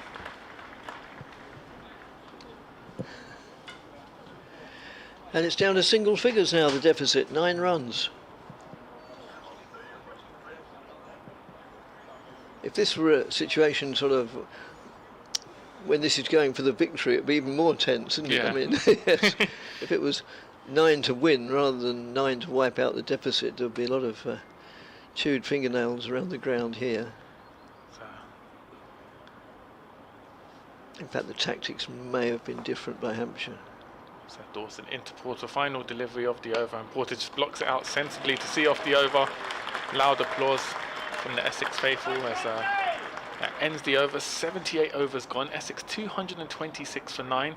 Simon Harmer 42 not out, supported by Jamie Porter, who's scored 4 off his 12 deliveries, and 33-run partnership. So, Dick, you were saying this is your first day of the season? First day of the season working. Nice. Yes, I've been to the ground a few times because I just like watching Essex. I even came to the one of the pre-season friendlies. I can't remember who it was against, until the weather got the better of me.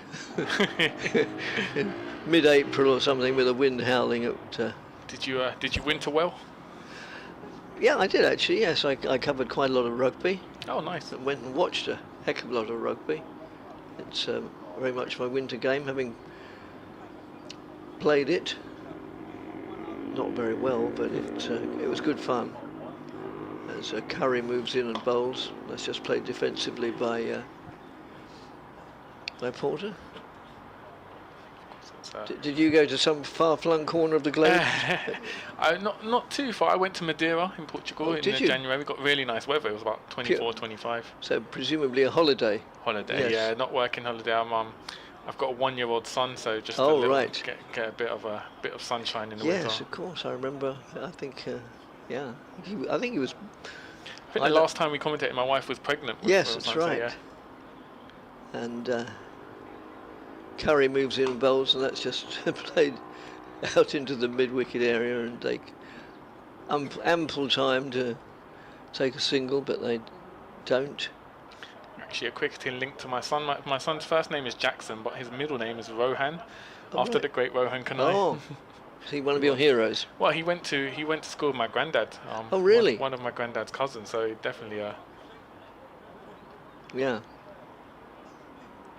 As Curry moves in again and bowls, and again that's just played out into the onside, and they decline the single. You're saying I've never been to Madeira, but I understand it has a very, if you're the pilot, it has a very challenging approach. Yeah, it's on like stilts. The runway's on like stilts. Yeah. If you have a slight fear of flying, not the ideal place to land, but beautiful island. Yes. And Curry moves in and bowls. No, I have no fear of flying. It's crashing I have fear of. Any footballing fans out there would be pleased to know they have the Cristiano Ronaldo Museum. It's the #1 museum there. Of course, see him hailing from the small island of Madeira. That was played out into the covers, and again, Porter now has 2 balls to negotiate. So from Curry, it's number 44 to number 44. And the field moves in. We've got 3 slips. And Porter tapping the bat on the ground. Plays it solidly. Gets everything behind it. Just one more to survive. 227 for 9 represents a deficit of only 8. And yeah, this last wicket partnership has been a real eye-opener. It's put on 35 runs, which doesn't sound a lot, but under these circumstances, they're priceless.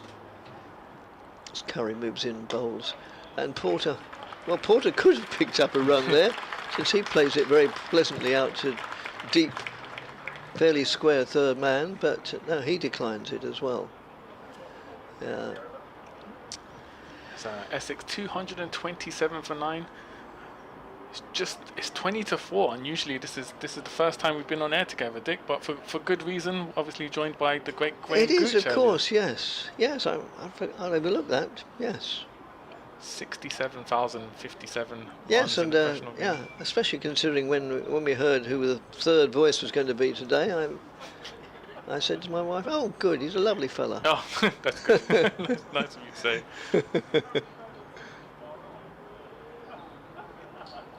So, Dawson to continue from the Sir Alistair Cook end. Just blocked and hit out on the offside by Harmer. And the home crowd here is certainly more lively as this partnership managed to pile on the runs. There was frustration as I was walking around the ground earlier, a capitulation, but these two have sort of restored pride in the innings as the deficit is only 8 runs at the moment. So Dawson into Harmer and blocks it. Yes, to a certain extent, you know, even if they're out now, to have reduced the deficit to only 8 when it was, it was 157 for 8. So that was still 53 plus 35, 88 behind. So, yeah, the tail has wagged to great effect.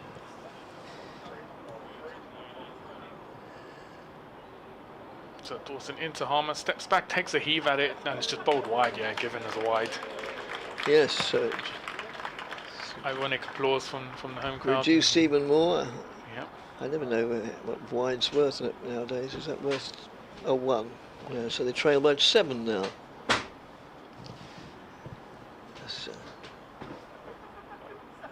And just swiped by Harmer and chooses not to take the single. And yeah, last few overs we've seen quite a few no balls and wides, maybe perhaps hinting at frustration from the Hampshire bowlers.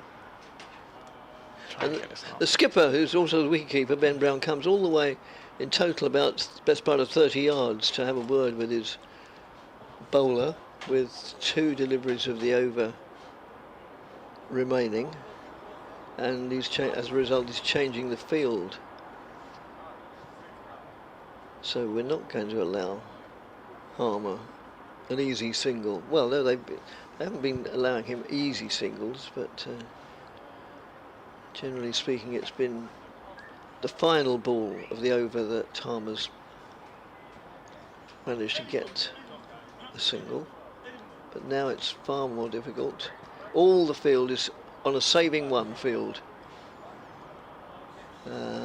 No slips, but yeah, just a complete ring of fielders saving 1. Dawson into Harmer. Once again, it just hits that leg side. Picked up, no run. Still 2 overs left, 2 deliveries left in the over. Oh, of course, yes, I'd overlooked the wide. Yes, sorry. Dawson in once again to Harmer.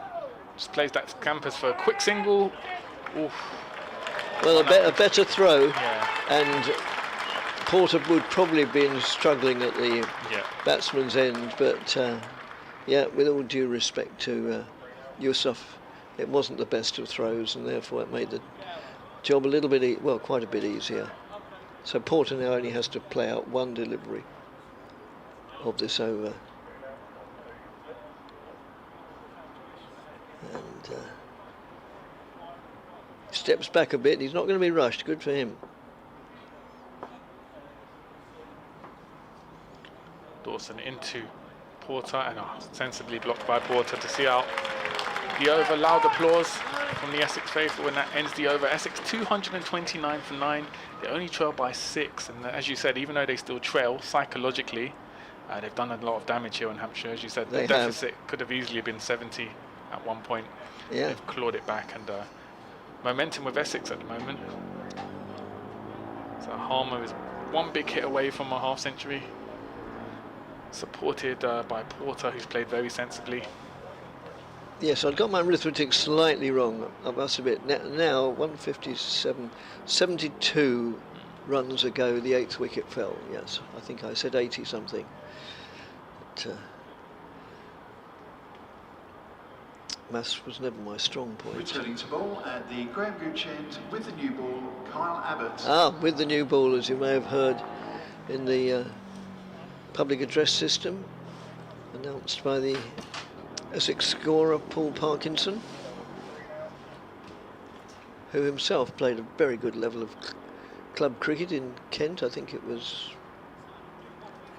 Maidstone at the Moat.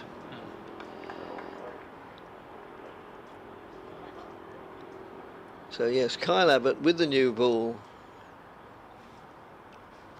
So this might be a little bit of a different challenge as he moves in now and bowls to Harmer. And Harmer is probably beaten outside the off stump straight away. Yes, the new ball couldn't really come too soon from Hampshire's point of view, could it? They'd have far rather they'd have been able to have it 20 minutes, half an hour ago. Yeah. So as soon as it becomes available, understandably, they take it.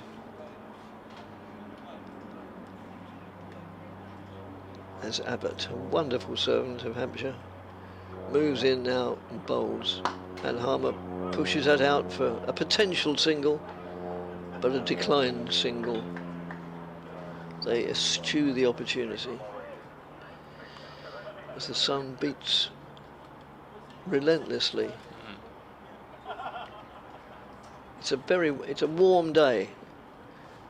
It's May the 9th. If it were July the 9th, it would probably be unbearably warm. Yeah. But as it is, it's just pleasant, except for the technology. And that's a splendid shot for 4 from Harmer. And we've been, or maybe I have been, emphasising what a brilliant part he's been playing in helping Essex towards equality, and I've overlooked the fact to mention that Harmer is actually on 48 himself. Yeah. So if ever somebody deserved a 50, deserved form, and in fact his 50 could coincide with wiping off the trail, the 2 by which Essex trail. As Abbott moves in and bowls to him. And he's certainly going to pick up 1. It was a potential catch to Porter, but he's not out there to catch the ball, he's out there to just keep one end going. This is an important passage now. Porter will be on strike, 2 balls left in the over. Kyle Abbott with the new ball. Can he make the breakthrough that Hampshire has been searching for? Deficit of 1. So much better than seemed likely.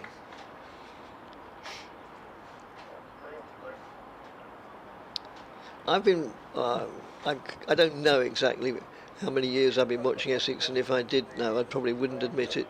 But they've always been predictably unpredictable. You know, they get in a bit of a hole and dig themselves out, and similarly they appear to be in a position of supremacy and are capable of collapsing. So it's what makes them, has always made them interesting and fun to watch. Sounds a bit like my football team, Spurs. As Abbott moves in, bowls. That's way outside the off stump, and Porter has the luxury of just, well, not even watching it go by, just sort of declining it. I think you said your football club was Arsenal. They're playing tomorrow. Definitely not Arsenal. Oh, you mean your own football club? Yeah. Oh, I see. Do you play then? No. I support Spurs, but definitely not Arsenal. The Arsenal are playing. Yeah, they're playing West Ham tomorrow. Yeah. Oh, you're a Spurs man. Yeah. Oh, good lord. Oh. As an excellent read. And it's very well. It's a ball of very full length, and Porter did well to.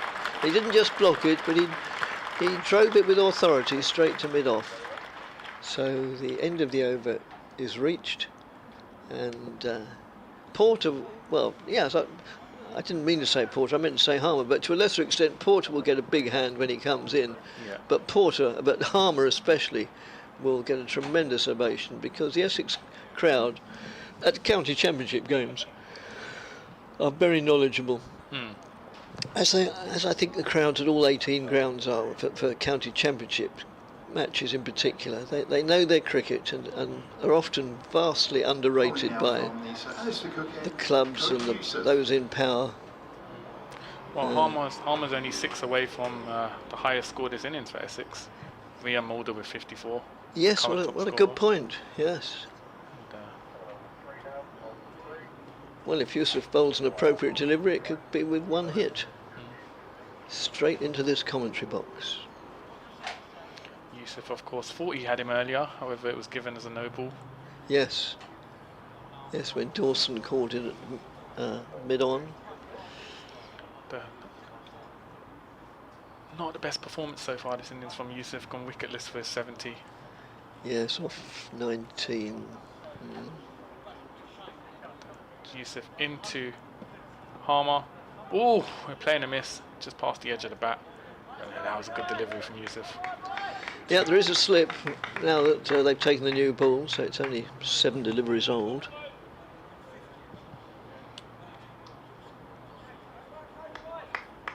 So you've got Via Mulder, Simon Harmer, Cody Yusuf, Carl Abbott, quite a lot of South African players in this match who played international cricket. All know each other very well. So Yusuf into his compatriot Harmer. Just blocked by Harmer. Yusuf would be frustrated at not being able to pick up a wicket. Yes, he will. There.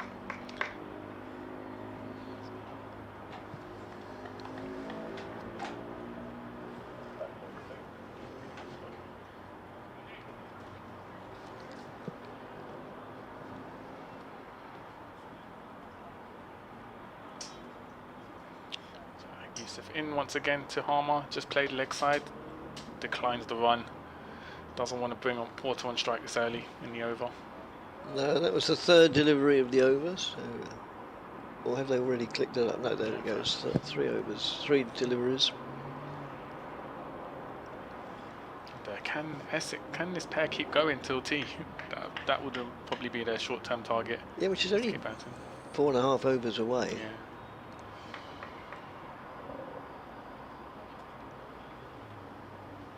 Yeah, and Hampshire at the moment will be really frustrated, as any fielding side would be under this situation. In this situation, so Cody Yusuf into Harmer, just clip leg side, and he will pick up a single, and that brings up his 50 as he runs for 2. Yeah, they're coming back for 2nd. So magnificent half century from Simon Harmer. Loud applause around the county ground as he brings up his 50. 89 deliveries, raises his bat. Yeah, so a wonderful 50. You know, the media survives on hyperbole, but no, that 50 was one of the best. Cameo doesn't do it justice, but it was one of the best 50s you'll see, because it was against all the odds. He had to monopolise the bowling, and he's now not only got his 50 up, but put Essex into the lead by 1. So brilliant stuff, Simon Harmer. Yusuf to continue from the Sir Alistair Cook end into Harmer. And this time just played leg side, and is that going to run away for 4? Yep. 4 more. Well-timed shot, just ran away on the leg side, and it's gone for 4, and that takes Harmer up to 55. So now he has reached the highest score this innings for an Essex player. And I don't know if he really intended to get that before, or whether he was looking for another single. I think he was looking for the quick single to bring. Yeah, so do I. Strike, so.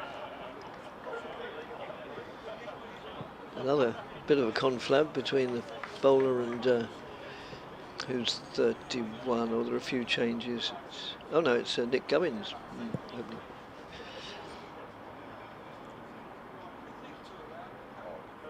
Yusuf into Harmer and just misses leg side. That's the end of the over, so Essex 240 for 9. It was a good over, 6 runs coming off it, and Simon Harmer reaching a landmark of a half century to continue to frustrate the Hampshire bowlers. So for the first time, I think Porter will have to face the first ball of the over. Yeah, I think he hasn't probably had to face anything other than about the 5th or 6th. But that was, from the Hampshire point of view, quite a good move. It was down the leg side, not enough to be called a wide, but which Harmer couldn't really do too much about. It was sort of one day. Oh no, not a one-day delivery because it would be called a wide. So another conference up at the far end between bowler and, can't quite see who it is. It's certainly not the captain because he's down this end keeping wickets as Abbott moves in, bowls to Porter, who playing a miss. I mentioned earlier Cody Youssef played in a test match last year with VM Mulder where Mulder was 367 not out and declared. Youssef also played in an interesting match last month in South Africa, 50 over final, which normally wouldn't grab the headlines. However, it became infamous for his fellow bowler Bayer Swanepoel leaving halfway through the match to take up a county deal at Worcestershire. Oh right. As Abbott moves in, bowls to Porter, plays pleasantly, drives it out to mid-off. So yeah, it was for Lions in South Africa. So Swanepoel had a county deal of Worcestershire, was obviously keen to get there. He bowled his 10 overs in the match and left the stadium, unbeknownst to the coaching staff, and got on a flight to England. Oh. And the Lions would go on to lose, having been a man down, and terminate his contract. Oh dear. He is currently playing for Worcestershire at the moment, facing Durham in this round of games. Abbott to Porter. Porter again pushes forward, but the ball beats the outside edge, goes through to the keeper. Of course, Essex now lead by 5 runs. They do. And whatever happens in the immediate future, these two have done a sterling job in guiding Essex to that lead, however slender.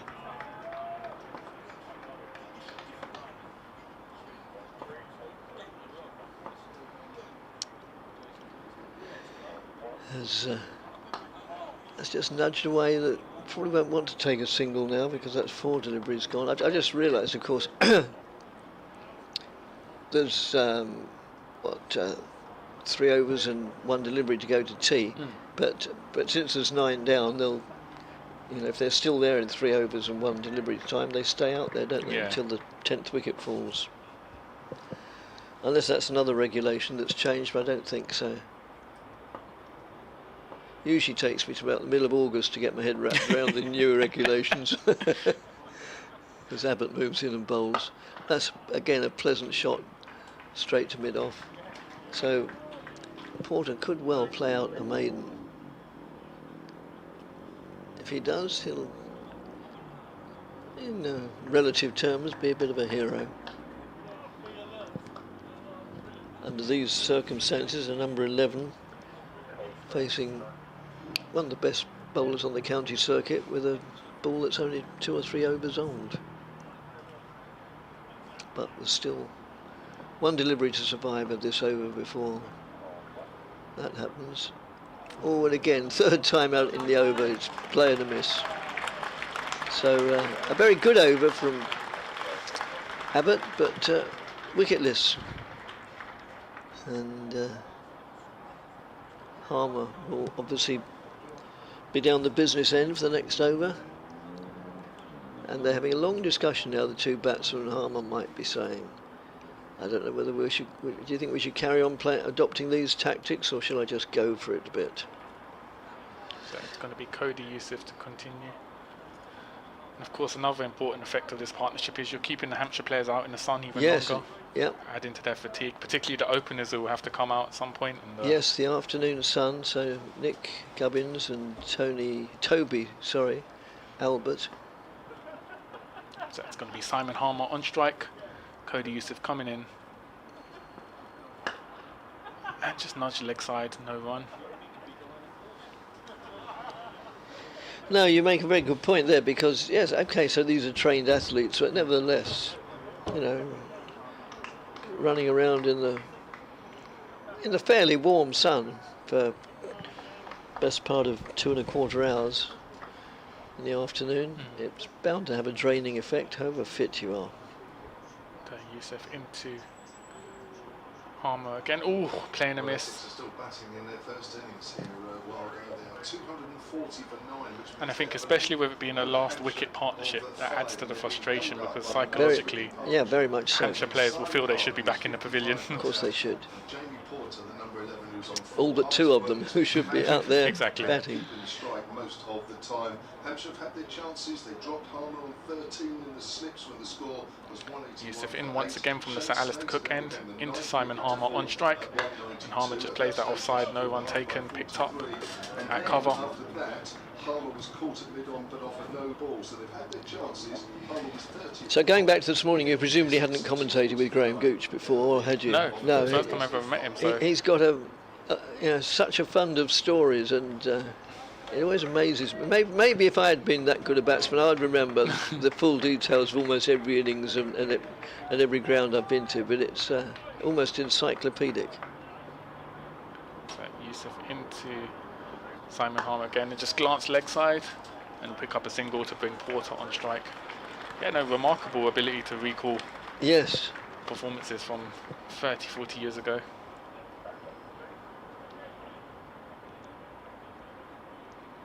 Yeah, like I said, over 67,000 runs scored at the professional level. Yeah, remarkable.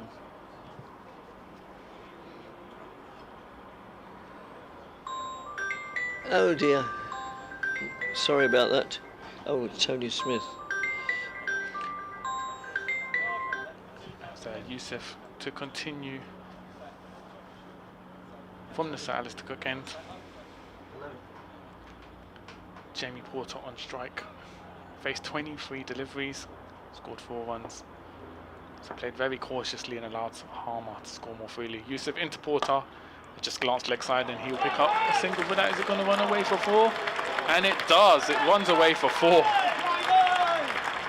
So initially it looked like a single, however sped up the pitch, and 4 for Porter to double his score to 8. And take Essex to 245 for 9. Loud applause here at the county ground.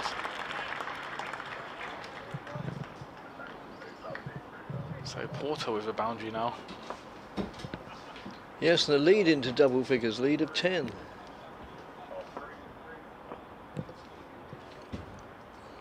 So Yusuf into Porter and a bouncer. The crowd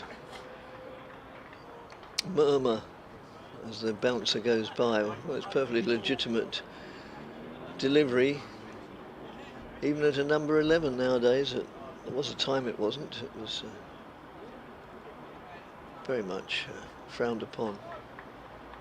But nowadays, they're all competent, they all wear helmets, so no, it's fair enough.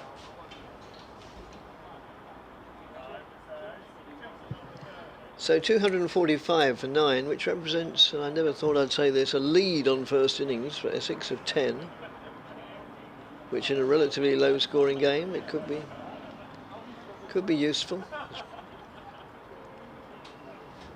Abbott moves in and bowls to Harmer, and Harmer whips that away on the leg side for 4 more.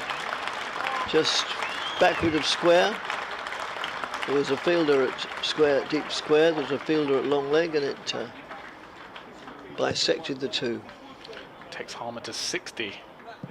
Does indeed. He does have a first class high score of 102 not out, so Yeah, yes. I'm surprised it's not more actually. But, so, yeah, highly valuable, priceless game. Priceless innings, I mean.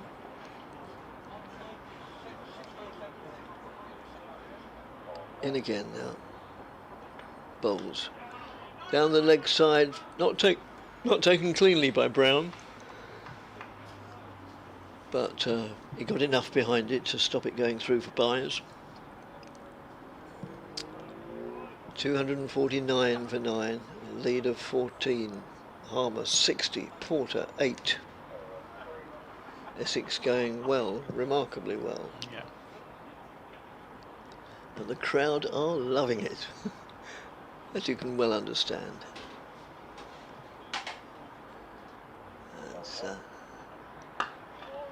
That's inclined to square Harmer up a little bit, but still, in the end, plays it competently enough, trickling out on the offside. No addition to the score. Yeah, and it is a good crowd, but not so many in the public enclosure, particularly over on the western side of the ground, but that may well be because of the, well, surprisingly high temperatures for as much as anything else. They're clustered in various places. They're certainly seeking the shadow of the sycamore tree, more or less straight in front of us. And that's pleasantly played by Harmer, and goes through for a single. Oh, it brings up the Essex 250, and yeah, the added cheers. Of course, they've actually got a bonus point out of it, which they never thought they'd get. So, yeah, never thought they'd have the riches of a bonus batting point at one stage. It's a 58-run partnership so far between the two. Yes, indeed. Yeah, it is, isn't it? As Abbott moves in, bowls. Porter goes up on his toes and plays it out in the offside. What's more remarkable is they've batted out almost 5 overs with the new ball. Yes, they have, haven't they? So we all know what Carl Abbott can do with the new ball, and been Yes. unable to break this partnership. Of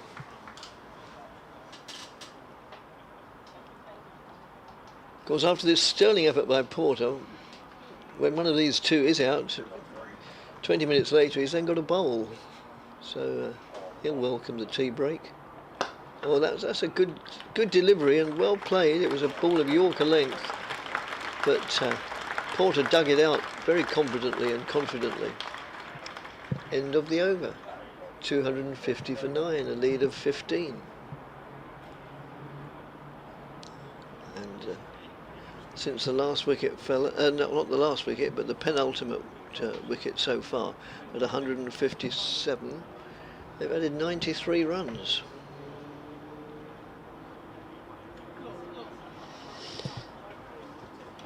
And this partnership of 58 is, just checking, but I'm pretty sure, yes, it is the highest of the innings. Bowling from the Sir Alistair Cook end, Liam Dawson. So Hampshire opting for spin once again, taken off Cody Youssef, and Liam Dawson will come in. For his 14th over. Just got the 1 wicket so far. What we know in early stages of a match, it's always hard for spinners to bag wickets. So Essex 250 for 9, lead by 15.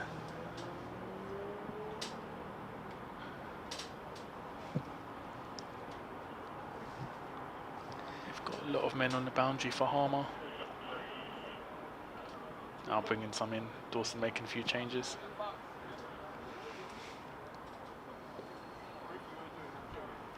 It's going to be Dawson into Harmer, and just driven forward. Opts not to take the run, picked up at mid-on. So under normal circumstances, this will be the last over before tea. It might be anyway, there's 5 deliveries to go, but if not, then they'll carry on for half an hour until the final wicket does fall. Dawson, oh, a reverse sweep by Harmer. And it's gone away for 4. And we really are in T20 blast mode at the moment with Harmer doing a reverse sweep. And what a wonderful shot that was. It was, under any circumstances.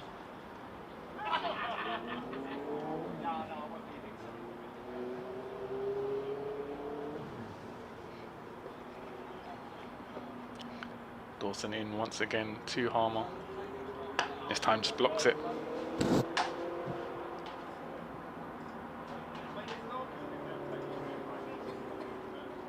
So Harmer's on 65 now.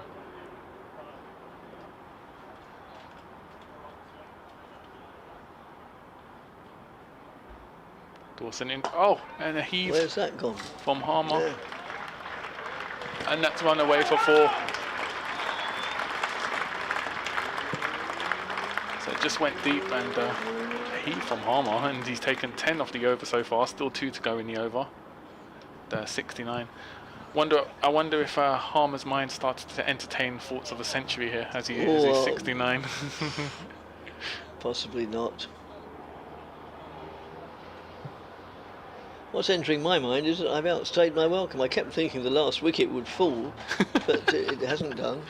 So at the end of the over, if there isn't a wicket with either delivery. Dawson into Harmer, just played leg side, will pick up a single. Bring Porter on strike for the last delivery of the over. Could be the last delivery of the session. We'll wait to see what the umpires decide. Yes, it's now what, 4:10. These two have been batting for an hour, for nearly an hour.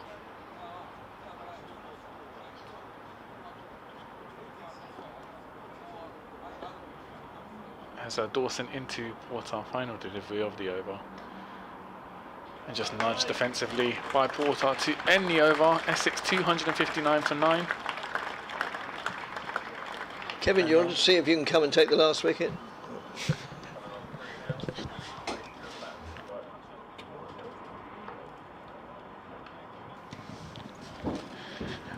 As we'll continue, so it won't be a tea break just yet.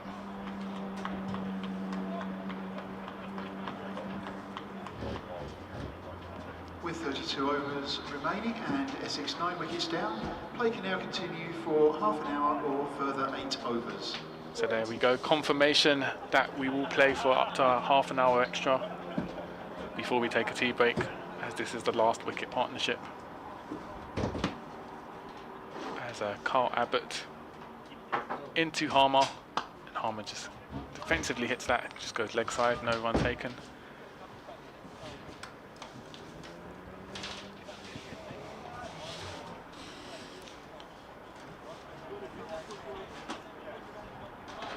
Harman out on 70 out. Supported by Porter, who's stuck around for 28 balls so far to continually frustrate the Hampshire players. So Abbott in once again to Harmer. Just comes off the bat, chooses not to take the run. As we welcome back Kevin James to the commentary box, and Kevin, these two still at the crease. Well, that's all I can say. It's proven expensive, those 2 chances of Harmer's. 13 when he was dropped in the slips, 30 when he was caught off a no ball, and what might have been, okay, a little lead, maybe 20 or 30 for Hampshire, now has turned into a 24-run deficit. Abbott into Harmer, just played leg side and again chooses not to take the single. It's changed the complexion of the game, really. Yeah. We're only talking small margins, but you just feel that the momentum's with Essex here. Harmer's played superbly, Porter's given him great support, and I mean, Harmer's just manoeuvred the strike so well that you can't see a way in for Hampshire here. No. Yeah, they haven't given much away, and in the context of it being a low-scoring match so far, 67-run partnership is priceless. Abbott in once again from the Graham Gooch end into Harmer, and just driven forward by Harmer. This time he will take a single to bring Porter on strike for the next 2 deliveries of the over. Yeah, it's quite soul-destroying as a fielding side when you think, okay, it might only be a bit of a lead, but it's a bit of a lead. And then you're kept out for ages, which it feels like, I certainly feel longer for those that are out there. And you look at the board and you think, well, hang on a minute, a couple of early wickets and we're 25 runs behind when we bat second. Exactly. All of a sudden, you're really up against it. So Abbott into Porter, 3 at slip. Ooh, and a play and a miss. Just a bit of dip there from Abbott. God, that wasn't missed by very much. No. It's nipped back. We've seen that a few times so far from Abbott with the new ball, particularly to Harmer. There was 3 times it happened in an over. but he's unable to crack this partnership so far. And one more delivery in the over. Can Porter see it out?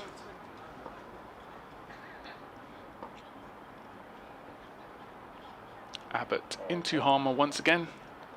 Ooh, and again just dipped. It's only a small margin there, looked like it just missed the bat. But Porter survives, more importantly, and that ends the over. Essex 260 4-9. They lead by 25 runs. Look, that just went the other way. I mean, to a number 11, one good nip backer, one good nipper away. I mean, it's just great bowling, but I'm afraid at the moment it's not going Hampshire's way, it's all going Essex's way. The crowd are behind the team, and it just feels a little flat from a Hampshire point of view. Yeah. Which is not good when you are getting ready to start your second innings. Well, Liam Dawson's going to try again. 1 for 52 from 14. Harmer 71 not out. What a season he's having with the bat already. Thrashes that away off the back foot, hits it hard to deep mid on. Oh, there's a misfield. Oh dear. The crowd will tell you everything there. Nobody was really worried about that. It looked like a regulation stop, and somehow the ball's got through. We can't see from where we are because the stands are in the way. Is it Scott Curry? Is it? Yeah. So 4 runs to Harmer. Increases the lead, and Harmer quietly plays that away on the onside. That lead now up to 29. Well, I tell you what, the way these two are playing, if they get it up to anywhere around 50, then my word. What if they do? Harmer would have got to a century thereabout. They would. Dawson just takes his time, still got to slip in. Bowls, and Harmer hits that hard. Good stop at mid wicket.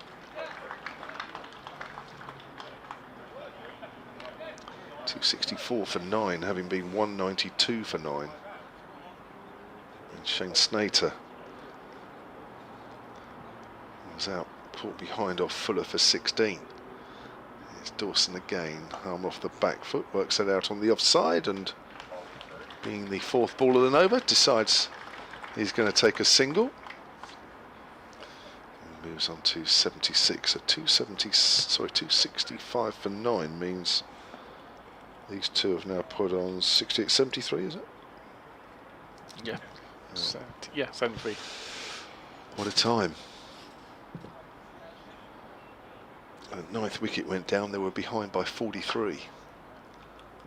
As Porter could take a single out on the offside, but says no. Says, I'll have a little bit more of Dawson, thank you. Hot out there. Not a cloud in the sky. Some balls flighted, left alone by Jamie Porter, and the Essex first innings keeps going and going. Yeah, and I think that misfield kind of adds with the no balls and wides we've seen, just growing frustration from Hampshire. They would have imagined when Porter came out, they'd probably be out in the field no more than 10 minutes, wrapping it up early. However, these two have batted for over an hour now, I think, to really frustrate the Hampshire fielders and importantly keep them out in the hot sun even longer than they need to be. Yeah, 10 to 3, Shane. Oh wow! So it's longer. Yeah. Well, almost an hour and a half. Yeah. Frustrating. Oh, who are they turning to now? Cody Youssef again? Yeah, looks like it. Yeah. Changing ends to bowl at the Graham Gooch end, Cody Youssef. Interesting. So they've gone with Cody Youssef from the Graham Gooch end. He had been bowling from the Alistair Cook end, and not been the best of days so far for Cody Youssef. Gone wicketless for his 81 runs. Had Harmer caught earlier on in the innings, however it was a no ball. And it's going to be Simon Harmer to continue on strike. Youssef into Harmer, and just clip leg, just missed the leg stump.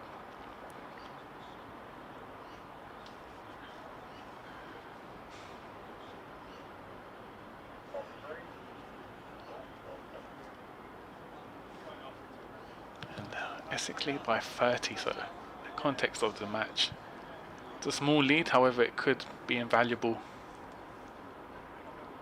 as the match goes on. As Yusuf comes in again from the Graham Gooch end into Simon Harmer on strike, and blocked by Harmer. It's been sensible batting from these two, Harmer and Porter. They've not given much away. No, just the way Harmer's farmed the strike's been exemplary. Yeah. I've got an email here from David who's ex-Chingford. He emailed a little earlier. David Caleb, Hampshire Cricket at bbc.co.uk. He sent me in big block capitals Essex County Cricket Club's record last wicket, 10th wicket partnership. We are a million miles away from it.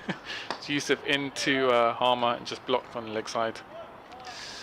So I'm not even going to read that out because, to be honest, to Jamie Porter, hundreds closer than that record last wicket partnership. And I think Nigel King's working in tandem with David, Hampshire Cricket at bbc.co.uk, because he says, out of curiosity, what is Essex's highest last wicket partnership? As I say, and I'll repeat, we're a million miles away from it. So Yusuf into Harmer once again, just driven forward by Harmer, and that's run away for 4 on the offside. Well-timed shot from Harmer. They're almost nonchalantly played there by Harmer, and that takes him up to 80 not out. So edging closer towards a century. Great shot on the up. They're adding to Cody Yusuf's woes today.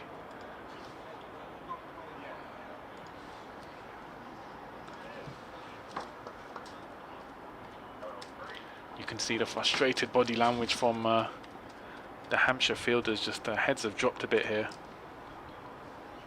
So Yusuf into Harmer once again, and just again misses the leg stump from Yusuf. Well, this is comfortably his top scorer of the season. A couple of 40s, one against Warwickshire, one against Surrey.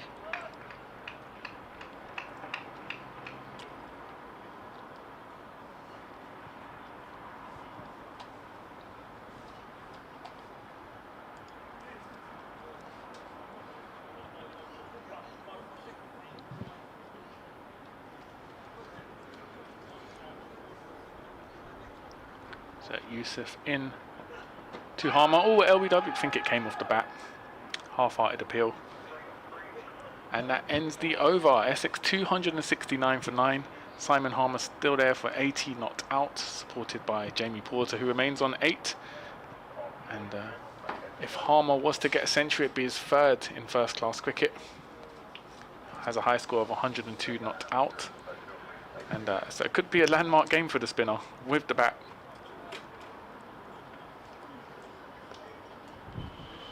I presume Hampshire have called for drinks here. Just to, I don't know, break something up, bring the momentum up, just change something. Because it's been all Essex here ever since the fall of Shane Snater's wicket.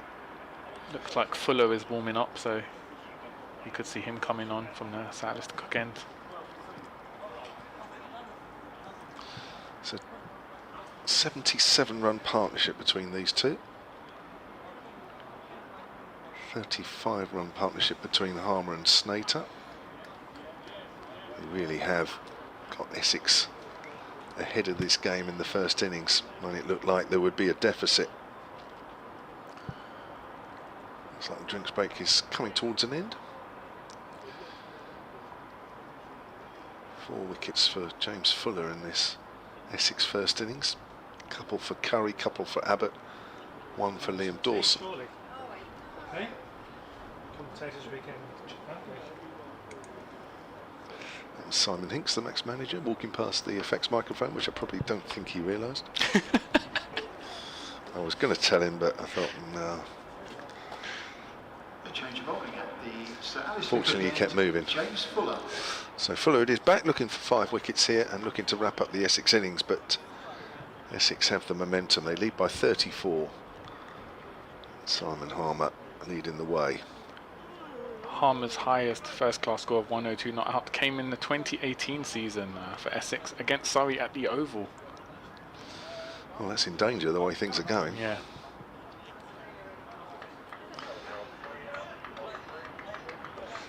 So Fuller will try again from our commentary end, the Alistair Cook end. 269 for 9 Essex. We're in a extended afternoon session here because we're 9 wickets down.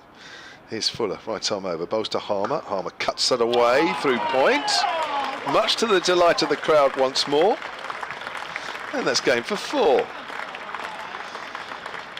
crowd getting highly entertained in the last hour and a half or so here. Clearly enjoying what they're seeing from the home side. And the total moves on to 273. Short ball and Harmer right on top of the bounce there. No doubt about that one. Nobody out deep.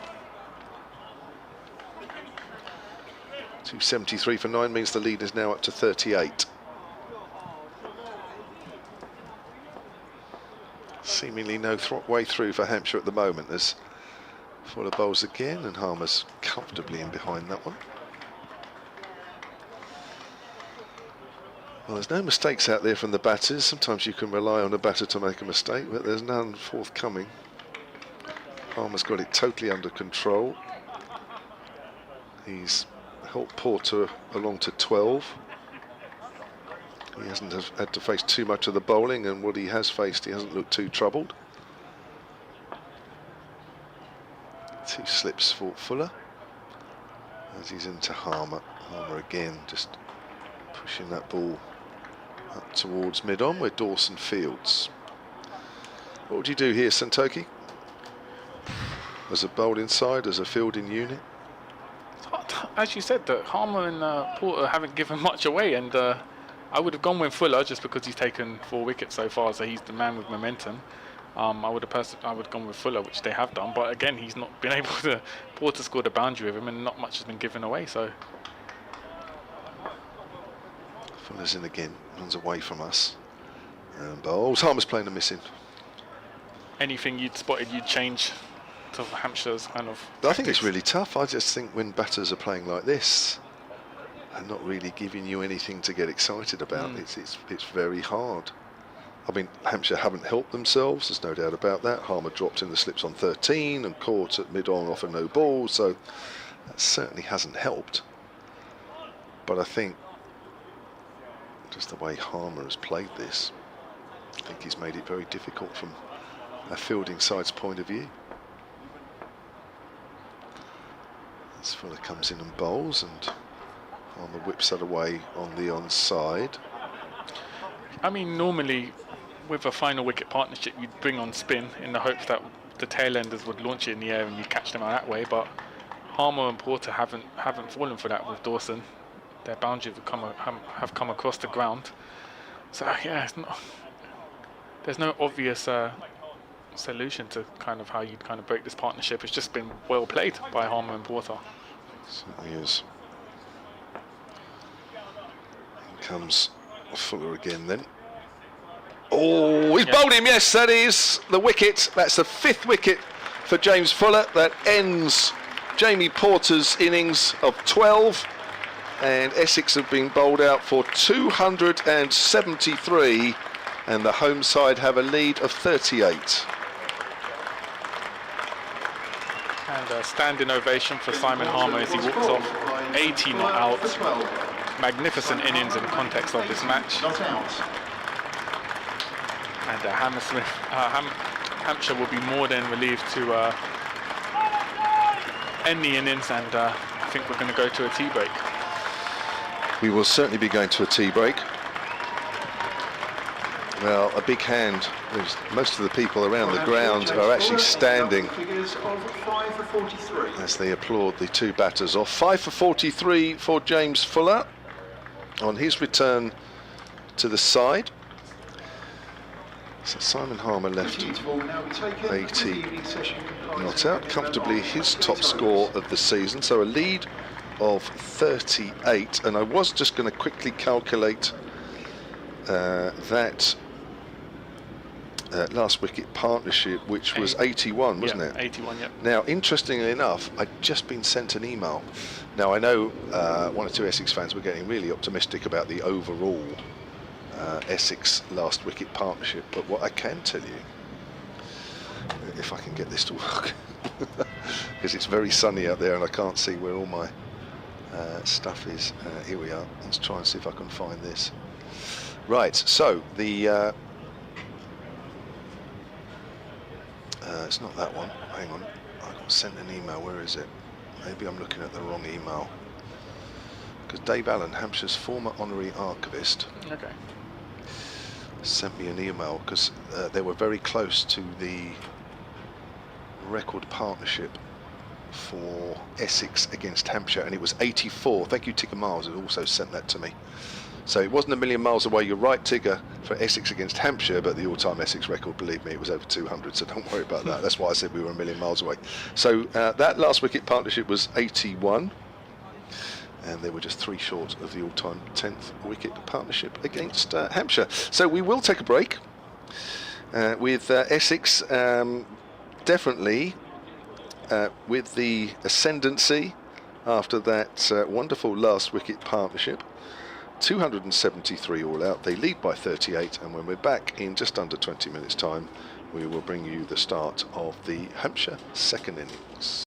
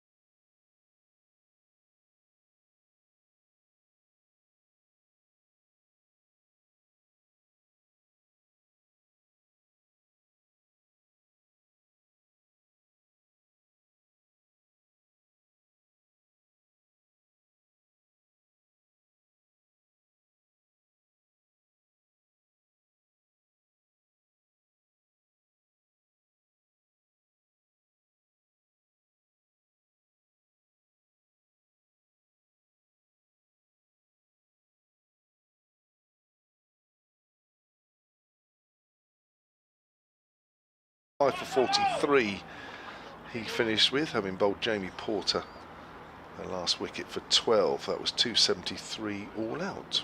Harmer left 80 not out as Cooks around the wicket to Gubbins, who clips that to mid-wicket, and there is no run. Those were James Fuller's best figures since his 5 for 56 against Warwickshire last year. His only 5-wicket haul last year.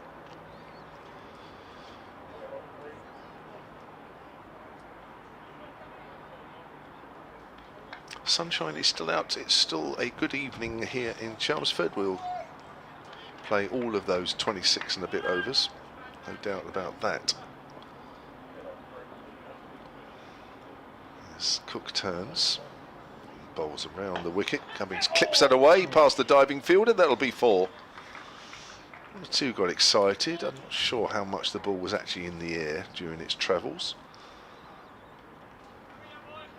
The diving fielder, I think, is Allison. He's just holding his knee. Yeah, good spot.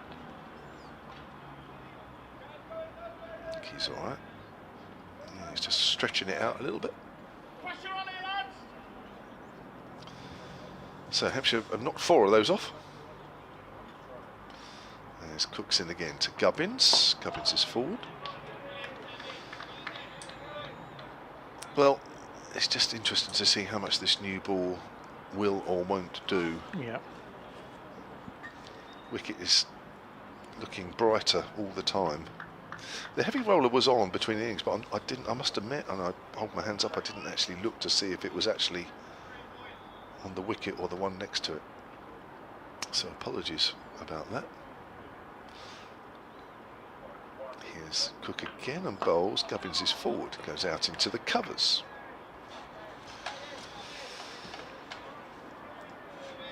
I haven't looked at too many other scores actually around the country in Division 1.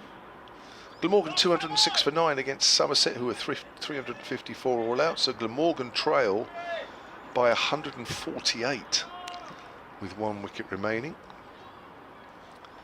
Definitely well behind in that one. There's Cooks in and bowls, and Gubbins leaves that one alone. It's quite close to the off stump. Surrey are 131 for 2 against Nottinghamshire, who were earlier bowled out for 415. So Surrey trail by 284. And Dominic Sibley, 58 not out.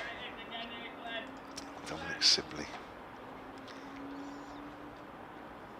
He's been, I tell you what, I know he's not elegant, and I know he's probably not in the Stokes stroke McCullum mould, but he's highly effective. Yeah. He'll do you a good job at the top of the order.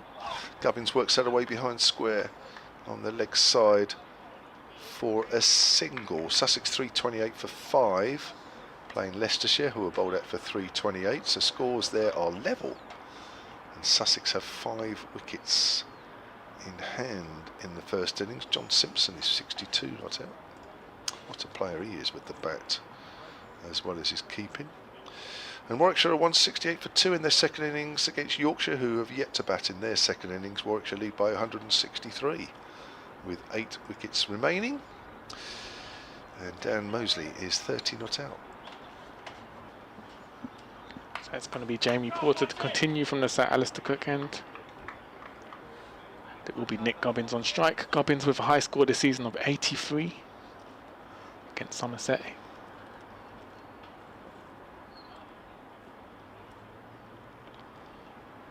So Porter in to Gubbins and a leave from Gubbins. And yeah, it'll be interesting with the England squad set to be named in the next 2 weeks. Question marks over Zach Crawley's position as an opener. Be interesting to see if they make a change and who they go for. As you said, Dominic Sibley doesn't suit the sort of Bazball style of play, but as a first-class cricketer, you know, there's a lot of substance behind him. Solid player, can build an innings. So Porter in once again to Gubbins. It's blocked by Gubbins. Thank you to Oakley, who's a media man here, and he's a little bit more on the ball than I am. Perhaps we should get him in here, actually. He said they did roll the pitch. Hampshire chose to put the heavy on it, so there we go. There was a heavy on it this morning. Okay. Heavy on it now, so one would think that it will start to deaden down a little bit more and start to lose a little bit more pace, but there is still that odd bit of bounce. So Porter into Gubbins once again, and another leave from Gubbins. Just straightened a little bit on the batter, angled in and bounces and straightens. See that so often. We had a couple of emails earlier today about bowlers coming round the wicket to left-handers. Certainly a favoured mode for bowlers that like to just nip the ball back to the right-handers. Love to see the balls just pitch and straighten them and on them coming round the wicket. Difficult to play as a left-hander. Porter in once again to Gubbins, and again blocked by Gubbins. They're happy to just see off these deliveries from Porter. Such a dangerous new ball combination, Porter and Cook. Hampshire don't want to give away any early wickets.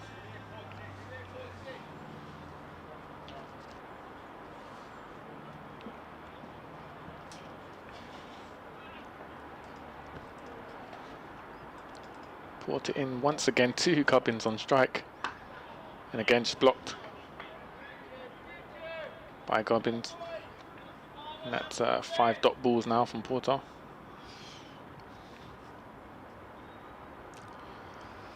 Well, I know Oakley's listening. I've just had an email to say from Steve Rogers that there might not be commentary on the video feed, but Oakley I think would have mentioned it in the same message. But we'll keep an eye on that for you, Steve Rogers.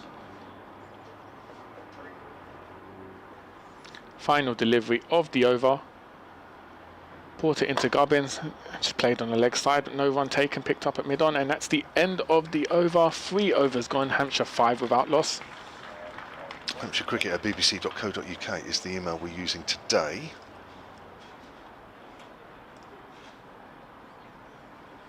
Just a reminder, Essex bowled it for 273 in their first innings, a lead of 38, and Hampshire have knocked 5 of those runs off so far without losing a wicket, but we've only had 3 overs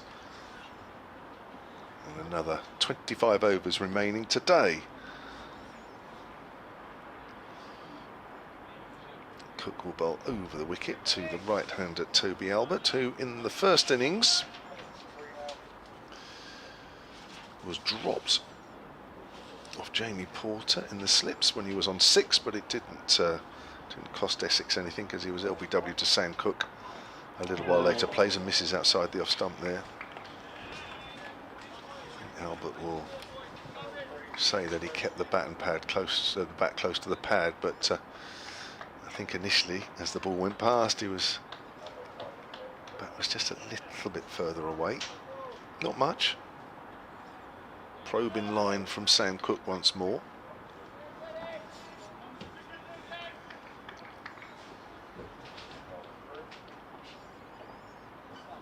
Three slips for the Essex paceman, and he comes in again and bowls. Edged, falls just short of third slip. Everybody got excited, myself included. You could hear the crowd there getting excited, but it fell about a couple of feet short. Promising signs there for Cook, just able to draw the edge of Albert. Just see there Michael Pepper just saying where it bounced. Let's watch this again on the feed, and yeah, just short. It's one of those, when you catch the edge as a bowler, you want that to be the ball that just bounces a little bit more. That one didn't. Cook in again to Albert, plays and misses. Well, that's a tricky over for the batter. He knows that Cook can nip one back. He'd be an opener. Are you an opener? Middle order. Middle order? Yeah. Was it so you can sort of bypass all this? Exactly. The rewards for being an opener, of course, is that if you do get in, then you have the whole innings potentially to bat. Apparently the commentary is working on the video feed now, so thank you, Steve Rogers. As Albert drives up towards mid-off. I don't quite know. I don't think anything's any different here. But anyway, we're all okay. We're all okay on the BBC Sport website and app, and we're all okay on the Essex cricket website. And that's going back to the Hampshire cricket website as well. So you can watch, listen, also on the smart speaker. Ask it to play Essex versus Hampshire. Sam Cook again. Pass to Albert, and another length ball, a little straighter, so Albert works that away on the onside. Just wanting a ball just to nip off the seam a little bit there, Sam Cook. You could just see straight delivery, he just wants that to do something.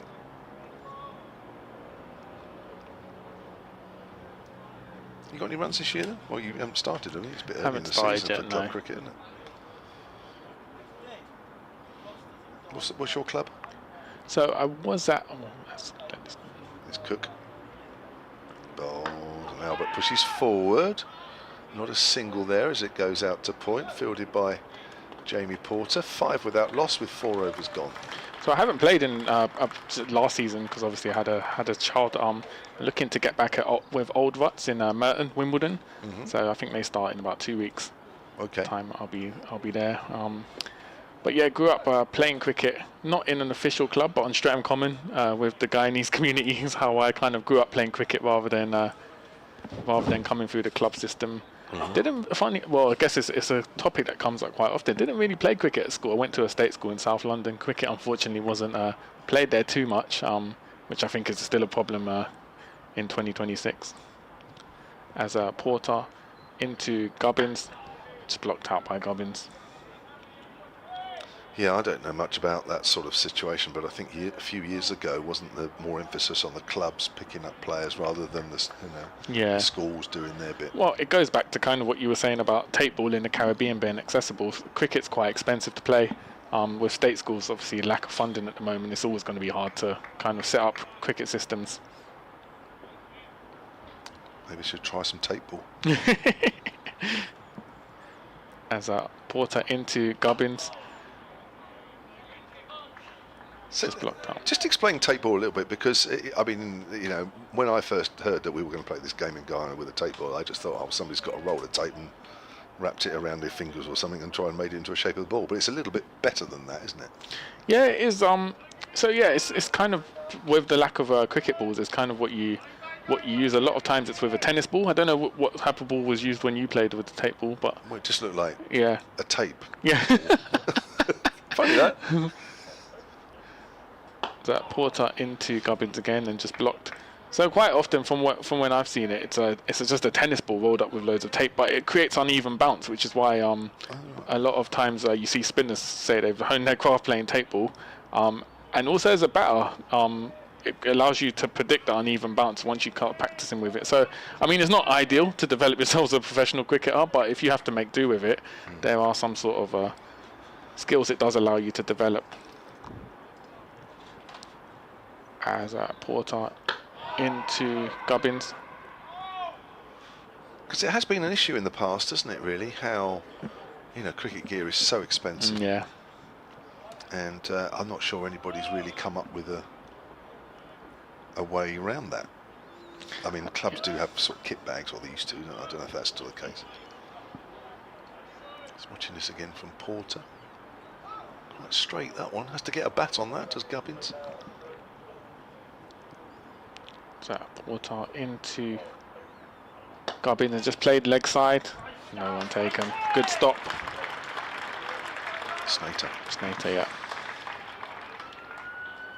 Yeah, I'm just wondering if, at school level, but it's then getting the teachers, isn't it? It's 'cause, I mean, there are times, as I know, I've got first-hand experience of that in my family, that teachers just don't really seem to have time to do anything now. No. As Porter into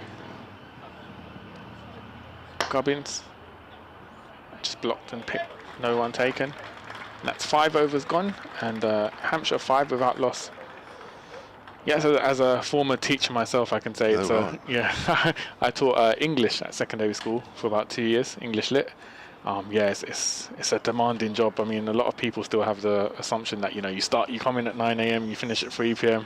Unfortunately, it's not like that. So it's always going to be hard to sort of set up extracurricular activities without the resources and the funding as well behind it. You only did it for 2 years. I did it for 2 years. Was it because you found it hard work? You know what? A lot of people think I quit because of the students. I actually enjoyed teaching the students. It's just the workload was relentless. Sam Cook to continue from the Graham Gooch end. Comes in over the wicket, bowls to Albert. Albert drives, goes up to mid-on, not quite out of the middle of the bat. My wife's in education. She's an assistant head teacher, and evening and weekends it's work, which is quite a relentless job. Yes, both my girls are, and my younger one especially finds it quite hard actually. Does enjoy it, tries to enjoy it at times, but it's not just about teaching anymore. But there we are. 5 without loss as Sam Cook comes in again and bowls to Albert once more, and Albert drives this time up to mid-off. Bit more bat on that one. Picks out the fielder though. Cook into his 3rd over. So Albert playing very cautiously, no runs of his 14 deliveries so far. So I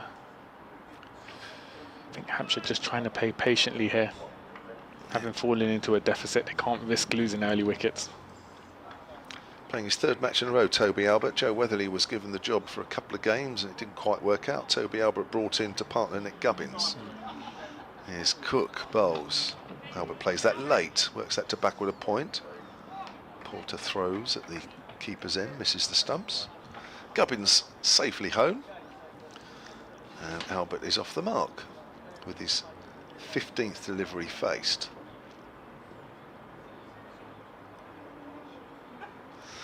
So the heavy roller on. It doesn't. It appears as though there's not a lot out there at the moment with this new ball. Haven't seen too much to get excited about from a bowling point of view. Not been any extravagant seam movement at all, really, at the moment. That's tucked away fine. Hits the advertising boards just below us. Oh, it's leg byes. I thought Gubbins might just have got a little bat on that, but no, it's just glanced the pad on its way through. Hampshire up to 10 without loss, just a little straight there from Cook.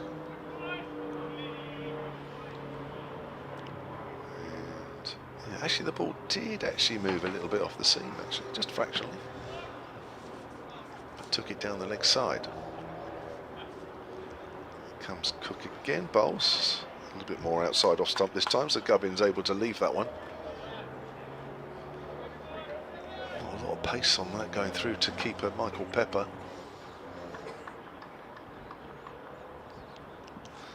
Was it who told me something earlier that what makes Essex quite good here? This wicket is a little unique at times. It you know, the bounce, you know, is a certain type of bounce here, and the slips and the keeper know exactly where to stand behind the wicket. I felt that some sides come here and they're never quite sure. That's pushed behind square on the offside. Should be 2 runs to Gubbins because of the odd one bounces. You know, he felt that keeper and slip sometimes, certainly from this wiver end, probably stand a little bit too far back. But it feels that Essex, they kind of know that it's only the odd one that bounces, so they stand a little nearer, and probably on that assumption, probably pick up a few more catches in the slips when other sides don't. 12 without loss. 26. Hampshire are now behind. Yeah, we talked about potential England call-ups with the Test squad being announced for the New Zealand series very shortly. James Roux of Somerset been talked upon much. Did you see him earlier this season? Yes, he played against us. I've seen him a few times, yeah. Porter in to Albert and just a leave there from Albert. What do you make of him? No, he's got the technique, yeah, hasn't he? 100% got the technique. I noticed he opened for the first time in Somerset's current game, didn't he? Yeah. Didn't get any. I think, have you seen him? No, I've not seen him play, which is I'd like to. I've seen a lot of talk about him. Yeah, But interesting he's opening now. Maybe that's a sign of what's to come. Maybe. No, he certainly has the technique and probably the temperament as well. Porter into Albert again and another leave. Yeah, last week I was at Middlesex and Middlesex Durham, and the two batters, obviously Amelia Gay, who we talked about earlier, and Ben McKinney, the tall top order player, looks really good. So those two, I'd say, potentially would be coming in to the England side sooner rather than later. Obviously, England's new selector being Marcus North, who's currently director of cricket at Durham, so he would have seen those players up close for the past few seasons.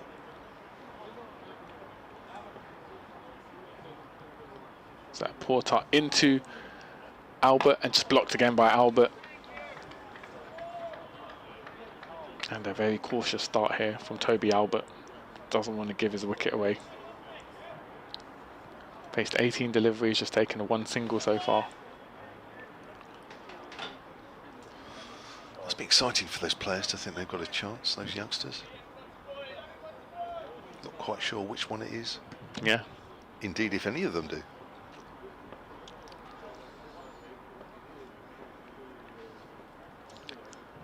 Porter into Albert again, and again just blocked by Albert. And yeah, of course, following the Ashes route for one to Australia, Brendan McCullum said he's going to pay more attention to the county game. So it'd be interesting to see sort of how the selections change. Of course, there's been some criticism that McCullum hasn't actually attended any county games, still based in New Zealand. Let's hope he's watching a few picture feeds. So Porter into Albert, just driven forward on the offside, no run taken. I'd like to think that his house, somewhere in his house, he's got a room that's like a TV multi-screens. And he can just keep looking at about 8 different screens at the same time. Not sure if that's more confusing.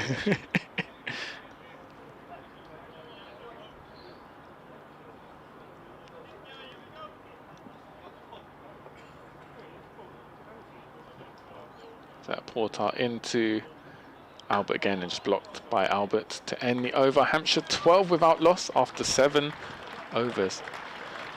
Of course, the counter argument would be, you know, with the current modern scouting and databases, you don't actually need to kind of physically be at the ground. But I think from an optics point of view, after losing the Ashes, there's always going to be question marks about the head coach for a national side not actually being at any of the games for this round, for the 6-7 rounds of county cricket. I suppose when you think about it, it's pretty obvious to have somebody going round. Yeah. But then there are people, I mean, you know, Jeff Arnold was here day one, reporting back. There's others around doing the same. You know, there's probably enough looking, but maybe not enough people listening. Yeah. Or maybe they are, and they just think, well, they're not worth playing. That's set outside the off stump. Start of a new over from Sam Cook, and Gubbins leaves that one alone. Sam Cook certainly being talked about again. A few injuries in the England camp, isn't there, in the seam bowling department to start the international summer off. Yep, Ollie Robinson, another name being considered for a recall. Doing well at Sussex this season.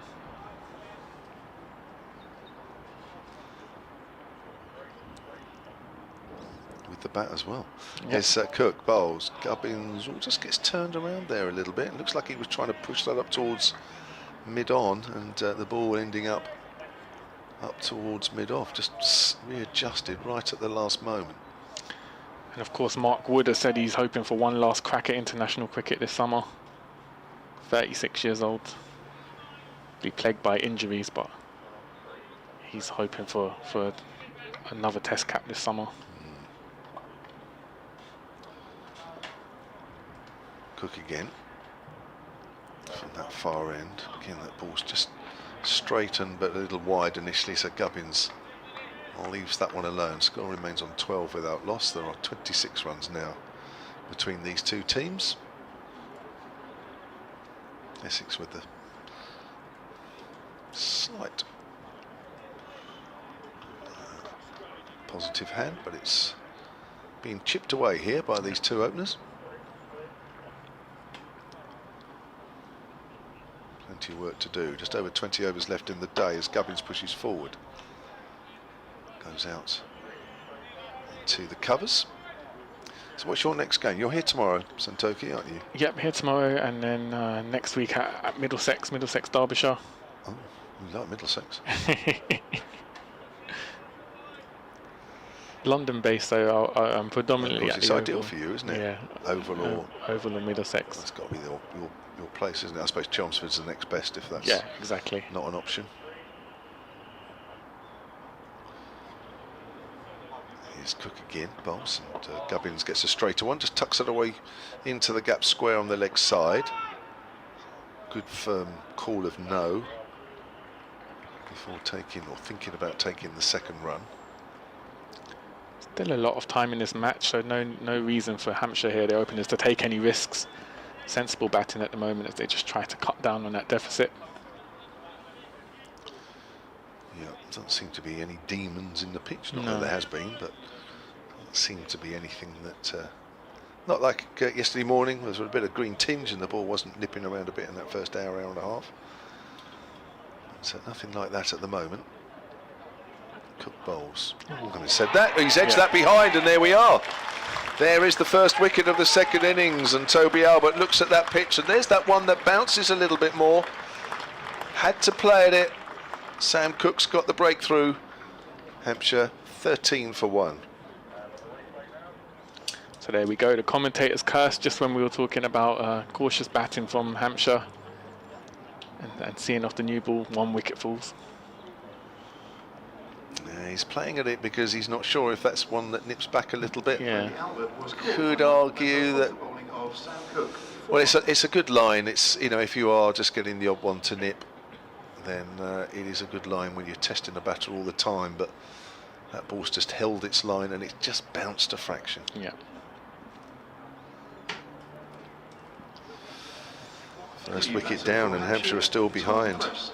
So Toby Albert went for 6 in the first innings, and he falls for just 1 here today. Add some pressure on Hampshire here. Simple catch behind the stumps for Michael Pepper. Yeah, it's that one that just bounces a bit, isn't it? Where you've just got to plug away as a bowler. Plug away, plug away, plug away. One that bounces a little bit. Yep. And that always carries. It's going to be a change of bowling from the Sir Alistair Cook end. Porter's out, and it's going to be Shane Snater coming in.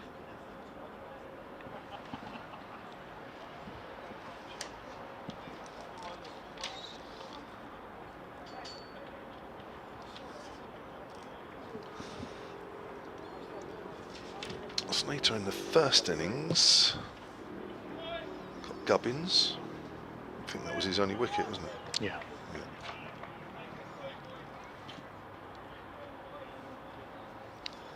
Eager to get going. He's already running in, and Gubbins is not even in his stance. I think there's a bit of movement actually behind the bowler there. And it's going to be Snater in. 2 Gubbins on strike. Gubbins just plays that leg side, no run. So Hampshire effectively minus 25 for 1. Yeah.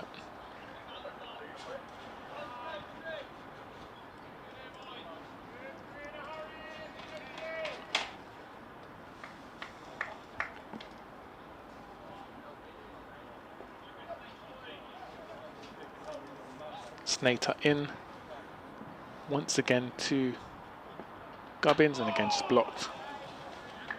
We saw in the first innings Hampshire lost wickets in clusters. They won't want to see another wicket fall anytime soon. It's a little bit low, that one, doesn't it? Yeah.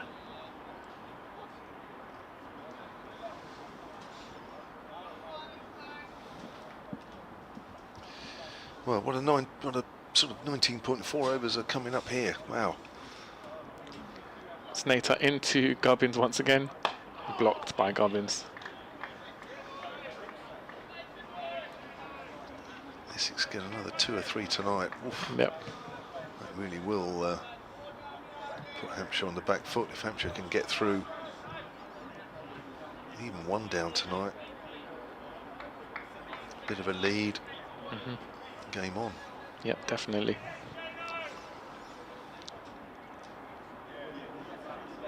So Snater in once again to Gubbins, and again just blocked by Gubbins.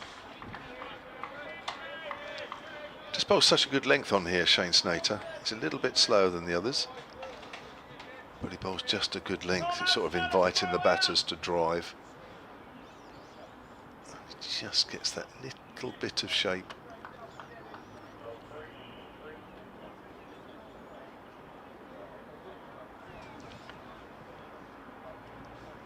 Snater in once again to Gubbins, and just played leg side and will pick up a single.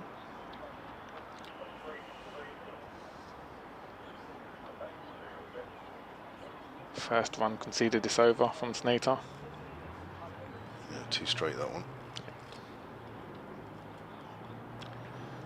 That brings Tom Prest onto strike. So Tom Prest in the first innings, bowled by Sam Cook for 4. He got a beauty actually. Second wicket down.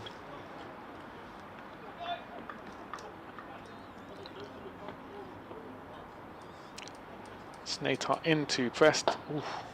Kept that one full. Just driven straight by Prest, no run. Like he went for the Yorker there, didn't he? Yeah.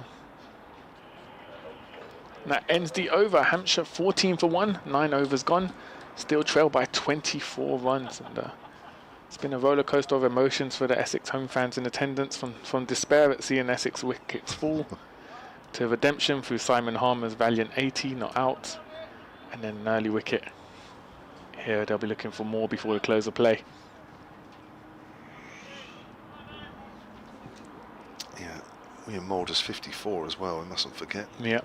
Played nicely for that innings. Had a big say in Essex getting close-ish anyway. On that last wicket stand, yeah, Harmer and Porter really demoralising the away side. Just changing the field here. There's going to be a leg slip in for Gubbins, maybe even a leg gully, perhaps. I think it's more leg gully. As Cook's in. Gubbins leaves that one alone. That bounces nicely, and good carry through to Pepper. Yes, I think that just allows Cook to sort of bowl a fraction straighter, having that leg slip in. Just a fraction, doesn't need to be too much more. If Gubbins comes across and just sort of flicks that away, then that's why the leg slips in there.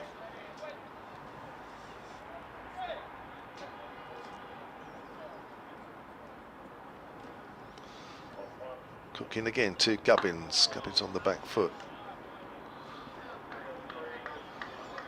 Accurate stuff here from Cook. Gubbins has faced 32 balls for his 9. Albert had to work hard for his single. He faced 22 balls. Nice sunshine here at Chelmsford. Yep. Little bit of hazy cloud, but not much. As Cook's in again and bowls. Gubbins is forward. Just keep it there or thereabouts. That's Cook's doing. Tomorrow is set to be a bit more cooler, overcast. Is it? So oh dear. good day for fans who have come out today in this beautiful weather to watch some cricket. Do I need to bring my raincoat tomorrow? I think we're safe from the rain, as far as I can tell, but you never know. I'll bring it just in case. Gubbins again gets a good length ball, plays it back down the pitch.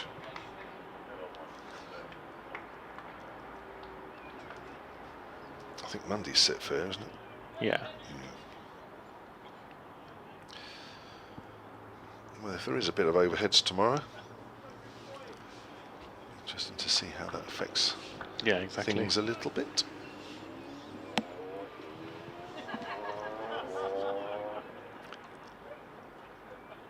Cook's in again.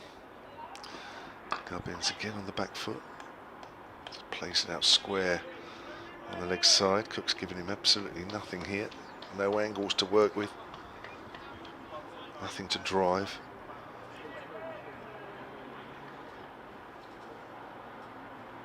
One more ball left to do his 5th over. For Sam Cook, the 1 wicket taker so far.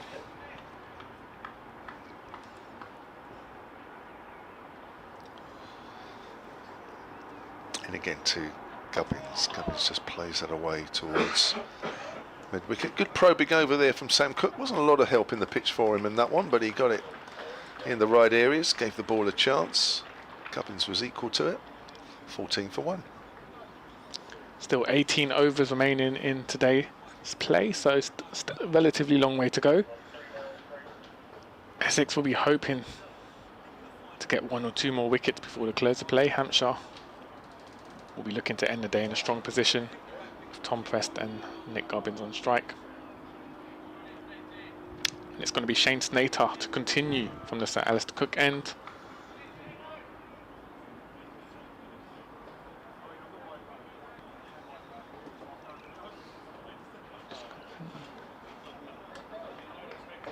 So Snater runs in 3 at slip for this delivery. And just blocked on the offside by Prest. Well, Tom Prest came into this game averaging 32 this season, just over 260 runs. He averages 32 in his career. This is only his well, I say only his 35th, but he's 23 years old. Does promise much. Just driven forward by Prest, no run. He's shown at times this year that he could become the player that everybody thinks he should become down at Hampshire. Didn't have a great season last year, averaging just 26 with the bat, but does have a couple of half centuries to his name this season and a couple of 40s. Snater in to Prest, and again just driven forward. He will pick up a single this time. Picked up by mid-on to bring Gubbins back on strike. Just needs to go on with one of those. Yeah. He's a very elegant stroke maker. Just needs to show and realise some of that potential.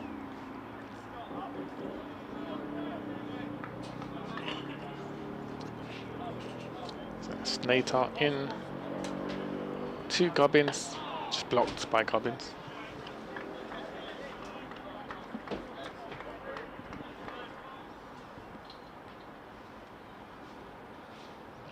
Looks like I'm off at the end of this over. Dickie looks keen. All technical sorted. He's feeling good about himself. So Snater in to Gubbins again. And just driven forward by Gubbins. Lovely shot, and that's run away for 4 on the offside. Well timed, well placed from Gubbins. And first boundary of the innings for Hampshire. It's been a long wait, but it was worth it. I don't think he could have played that any better. No. Great positioning. Lovely shot. To wrap that one up. Put it on video. Keep that one. Show the kids, grandkids. That's how you play an off drive. So a final delivery of the over. Snater once again into Gubbins, and this time just blocked to end the over. Hampshire 19 for 1, 11 overs gone in the day, 17 remaining. And Tom Prest and Nick Gubbins on strike. They'll be looking to see out the remainder of the overs today, as Hampshire look to claw back the deficit. Currently trail by 19. The sun's still shining here at the county ground in Chelmsford. Still a fair few fans in attendance as well. Just different from the gantry at Hampshire.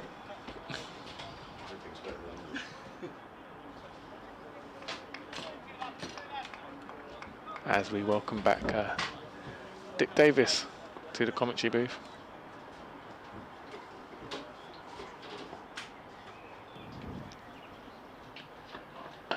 And it will be Cook Cook into Tom Prest and just blocked by Tom Prest.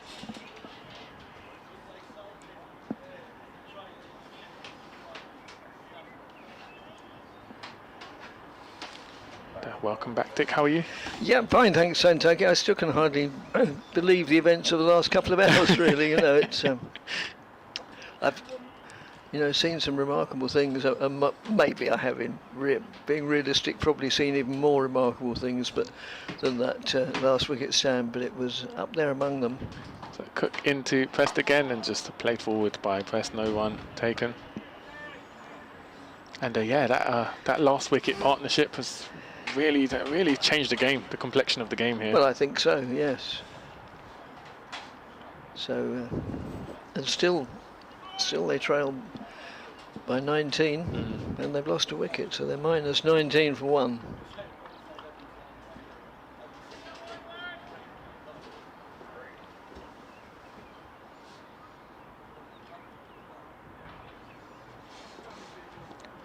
As Cook in once again to Tom Prest, and again just blocked by Prest.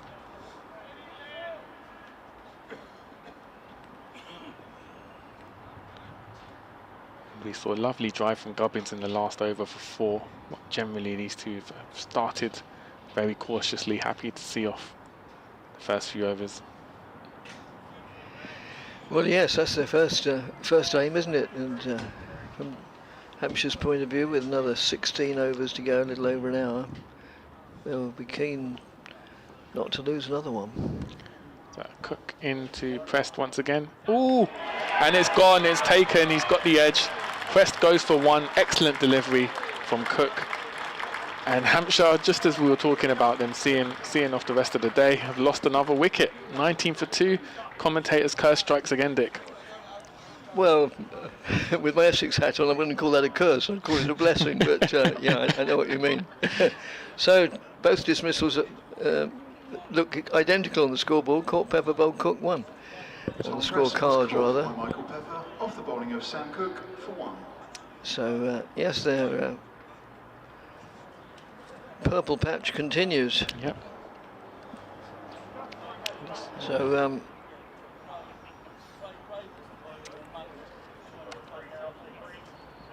and it's a sort of mirror in the first innings. Hampshire were 15 for 2 in the first innings, now 19 for 2 here. So yeah, it's a funny old wicket here at Chelmsford. There isn't a criticism. It's it always gives the bowler a chance. It's, I think it's generally speaking a fair wicket. And so Jake Lehman comes out, got 89 in the first innings. They'll need another substantial innings from the batter. Yes, it was really his the dismissal of him in the first innings that led to that collapse towards the end, I suppose. Yeah. But wherever else it goes for the next 16 and a bit overs, it's been a most absorbing day. Yeah. And the sort of day that only 4-day county championship cricket can provide. Completely agree. So it's going to be Lehman on strike. To Sam Cook bowling over the wicket from the Graham Gooch end. And this is going to be a good contest, Lehman against Cook. It is, yes. Lehman the left-hander. Yep. And it's Cook into Lehman and just blocked on the leg side.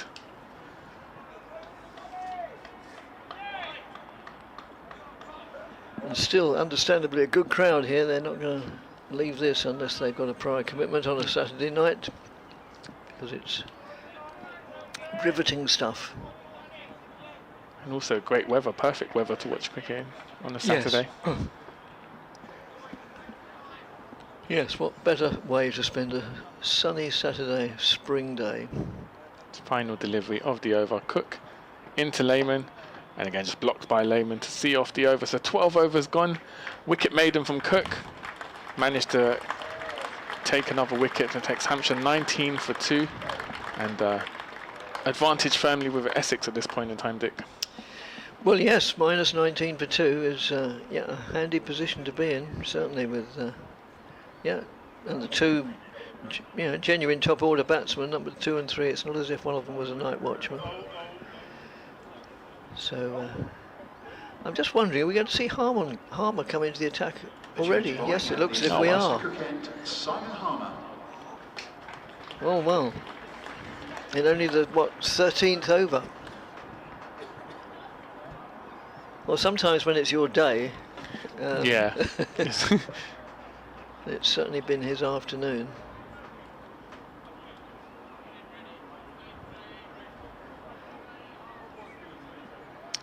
So he will be bowling to Nick Gubbins on 13, formerly of Middlesex. And another left-hander, both the batsmen are left-handed. And Harmer, right arm round the wicket. And that only just beat the outside edge. Wow, a lot of movement there. And understandably, Harmer is really in his element bowling to left-handers when he's turning it away from the bat. Only one slip at the moment. Paul Walter moves in again and bowls, and Gubbins plays that well, just getting to the pitch a bit, keeping the ball out. And the score remains on 19 for 2. Harmer in again, round the wicket, bowls from this the Sir Alistair Cook end, played out into the offside. Harmer in again, around the wicket. Ooh, and when he allowed the ball to go by, it was already outside the off stump and turned away quite a bit further. So he's definitely getting movement and a bit of lift. Yeah. And, lift is just as much an ally of the spin bowler as turn. That's a well executed reverse sweep though for 4. We saw Harmer himself pull off a very, very good reverse sweep this afternoon when he was getting his 80 not out, and that shot was every bit as good. Moves the score on to 23 for 2, 15 in arrears.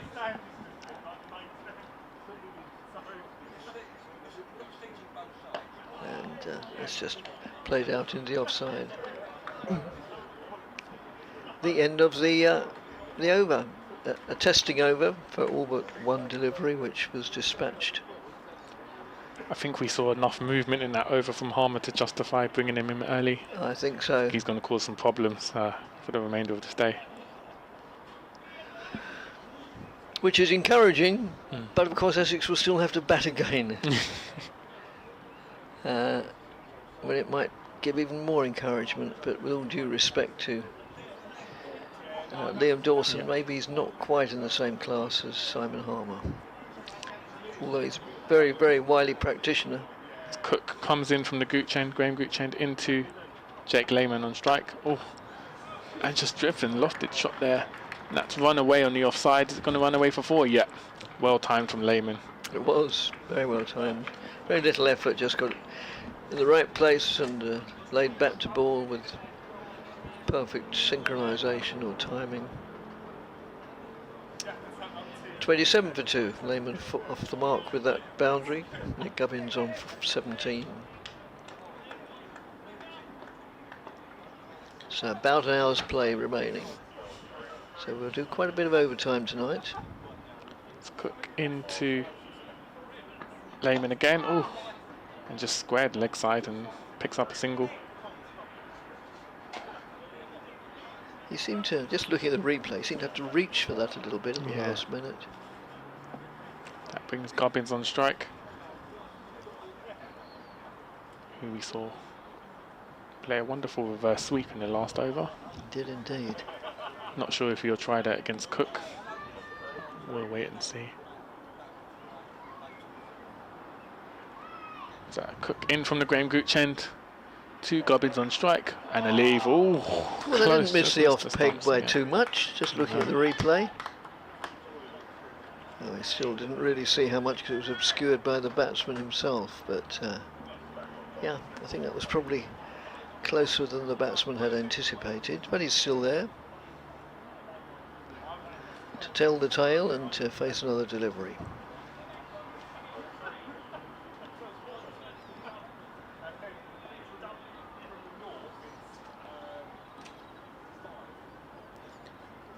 Cook in to Lehman again and just clip leg side, no run taken. Lehman, of course, won the Sheffield Shield before coming to Hampshire with South Australia, so he had a good block of first-class games before starting his stint with Hampshire. So South Australia won it. Yeah, I don't really follow the Shield very much, but South Australia seems they're one of the sort of less glamorous states, aren't they, from the cricket point of view? Cook in to Gubbins on strike and just played leg side, and we'll pick up a single. Yep, just stopped on the boundary, and they'll run for 2. Although presumably Adelaide is in South Australia. Yes, I think that must be from what I know of my geography. They beat Victoria in the final. Oh.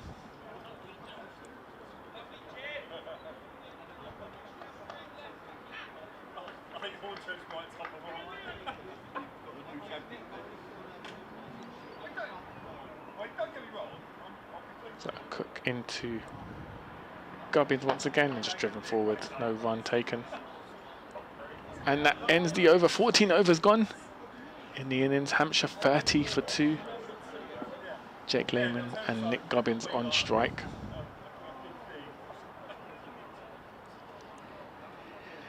Yes, and about an hour of the day remaining. 14 theoretically. They've bowled 16 and over, but it rarely happens.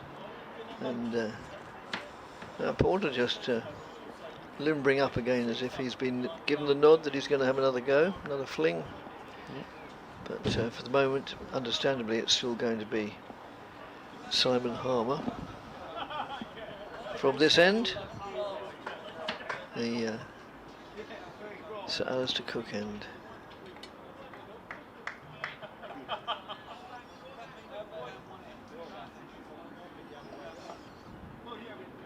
Moves in now. Right arm round the wicket, bowls, and Lehman goes on the back foot and just plays it out square but straight to the fielder. No addition to the score of 30 for 2. Still 8 behind. Harmer in again, and that's played out to mid-on to Porter, who don't want to keep on about that last wicket partnership, but Porter, who although was very evidently and obviously second fiddle, he still played a vital role. And when he was eventually the last man out, I'm sure nobody begrudged him for that or thought any the less of him, because he'd played a superb knock. That delivery was just played back to Harmer, and this is just played out into the offside where it's fielded by I think that's probably Elgar. Quite a lot of the players have got jumpers on, therefore obscuring the numbers on the back of their shirts, and that's short of a length, and again it's the man believed to be Elgar who fields it. Then feverishly, well, maybe not feverishly, enthusiastically wipes some perspiration off it as a motorbike roars through the middle of the county town of Essex, just behind us, and that's just played out quietly. And for those who aren't familiar with the location of this ground, it's almost literally impossible for it to be closer to the city centre, and the constant sound of traffic will bear testimony to that. I mean, it's not much more than 5 minutes walk from the railway station, from the bus station, from the shops, the high street. It's I can't think of any ground that is nearer. Well, it couldn't be almost. Somerset, I suppose, is as near, but no nearer in Taunton. If you don't count, of course, the Oval and Lords, which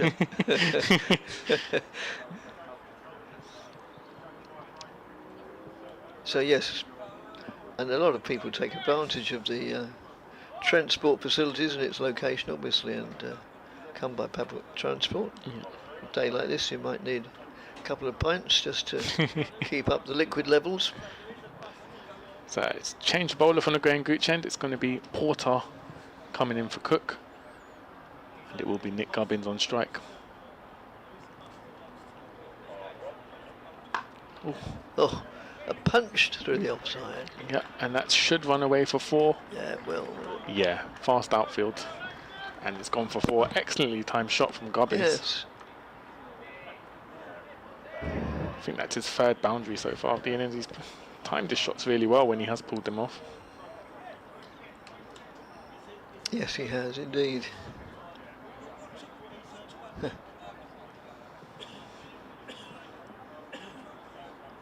Only 4 behind now.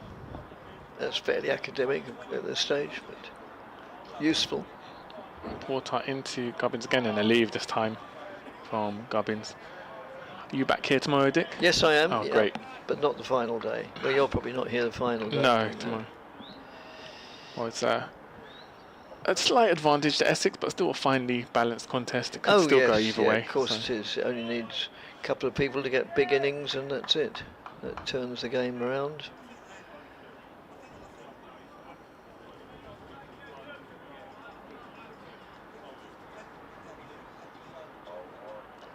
Porter into Gubbins, and a block from Gubbins. I mean, I do like most versions of the the one-day game. Not all, but most. And but none. Yes, I'm not going to be one of those people who say, there's no cricket. It's wild horses wouldn't drag me to watch it one-day cricket. I'm not one of those people. Yeah. But I do think that there's something that 4-day championship cricket can provide that no other version can. Yeah, I agree. So Porter into Gubbins, and just blocked. Just goes down leg side. No one taken. Yeah, I think it's just the ebb and the flow and the narrative across 4 days. You can't really beat it. Probably not the version for people who prefer to see 2 or 3 deliveries every over smacked into the crowd for 6.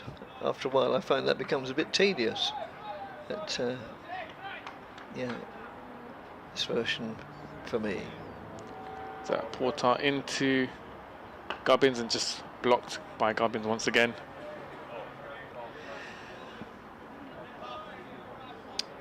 Of course, to be equally fair and objective, when I first was taken by my dad to watch cricket, and then came on my own to watch cricket, the 3-day version it was, there was the only version available. So that I may have a slightly jaundiced view as a result of that. I had nothing else to compare it with. When the one-day cricket appeared on the scene, it was revolutionary. Porter into Gubbins again, and just driven on the leg side. No run taken, and that ends the over. 4 coming off it. Hampshire 34 for 2 after 16 overs. Well, so it should be an interesting contest. Yep, Harmer conceded 4 of his 2, and Hampshire trail by 4 runs. For those, we're talking about this, but for those who don't know, in reply to Hampshire's 235 all out, Essex eventually made 273, despite being at one stage 157 for 8 and 192 for 9. So those last 2 wickets added 116 runs. Mental arithmetic. No, 116 runs. As Harmer moves in and bowls. And that's just pushed out on the offside. Fielded by... Well, we have seen a lot of counties' attendances increasing in the past few years. I know at the Oval they've been pushing this working from the Oval scheme to get people who work from home to take their laptops to the ground. Yes, indeed. That's just pushed out on the offside. I actually went to the Oval last Saturday, although they weren't playing Essex. I went and watched them play a day of the game against Surrey. Perhaps worked away on the onside, had a very pleasant day. It's always a very good experience from the spectators' point of view at the Oval. It's a very welcoming ground. I can't fault it really. It's pushed away for a single, takes the score on to 35 for 2, a trail by 3. As Harmer moves in again and bowls. That's pushed out on the offside, but no addition to the score.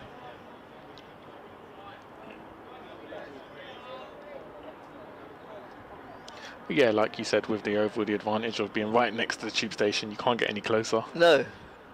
Although having said that, I usually when I'm in London, I usually prefer to go by bus unless I'm in a real hurry. And I get, from where I live, I get the train into Fenchurch Street, and then it's a walk to the monument and get a number 133 bus, and it's more or less door to door. Oh, nice. If you can sit on the top at the front, it's a wonderful view of South London. That's just played defensively.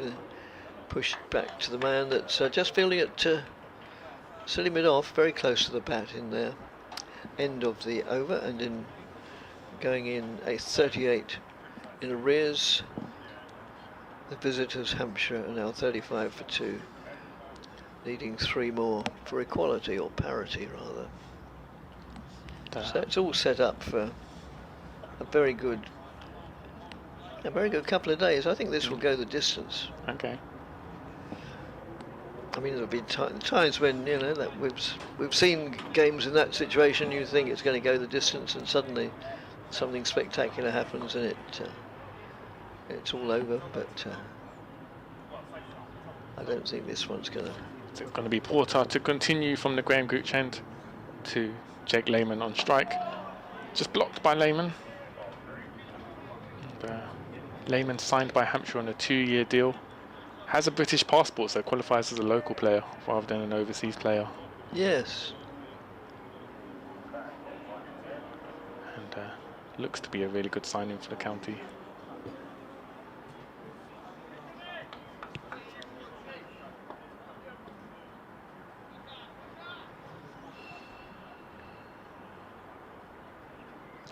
Porter in once again to Lehman and just driven forward. Is that going to run away for 4? Should do. Oh yes. Yeah, well-timed shot from Lehman. Just played down past mid-on and goes away for 4.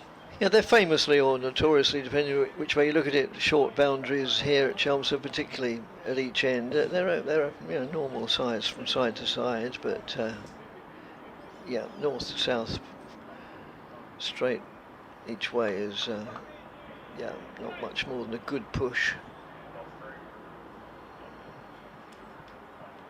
So Porter in to Lehman again, and just punch square on the offside. No run taken. But fielded by Critley, I think that is a point. Yeah, conversely, I mean, Hampshire, ground at Southampton is big, but it was designed for the purpose. Yeah. So naturally they're going to get their dimensions right within the natural confines. So Porter into Lehman again. Oh, just playing a miss. Just goes past the edge of the bat. There's some dip there from Porter. Good delivery. It was a good delivery, yes. And if Essex can get Lehman before close of play, that would be a real bonus, yes. They'll really feel like they have momentum. Yeah, well, they have 10 overs in which to do it, and a couple of deliveries. It won't be for the want of trying, I'm sure. No.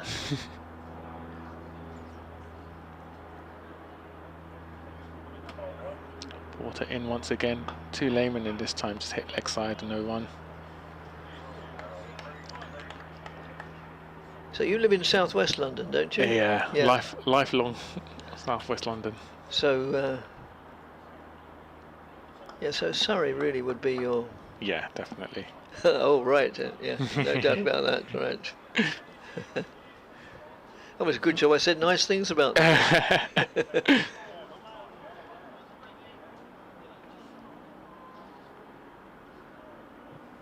So Porter in to Lehman, is just driven forward on the off. Yeah, I've lived in Battersea, Brixton, Tooting, Wimbledon, Morden, so I pretty much covered almost all bases in South West London.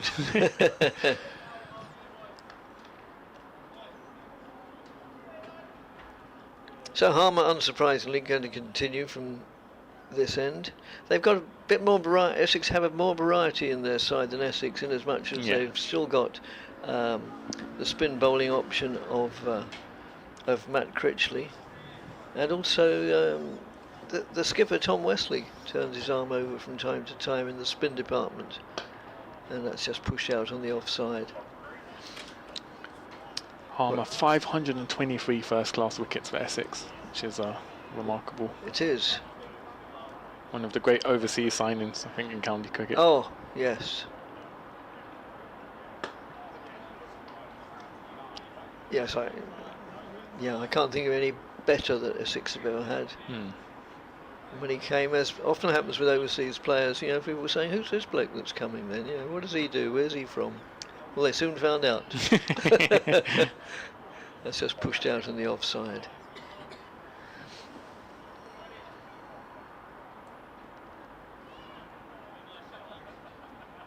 And as he proved today, not just a supreme spin bowler, but pretty handy with the bat as well. Yeah. Moves in and bowls now, and he has that. It's difficult to avoid the cliches, but that metronomic action which suggests he could go on over after over after over. Not a lot could go wrong. You don't often hear Simon Harmer getting injured, and I hope that isn't the forerunner of some evil that's going to befall him.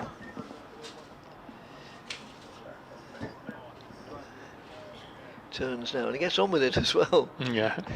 Very busy cricketer. You have to keep up with the pace. Oh, and that didn't miss the off stump by more than another cliche, more than the coat of varnish. And proving a test for any batsman. And I think when sides come here, but obviously they're fully aware that there's a good chance that Harmer's going to be the main threat. Yeah. Although with an opening bowling partnership of Cook and Porter, there aren't too many better opening partnerships. There might be one or two better opening bowlers than each of them, although, how do you judge? But as a pair, they take a bit of beating.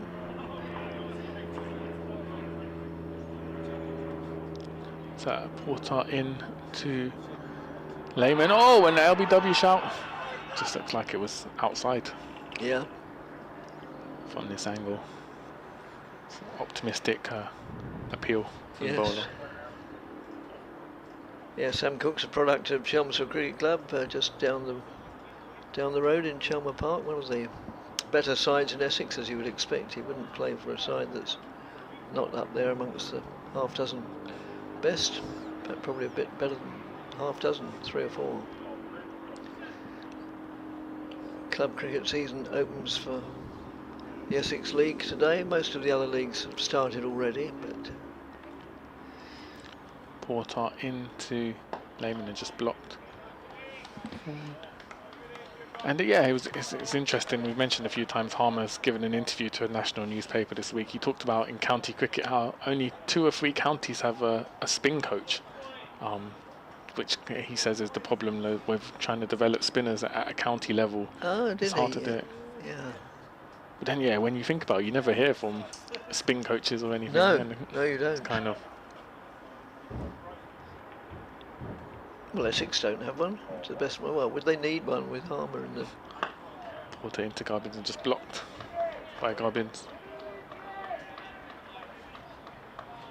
And that's another great thing about Harmer. He's very generous with handing on his experience and to younger spin bowlers. I can remember the season before last when Essex played Somerset here, and Bashir, I think he was making his debut, and so very, very green to the game, but clearly looked, even to my untrained eye, as if he had potential. So Porter into Gubbins and just cut along for 4 on the offside. It's going to run away for 4. Yeah, Another well-timed shot from Gubbins.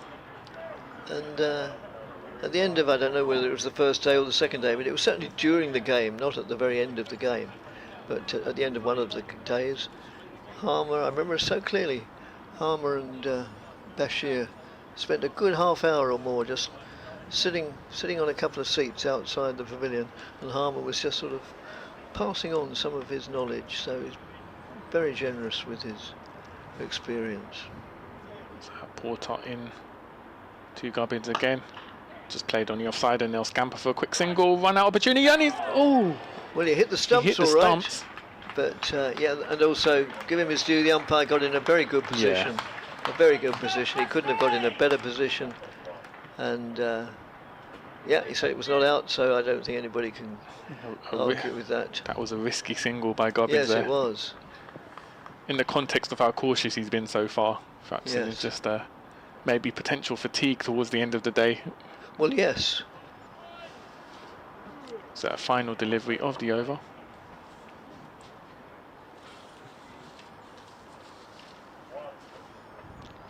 Oh, an LBW shout, nothing given. Doesn't meet with the approval of. That's the end of the over. 20 overs gone. Hampshire 45 for 2. Dick, I'll bid you farewell Right, for the evening as we bring okay. Kevin James on for the final 8 overs of the day. Okay, well, I look forward to seeing you tomorrow. Have a good trip back to southwest London. Right, that was Santoki Negalendram, usually referred to just as Santoki for obvious reasons, and we welcome back, as we have done to my experience for many years, to Kevin James. When did you stop playing? When was your... Oh, sorry, he hasn't put his headphones on yet. Your last appearance? 1999. 1999. All those years ago. So I would have never had the pleasure of commentating. 1999, hang on. Yes, I would have done, of course. 1995, I think, was mine. That was just played out in the offside. And that's just pushed out in the onside. Toki's off, isn't he? Did I just hear the door go? He's out. Oh, he's gone. It's only a time to breathe since he got off. I don't know, I presume he's gone. Well, yeah, I suppose so. Yeah, off to somewhere in southwest London. I'm not quite sure where he lives. Well, it's none of my business and none of anybody else's. I'm not going to be I have no reason to be a stalker. That's short of a length outside the off stump. And they pick up a single. It's well fielded by Snater in the covers. It's 1995, really, your first year of commentary? Yes, I think, or was it 6? Either way. Yeah, I'm very bad at this sort of thing. In fact, I have a whole list of things I'm very bad at, but I've got a record of it at home. That's outside the off stump. I remember very clearly where it was. It was an AXA one-day match at Derby, and it was one of those games when it got there, he thought, this isn't going to go the distance. It was, with all due respect to Derby, and I've had some wonderful days there. That's just played out into the covers, no addition to the score, end of the over. But it was just one of those dull, grey, overcast Sundays. Not that they don't have other days of the week that are equally dull and overcast. And we just thought when we got there, this isn't going to go the distance. And sure enough, they battled through till tea time, and then during tea, the heavens opened, and that was that. So it was a pretty easy initiation into the game. 7 overs left on day 2. Hampshire lead by 8, 46 for 2, having been 19 for 2. This wicket looks as though it's starting to get a little deader, isn't it? Yes. Which will please Hampshire as Porter comes in, and that's worked away through mid-wicket. Nicely timed by Nick Gubbins. They'll pick up 2. Oh, it's a misfield. Down in the shadows away to our right in front of those corporate boxes, and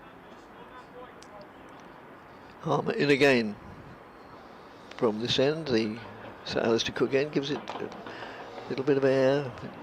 No two consecutive deliveries are the same with Harmer bowling, and quite often he switches or swaps, and I got the words muddled up, from around the wicket or over the wicket. But when he's got to him the luxury of two left-handers, he's going to stick probably to bowling round the wicket, turning it away from the bat. But both these batsmen have met the challenge well so far, but they'll want to go on a lot more. They'll want to go on another, or they'll certainly want to go on the remaining 5 overs, which is all that remains in the day. And that's just pushed out on the offside. No addition to the score of 51 for 2, which represents a lead of 13. 30 balls. That's all. Yes. A long 30 balls for the batters. They've played quite tidily out there. Coming on to ball at the Graham Gooch end. The substitute Mulder. for experience. Wian Mulder's going to be introduced into the attack for the first time in this second innings. Had a fine spell after lunch yesterday, which contributed to Hampshire losing their last 5 wickets for 18. 3 for 12 he had. Amongst that, change of personnel in the field. Now, I found my first game. Yes, it wasn't as long ago as I thought. I didn't see when I thought about it how it could be, considering I'm only 33 now. Mulder's around the wicket, right arm around, no ball to start his spell off. It was 26th of May 1996, no result, and the Essex side comprised Darren Robinson, Stuart Law, Nasser Hussain, Paul Pritchard, Graham Gooch. That's not a bad top 5. Robert Rollins, Mark Ilott, Paul Grayson, Ashley Cowan, Stephen Andrew. Stephen Andrew, formerly of Hampshire. Yes, quite, and Peter Such. Yeah. Essex made 207 for 7. Older bowls, and it's worked up to mid-on. Oh, Derbyshire did bat a bit. They got 17 for 1 in 5 overs, and then the heavens opened and we all went home. Paul Pritchard now Hampshire women's head coach. Is he? Yeah, took over from Charlotte Edwards last year. Oh. Start of the year. Wasn't he, or isn't he also a leading light in the PCA? He was. He was, yeah, right. That's a little while ago now. Is it? Lehman again works it up towards mid-on. Sorry, for those who don't know, the Professional Cricketers Association. Yeah, it lives down Bournemouth way. He's doing a good job with the Hampshire women. I think he was here for the past Players' Day last year, if I remember rightly. I think I saw him up here. So 53 for 2. There's Mulder's in from that far end as we look, and that's driven by Lehman, not timed out to extra cover. 2 very experienced players out there for Hampshire. Nick Gubbins, 32 years of age. Jake Lehman, I should say, 33 years of age. You need experience in times such as these. Yes, you do. Which was what served Harmer so well an hour or 2 ago. Definitely. And it's having the confidence to bat or bowl. As Lehman just pushes that to mid-wicket, and there's no run. It's having the confidence to know how to play in certain situations, isn't it? Yes, it is. Knowing that what you're doing is exactly right, or pretty close to it. Having the confidence to execute your plans, whereas sometimes that inexperience does show, and things just don't quite pan out the way they should.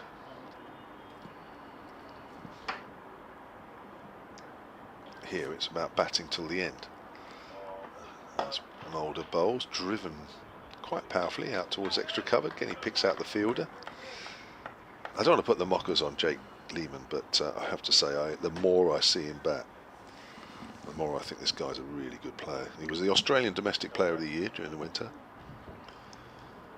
He's got 5 consecutive half centuries for Hampshire without actually getting 100. Close to it a couple of times. But he's made such a difference. Has he? Yeah. Coming in at 4, yes he has.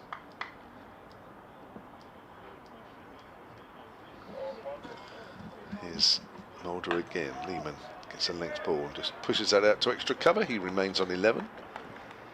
53 for 2. Hampshire lead by just 15, and we have 4 overs left in the day. Yeah, 2 from each end, and that'll take us. Oh well, with Hummer bowling one end, it's caught up a little bit of time. It'll be about 25 past 6, something like that. Not too bad, is it? No, it's not too bad at all. When you think of how some days have been over the past few seasons. Get a few overs of spin tomorrow. Yes, it will. This wicket looks a little hard work for the seamers, apart from the odd one. Yes.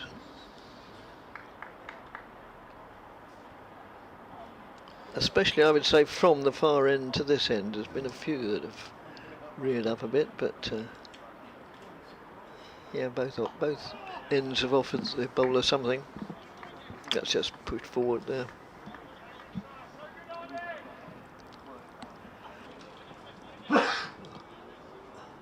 Sorry about that. Although I turned my mic off, I'm sure the sneeze came through on other microphones. Loud and clear. But not the germs. That's just played out square on the offside. Score 53 for 2. Lehman 11, Gubbins now 34.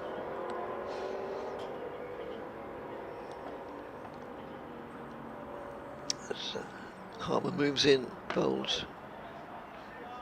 Played defensively, trickles out on the onside, picked up by Charlie Allison, who's had a...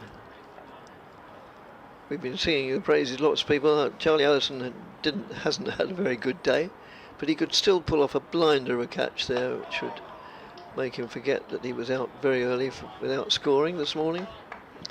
That's just pushed out on the offside.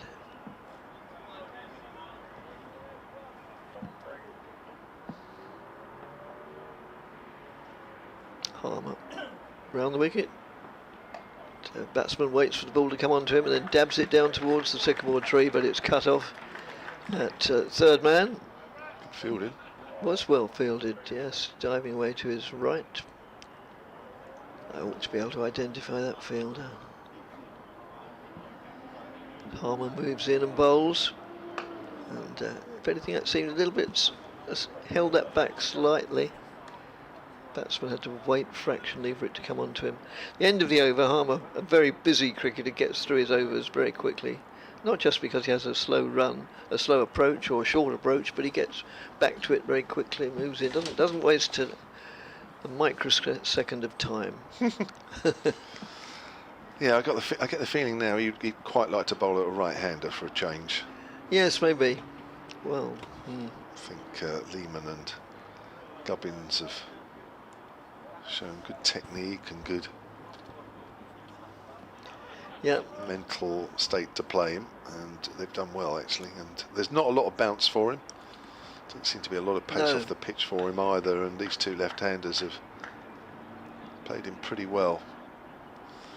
Just get the feeling that he'd love to just try his arm against a right-hander, see if something different would happen. 3 overs to do. Here comes Mulder for his second over. First over went for 2. Lehman gets a length ball in behind that one easily enough.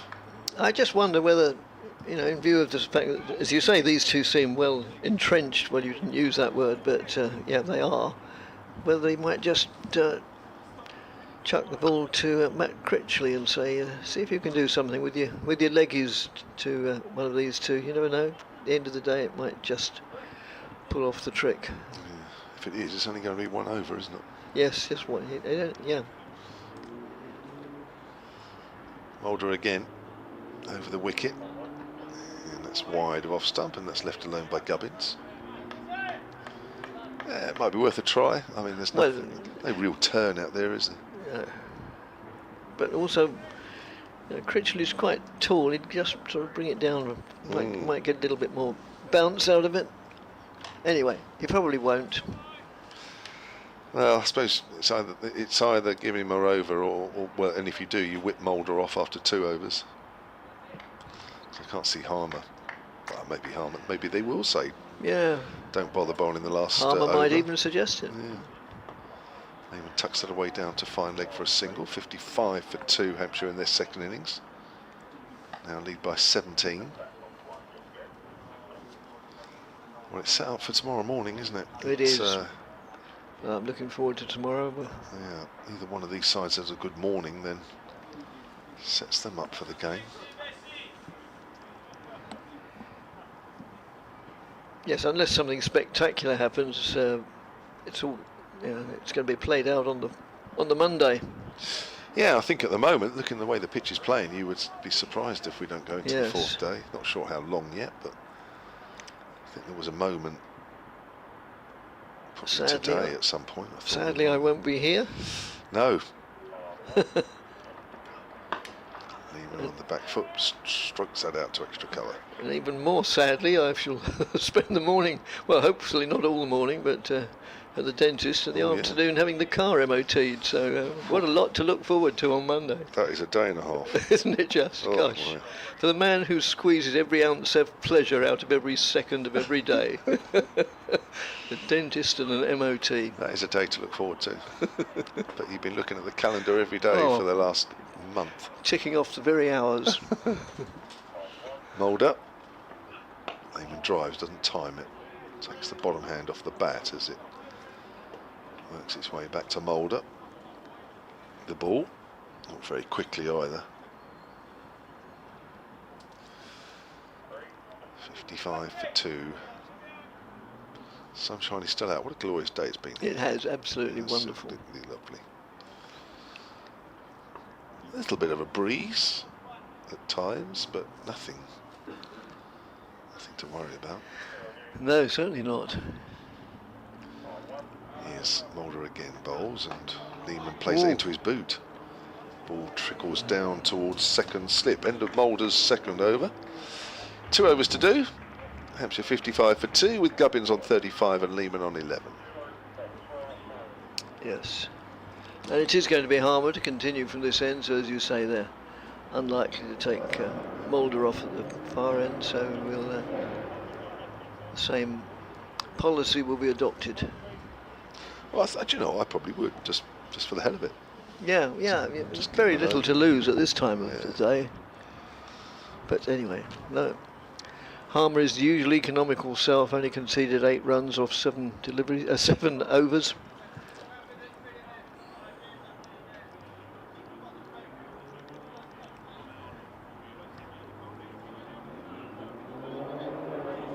So his last over of the day and the penultimate over of the day moves in now.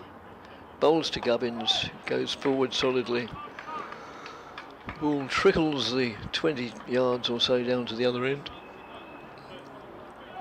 Harmer picks it up.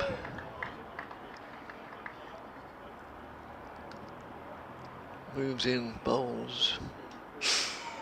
Oh, and was that a chance? That found the edge. Well, let's have another look. Ooh, I think Allison might just be in the way. Yes, he is. Yes, it's difficult. I've got a feeling. Yes, I think that was a chance to Walter. Yeah. The more his body language tells everything, I think that was a chance. Admittedly, Walter, of all people, has got further to bend down than probably anybody on the county circuit. But yeah, it was a tough one. It went quite quickly and low, didn't it? Yes.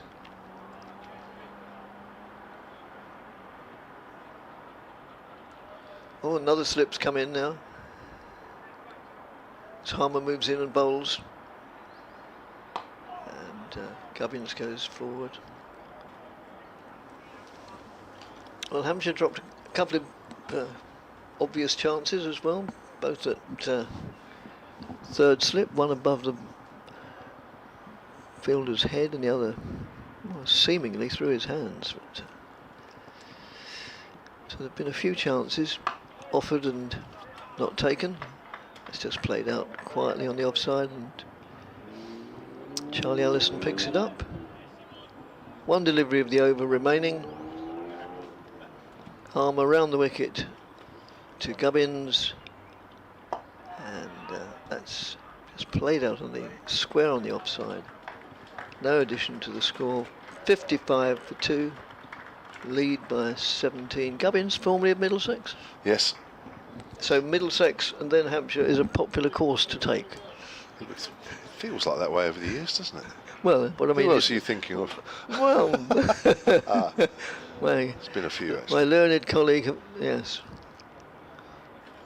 It's been a good move, actually, for Nick Gubbins. I did write down some figures, actually, of what he did at Middlesex and what he's done at Hampshire. He's slightly improved his figures, actually, when he's been on the south coast.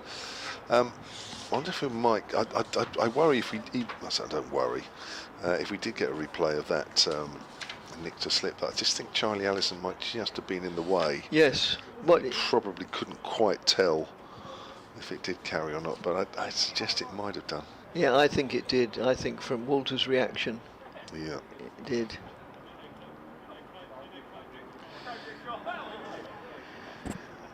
Right, so last over of the day, and Mulder is going to keep the ball in hand.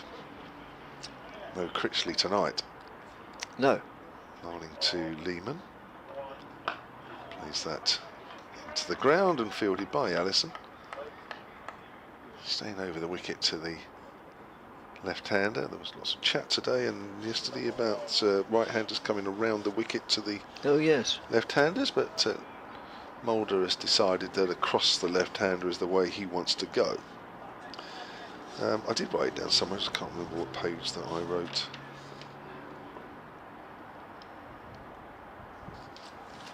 So I think his average has slightly improved since he's been at Hampshire, let's put it that way.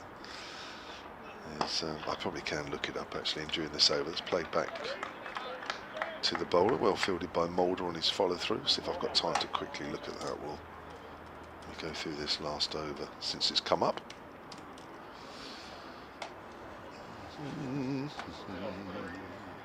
Get off that page of Essex last wicket partnerships. Yes, fell to within 3.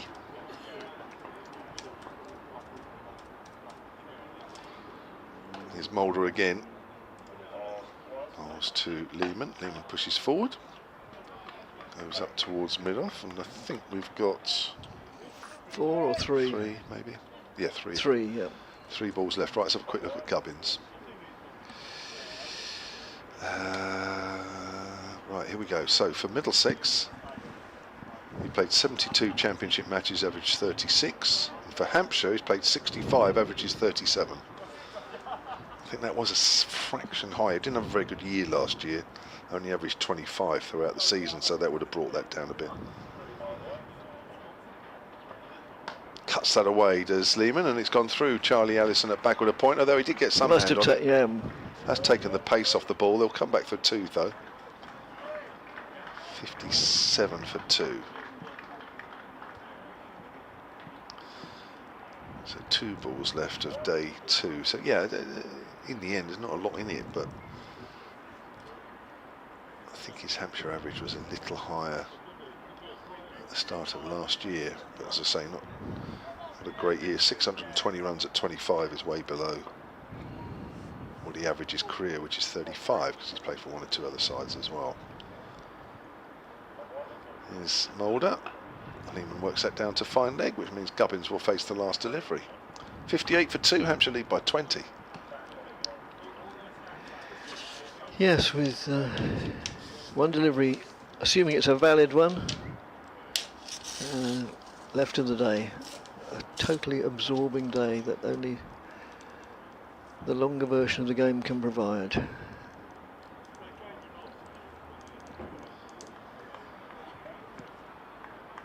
So Mulder is going to come round the wicket to Gubbins. Having said all that. Here we go then. Mulder, Gubbins wide of off stump. Gubbins doesn't have to play, and that is it for day 2. So we're exactly halfway through the game with 2 days remaining. And Hampshire in their second innings, 58 for 2. Gubbins has 35. Lehman has 14.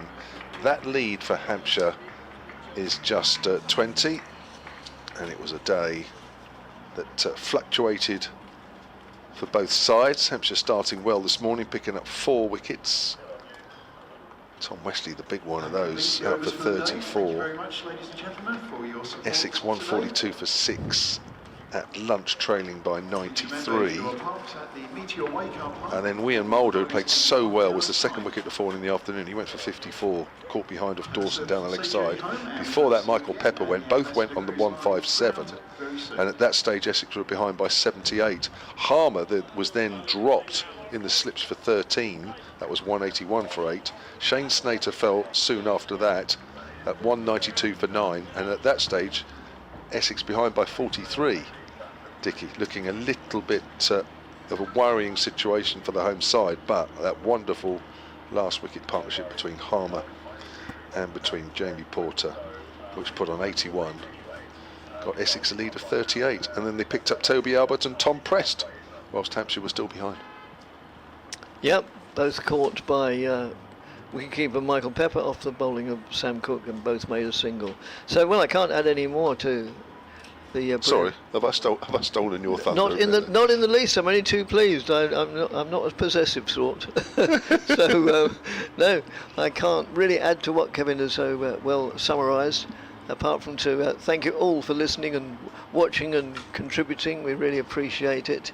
And we've got the same team here in the commentary box tomorrow of Kevin and Santoki, who's probably at this moment sitting somewhere on a Greater Anglia train up to Liverpool Street, and I, and we hope that you'll tune in tomorrow morning from just before 11 o'clock. And if it's half as interesting and absorbing day as today has been, we're in for another cracker.